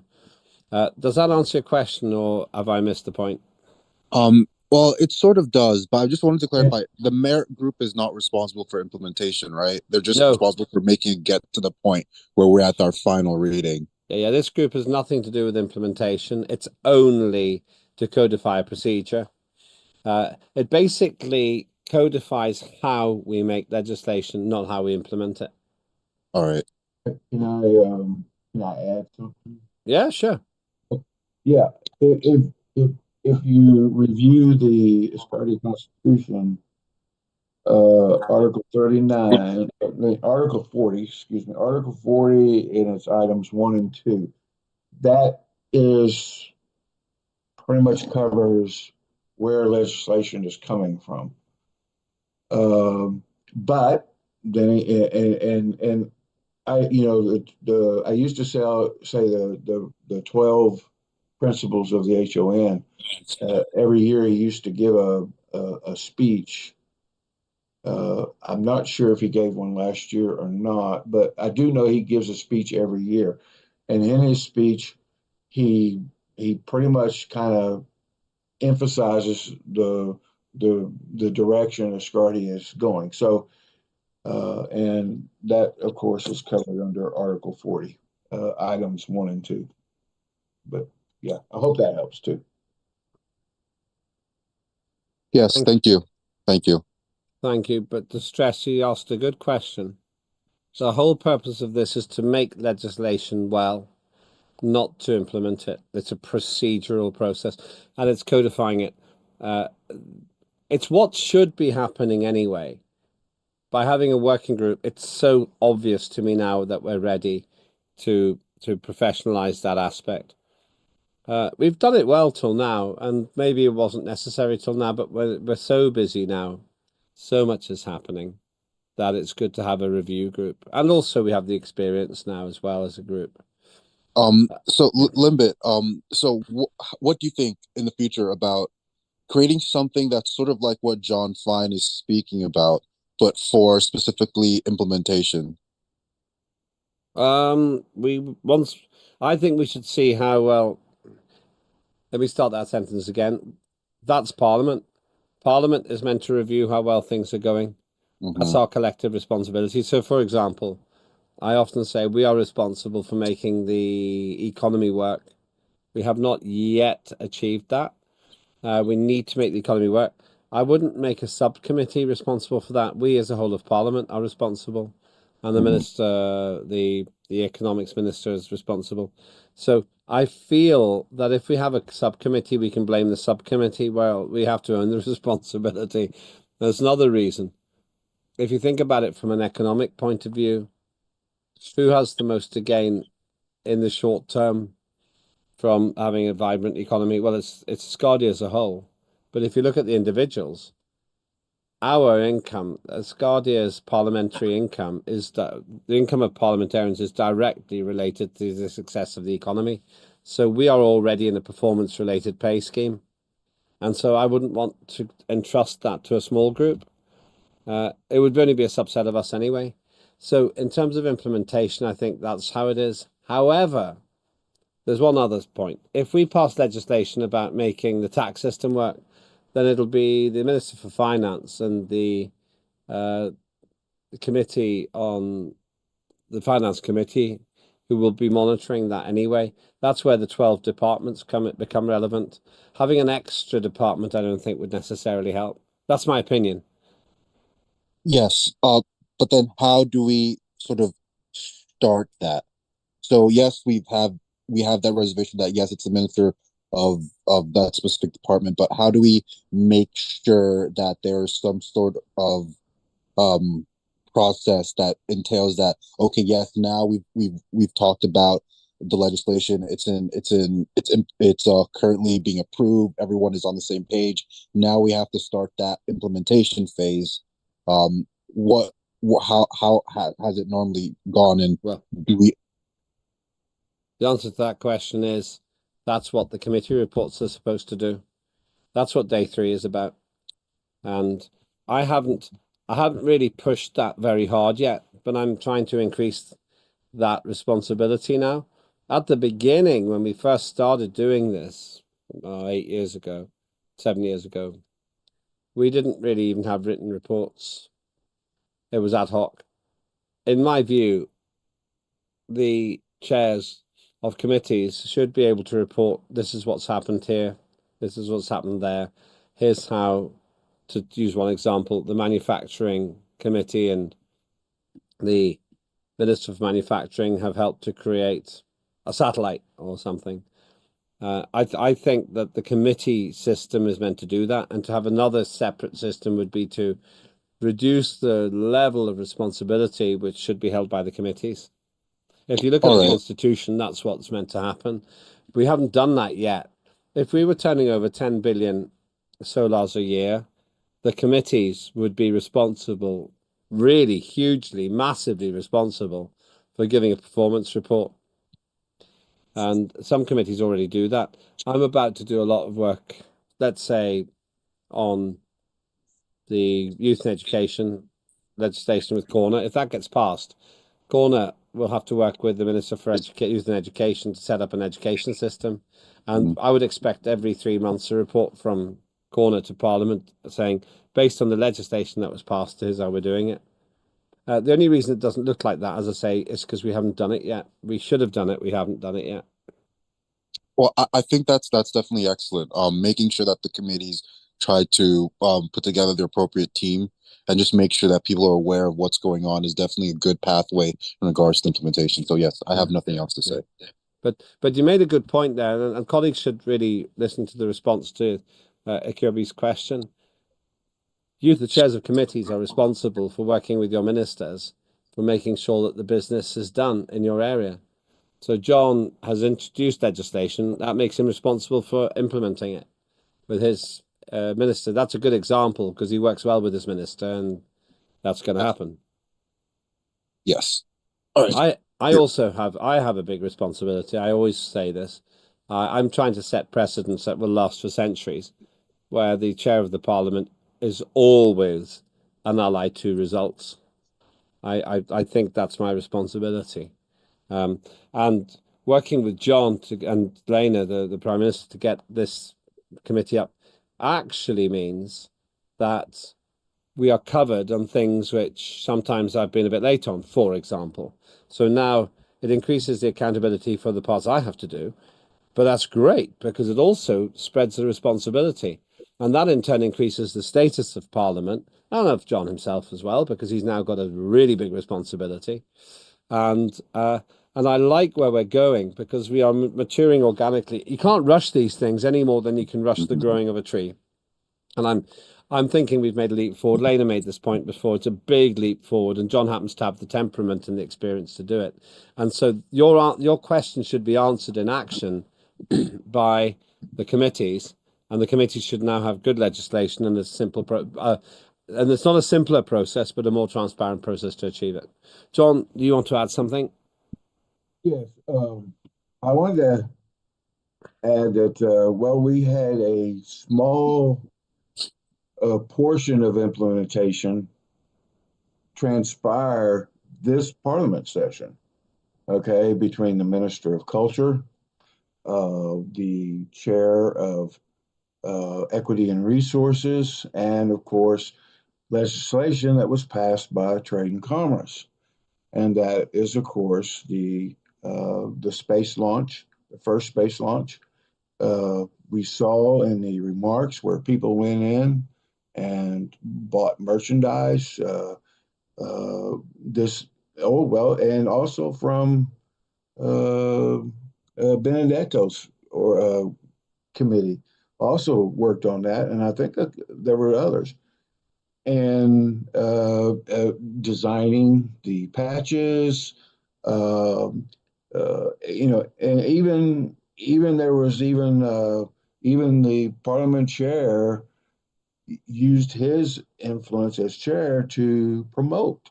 So there was promotion, this particular endeavor. So that whole thing, that's implementation right there in a nutshell. So just using that as an example. That's a good example, John. Lena? I would like to back what Lambert is saying in response to Kirby with a different angle. We are not reinventing the wheel. We are just adapting the existing system to what we have experienced over the past years. When the system was designed, it was the best thinking at the time with a reference to the others example. And now we have our own experience, and we made a qualitative step in adapting what was there from the beginning. So I would encourage to stay within that scope. We are not trying to remove something that exists and create something brand new. So what John is doing is taking the lead in running the system more efficiently, effectively. It's not a different system, it's an adapted system. And one personal request to everybody, let's be self-controlling with terminology. The word committee in our world means 12 parliamentary committees, which then reciprocate with ministries and departments and administration. This is a working group. So I know that we tend to call everything a committee. We will be confusing ourselves. So I'm going through this mental exercise that this is a working group chaired by John. So I would just kindly ask everybody to learn the terminology, because otherwise we might be confusing each other unintentionally while we mean the same thing and using the wrong words. It's already happened a couple of times here. So therefore, I'm asking everybody to pay attention. Thank you. Thank you very much. Yep, I've nothing to add to that. My feeling, therefore, is that we are heading towards a much better process. Much better process. John, anything else you want to say? No, that's it. I think we pretty much covered that. Okay. In that case, thank you, John. This is just then a summary. John's described the new process. We don't need to talk about it theoretically, because really the first piece of legislation we will run through this system is John's own piece of legislation. What we will also do is make sure that the other legislation, if passed, the 2 second reading RIA documents and the 2 first readings, which will then become second reading and RIA's third reading, will all go through the process too. It will take us a little bit of time to get it working, but I'm sure it's a massive leap forward. It's a massive help to me as well, because it takes some pressure off me in the procedural side, and then I can do what I'm good at and know that we have great backup in John in owning that working group process. And it is, we have to stay away from the work committee. It can be confusing, but it's a review group. It's we'll find a shorthand for it. We always find short names for things. Great. I don't have anything else to add to this, except to say that there's no vote on this, because it is it's basically simply it's an improvement to what we've already been doing. Thank you, John. That's very, very good what you've been working on there, and I'm just glad that we got here from trying to solve a problem. We've actually ended up making it a really great step forward. Actually, a great step forward. Okay, that's all I want to say on that. Let's move on then. Returning to the agenda, John, that is great. Thank you. We can talk about it after this, not today, but after we've finished all of our work. We can talk about the implementation of that and timetable. Oh, sorry, there was one more thing. We were discussing whether these are physical meetings or digital meetings. They do not need to be. John said before, a lot of this can be done online through messages, and I'm not obsessed with the idea of having everybody meeting all the time online. And for Peter Morn, the Deputy Chair of Parliament and also the Chair of the Justice Committee, and Mark Beer, the Minister for Justice, they can make a decision if one or both of them need to be there. That's up to them. I'm not going to preach. I'm not going to prescribe. As long as we have legal input, that's what matters. However that's done. Right. Thank you very much, everyone. Action step on that is we'll implement that. And the first item to go through that will be the third reading of the Asgardia Consumer Protection Act. Right, we do have one more item, and I thank John for reminding me. It's Benedetto's presentation. Benedetto cannot make it tomorrow, so in line with the flexibility we can show and the timetable, we are on time. Benedetto can do his chair's report today, and then he won't need to do it tomorrow. So let me go to Benedetto. Thank you very much for asking. The floor is yours. Over to you. Hello, and thank you, Lambit, to thank you. let me the opportunity to make this presentation today. because tomorrow I am not available. So I have a presentation for you. And just 1 minute. And I think you have it. Okay. Yes, we see it. We see it. Yeah, Manufacturing Committee. Okay, and today, with the work we have done in the Manufacturing Committee, I will speak about the APKI, the Asgardian Project Coordination Institute we made with Jacob, my minister, and about the digital space library that it's going on. So I will remember what is the APKI, which is responsible for the coordinating, supporting, and managing projects. But not only, we can manage a small project too, is what we are doing now. The mission of the APKI is to streamline project management, promote innovation, and support the future of Asgardia for well-executed initiatives. Why we have done the APKI? We have done it to organize and professionalize project management within Asgardia, because we see a lot of ideas here in Asgardia, but always this is no more news about the ideas, because no one is here to manage it and to bring it in a professional way. To provide guidance and support in this matter to projects with the potential to benefit the Asgardian community, and ensure the projects aligns with Asgardia's goal, such as technological innovation, space exploration, and future Asgardian involvement. So, how it's working?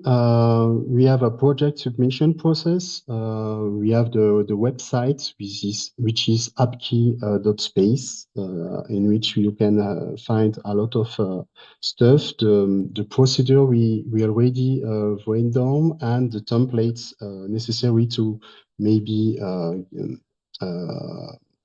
give our project idea.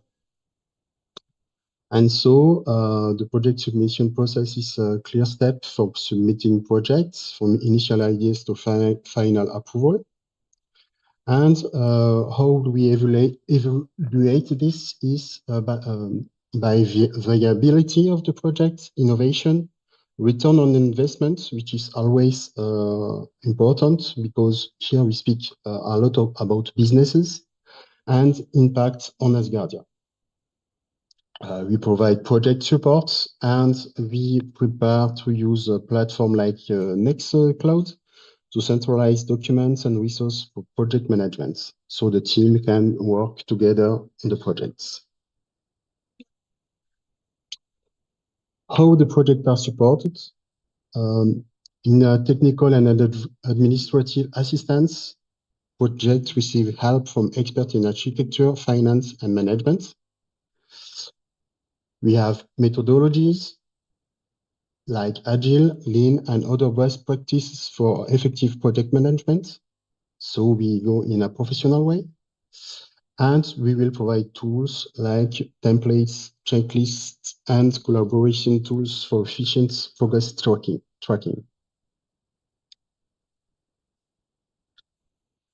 So the benefits for the project initiators: access to expertise, because it's a real job to make this. So we will provide support from technical and administrative professionals to ensure project quality. Potential funding: exceptional project can receive financial support based on potential ROI. So with the evolving of the project, maybe we can go to reach some investors. And visibility and legitimacy: projects validated by APKI can gain recognition within Asgardia and beyond. That's the plan. So today we start to have projects in progress. The first project we have is the project from Ugur, from the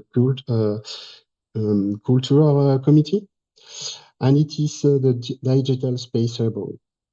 So for the moment, we started to have a kickoff with the member of the original space library project. And at the moment, we have a team of 8 AMPs, because we don't have Asgardian at the moment, involved in the project. We took a real role, working role in the project. So they are not only here to sponsor the project, but they are here to make the project work. And so we have a first objective to make a real timeline plan and business plan for the project, to present it to investors maybe, and to Asgardia itself. And so the next step about that is to have brainstorming session to choose the best services to develop for a DSL success project, drafting a detailed and comprehensive project support documents, and seeking fundings. What I can add to that is that since yesterday, I had 2 other meetings with one other product owner, let's say, that can maybe start a new project that can be involved in the app key in the institute, I will say. And I had a very motivated woman in front of me, and they have really a good project to share. And she will help Asgardia grow. So that's what we search for. And I had another meeting with a contributor. He's an Asgardian, which will help in develop Asgardia, and he wants to be a contributor for a project, maybe the digital space library. So future initiatives, upcoming projects. Today we have not only 2, but we have 3 projects. We have 1 project from John Fine too. So this is our 3 first projects. If you have a project that you want to become a reality, if you are just an idea that you want to speak about, don't hesitate. We have 2 templates, 1 template for the ideas and 1 template for projects that are already correctly assumed, like John Fine presents to me. So opportunity for participations. Every idea has a potential to become a project. So don't hesitate. And thematics that can be involved, space goals for Asgardia, Asgardian involvement, and any other initiative that promise a return on investment and align with the constitution of Asgardia is welcome. So clearly we need you. And more than that, I think I will need help, because I am more or less alone. We work on this with Jacob and Jason, but if we have some more projects, we will need help to make this happen. So don't hesitate if you want to join. So the summary: AppKey ensures the success of Asgardia's most innovative project by providing structured support from start to finish. And our goal really is to start an economic, how can I say that? An economic Asgardia, link it to Asgardia.trade. And we really then will need the legislation that you all made since now. So we will have a pragmatic field in which we can use the legislation. So our mission is to offer expertise, resources, and guidance necessary to transform ideas into reality. Every project benefits from our professional framework, ensuring that it aligns with Asgardia's vision for the future. Through the APKI assistance, we are advancing space exploration, one impactful project at a time. So, call to action, join APKI and be part of shaping the future of Asgardia. Together, we can turn visionary ideas into groundbreaking projects. Your contribution starts here. So that's all for me, and thank you for attending.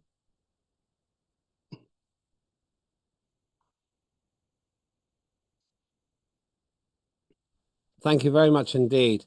Very nice presentation.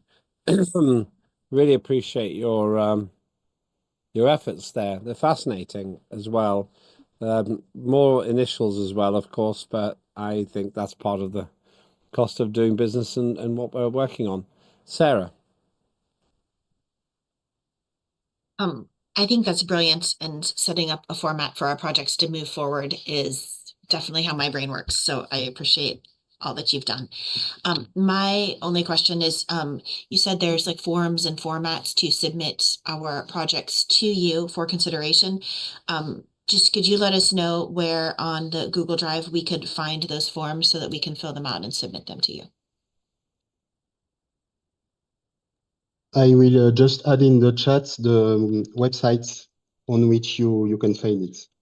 Perfect. Thank you. Thank you. Yes, we will end up with pro formas. Running a country is a complicated business, and at the moment we're doing all of that, which I like. I like the fact that we're doing all of that. It's liberating, but it also means we've got a lot to do, and I suppose that basically that's what we're learning here, that it's complicated to run a country. It's more complicated to run a country than most businesses. It's probably as complicated as running a multinational. So that's the issue. But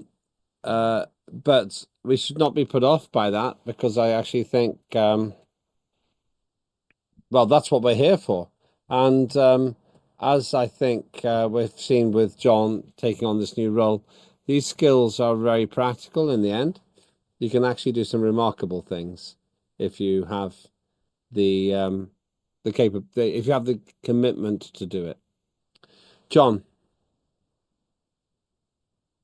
Yeah, I just want to say that I'm very excited what the manufacturing committee is doing with this project management, because in reality, this is actually putting into action several pieces of not only what was passed within trade and commerce, but other areas. So, and it's just exciting to me to see this actually starting to transpire.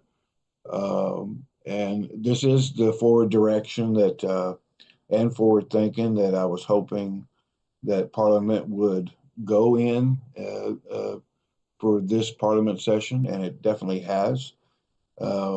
I think that our chair of Parliament is part of that process, because he's certainly promoted us in trying to move forward in a process similar. And it also, early on in the first Parliament, I noticed that we had so many projects, and they were just getting lost in cyberspace somewhere, and nothing was ever coming out of them. So this right here actually gives us a way to produce real results from the projects that we create. So I think this is wonderful. I totally agree with you, John. We're heading into a period of delivery, and that's what really matters to me more than anything else. We spent a long time getting here, but I think that we are getting there now, and that's exciting. It's exciting basically because essentially this isn't theoretical. We have to go into space, and we won't do it just by talking about it. Anybody else want to make any comments about Benedetta's presentation? While I'm waiting. remember all the other chairs, I'll come to Ariadne in a minute. All the other chairs, please make sure you can have your presentation tomorrow. I'm looking forward to that. Ariadne.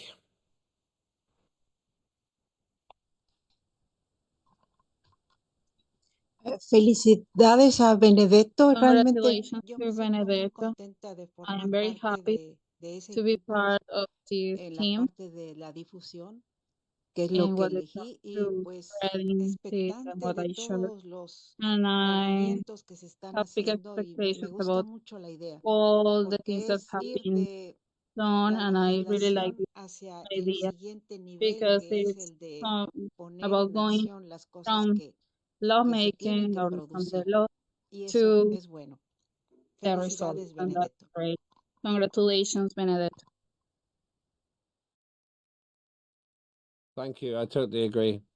The process we're going into now is one of serious delivery, and that's the most important thing for me.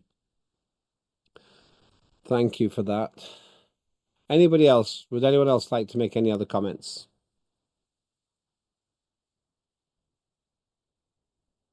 Okay, just 2 points to you, Benedetto. We were talking with Ikobi about delivery. Where we are heading now is this is a good example of what Ikobi was asking about. It's about making things happen. And I see the chairs of the committees being the people who will be answerable to Parliament, together with the government, of course, because the government is appointed by Parliament. But the chairs of committee have their day 3, where the work of each departmental area should be covered. And I think that's the important thing here, that we have a real sense of purpose, a real sense of moving forward. And if we can do that, well, in that situation, we won't just be slightly interested in our progress as a parliamentary group. The world will be interested in it, because we'll be changing ideas into our actions. Any other questions or comments on this before I draw today? Oh, I'll get to closing remarks for today, and then we close for the day.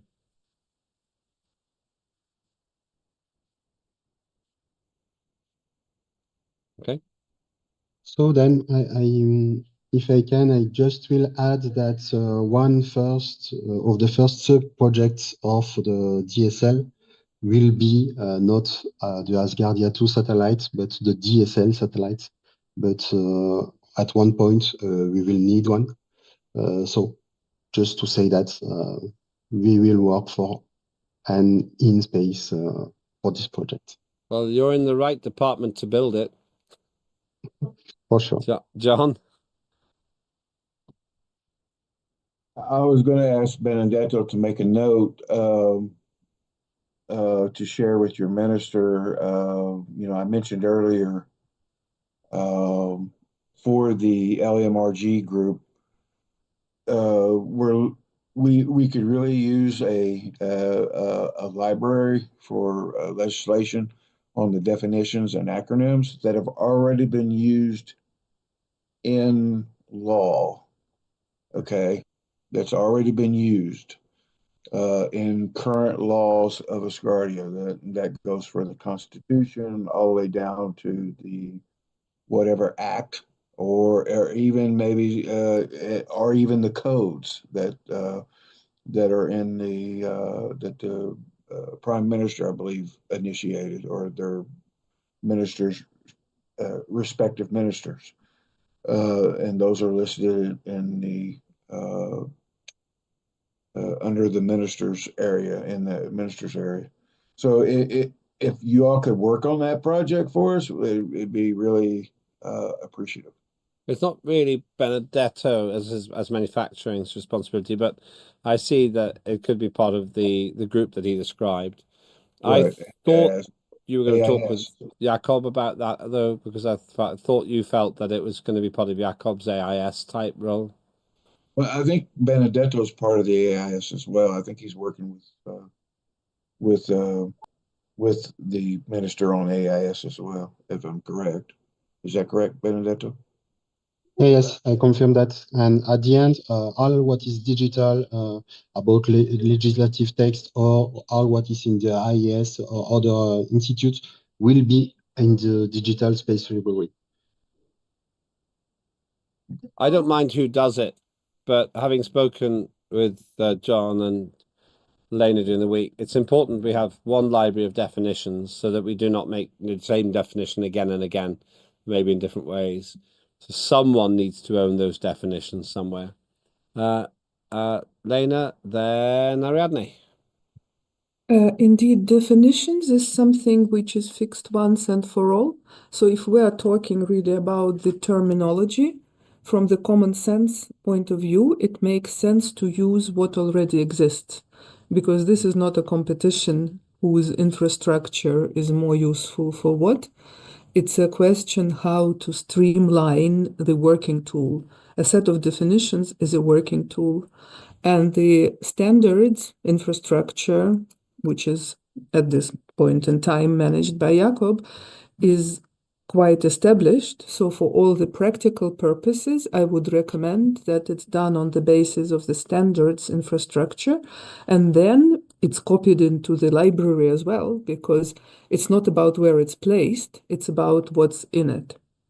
And one thing I want to clarify, since we're talking about the standards, we did have some, let's say, misunderstanding a couple of months ago on the working level in the government, which we resolved very fast. But I find it useful to share with you, since we're talking about the standards. The standards are under the responsibility of the manufacturing, because it was, when it was originally conceived, a natural thing to do, because we're talking about building spacecraft, ultimately, maybe many other things. But we are talking about technical compatibility with the structures, infrastructures in space throughout the universe. So the standards would be the most natural thing to do when we define the interfaces with prospect partners and collaborators. So the standards were introduced as a technical aspect of the future work of manufacturing. Now, there are procedures, operational procedures, social procedures, laws in a way. Lots of things can be called standards as a general term. What we need to avoid also any confusion, because the word standard is like the word modality or is like the word aspect, they can mean anything. So we need to avoid in our work the confusion caused by the possibility of broad interpretation of the word standard. So when we talk about the Institute of Standards, it's run under manufacturing because it creates the basis for correct, well-grounded work in the technical area of manufacturing. We are not talking social standards, so to speak. Just a side remark I wanted to share with you, because we unexpectedly had to clarify it in government, and we successfully did. Well, that's helpful. And actually, I also think but this is why we need to have just one system, not two. And we don't need to have 6 definitions for the same word, basically. I think that there needs to be some way in the process where, when we get to the definitions, which can be done by the review group, perhaps, that we say, well, these 8 definitions exist, but we need 2 other ones. Ariadne, and then John.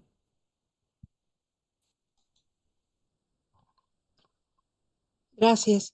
Sí, cuando John mencionó que Thank todo you, Jess. estaba When John mentioned referido that en el everything was me acordé referred de there, que el ministro Mulder I hizo remember that comentario de que Minister dependiendo del idioma Mueller que uses para ver mentioned la that depending on the language documentación, that you use to vas a see the, poder ver the documents, obviamente las you will siglas en el be able to idioma see que the has acronyms convertido a la in página de the acuerdo a Google language it Translate. was El problema es translated into. cuando en un The issue documento is legal when in a con un legal document protocolo establecido, with an tú established vas a usar protocol, siglas para referir What a la you will persona use a some quien acronyms estás to refer to the enviando el person documento. you are sending the document to. Entonces, si son siglas, yo Therefore, preferiría una palabra concreta if we're going to precisa use que se acronyms, use para todos los I would idiomas, prefer en mi a opinión word that is personal, used porque si voy a for mandar algo y everything. le voy a decir,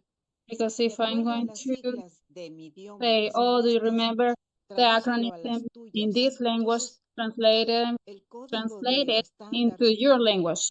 ya se perdió, ¿sí? So the O standard sea, is es lost como que there. me cambio de camiseta para It's entrar al like I edificio change del my que habla t-shirt de to otro enter idioma, pero me the tengo que building volver a of cambiar de the language ropa another person para speaks. poder ir a hablar con el Then que I have to habla change otro my idioma. Entonces, outfit to si speak todos vamos a tener una misma to the person who speaks a vestimenta, different language. es más So fácil. if we're all wearing the same No sé si outfit, se it's easier. entienda. I don't know if you Gracias. understand my point. Thank you. No, that's fair enough. That's well, the point stands for itself. And I appreciate the point you're making. I can't add anything to it. It just makes sense. I just simply make one point. We're talking a lot about these things. Once we actually start doing them, they will find their own momentum. We have to have specific outputs, and then some of some of the issues we're discussing, including from Ariadne, will work themselves out. John.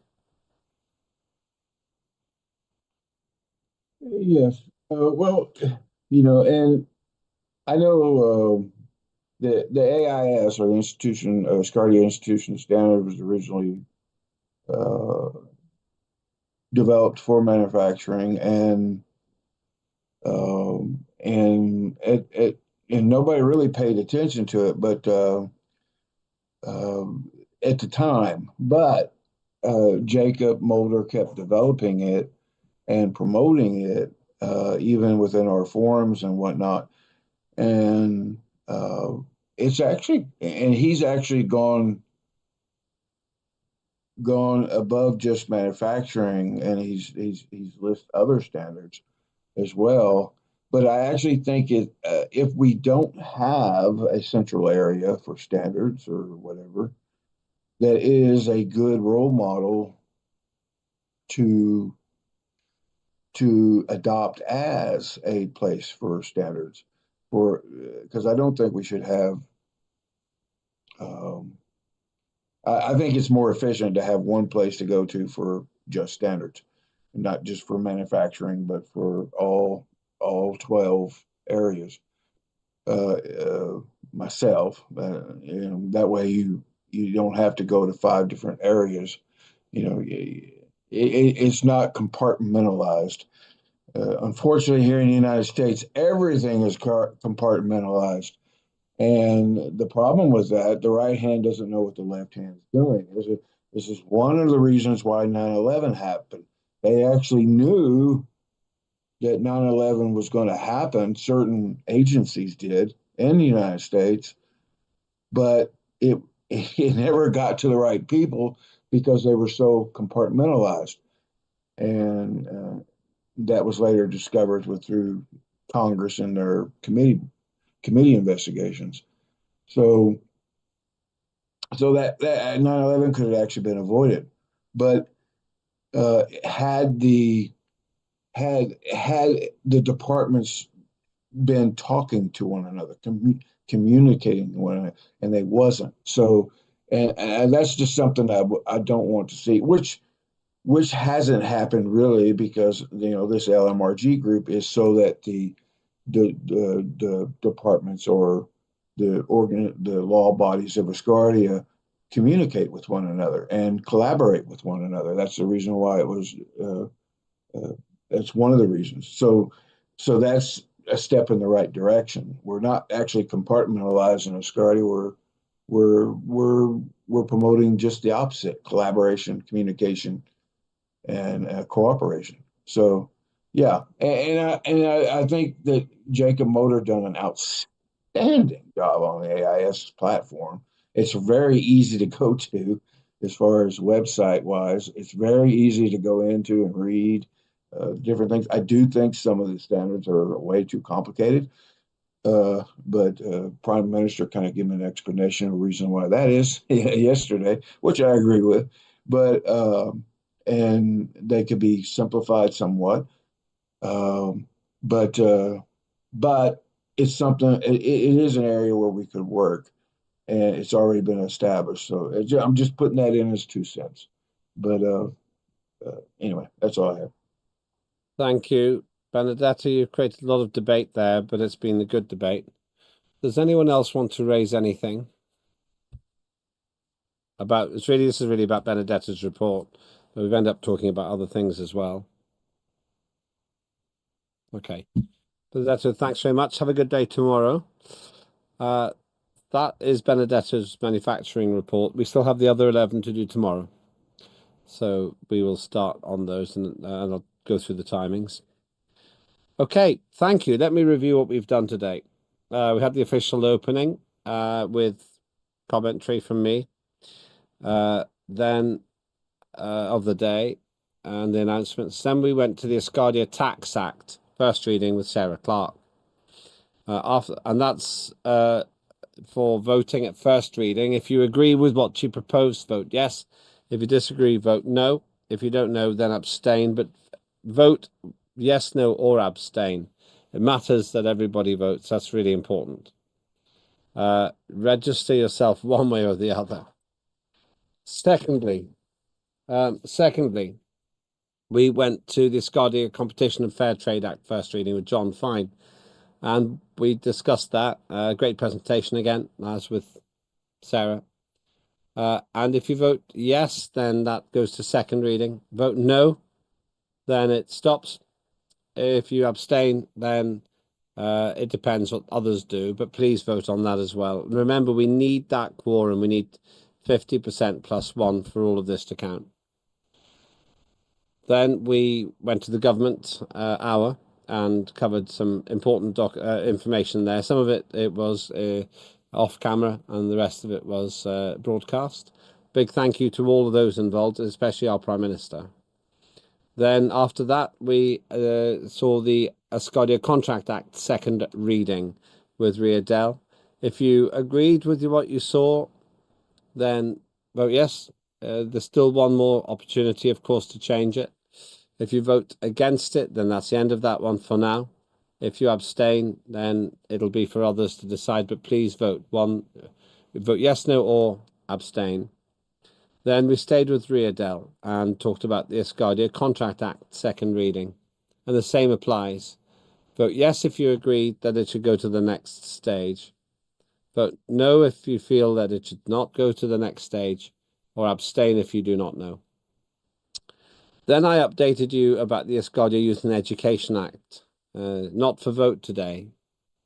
It's the most comprehensive education act I have ever seen in my time in politics. A complete holistic approach. So we're breaking it down into 4 main parts, and the first of those, well, the whole thing will be up for discussion tomorrow as part of the Youth and Education report by Corner. But she might share that first part if she wishes to, so that you can see where we are going. The first part's the overall preamble, core principles, and maybe I'll look at the rights and responsibilities articles as well. Then we had, in many ways, one of the most optimistic parts of the day. Under Consumer Protection Act, we realized with that and some other legislation how challenging it is to get our professional system to look at everything it has to look at. And we realized that John Fine was the right man to run a delegated subcommittee, which is actually called a review group. And that review group is constitutionally permitted. We don't need to have any legislation or anything else. So John is the chair of the review group, the Legislative Merit Review Group. And that will work for after first reading on all legislation to make sure it works well. Oftentimes, that will not require much work at all. Sometimes it will be a huge help, and it should make it easier for you if you want to bring legislation forward. We also had a discussion about who is responsible for the implementation of legislation. That review group is not responsible for that. We are. We, the Parliament, are. And in answer to Kirby's point, I made an observation you may not have thought of before, that the committees really are in the central position, directly elected by the citizens of Asgardia, to make sure that those 12 areas, our 12 departments, are making progress, and that the legislation we pass is used to implement good ideas. One last thing to add on that: legislation doesn't make things happen, humans do. The legislation is there to define how they happen, and sometimes what should happen. But we, the people, have to make those things happen. So that's great, and that's exciting. Then we had a report from Benedetto from Manufacturing Committee, because he cannot make it tomorrow. So thank you for that. Looking ahead then, tomorrow we start at 1500. We have 11 committees to go. The voting will close at 1700. You can vote tonight, you can vote tomorrow, but please, you have to vote by 1700 tomorrow. If you have not voted by 1700 tomorrow, you don't get to vote. And we must get that quorum. And we will finish latest 2000 tomorrow, UTC, but I expect it will be before then. It will be after 1700, but before 2000. Any questions about what we have done on days 1 and 2 before I close for today?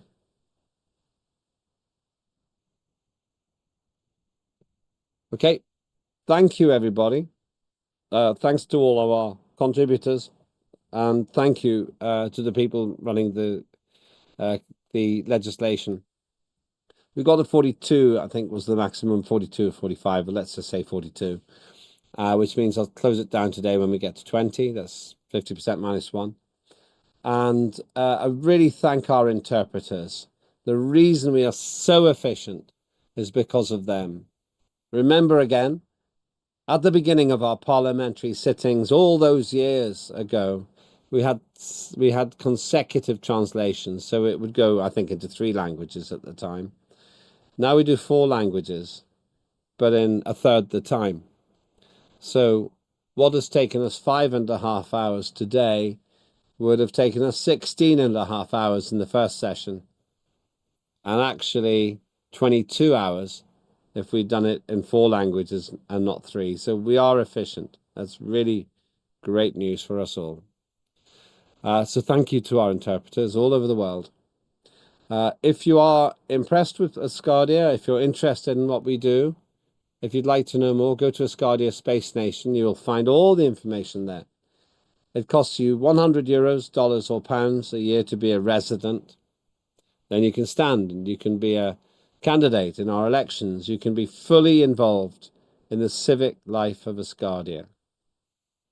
And that's an exciting opportunity for you and for us as we expand our nation state. With that, I think we finish, but let me stress again, tomorrow our starting time is 1500 UTC, 1500 UTC. And from then, we shall move forward to 1700 when the vote closes, and latest 2000 when the session closes. Once again, thank you for your work. We reconvene, we join again tomorrow at 1500 UTC. Have a great evening, and we can stop the broadcast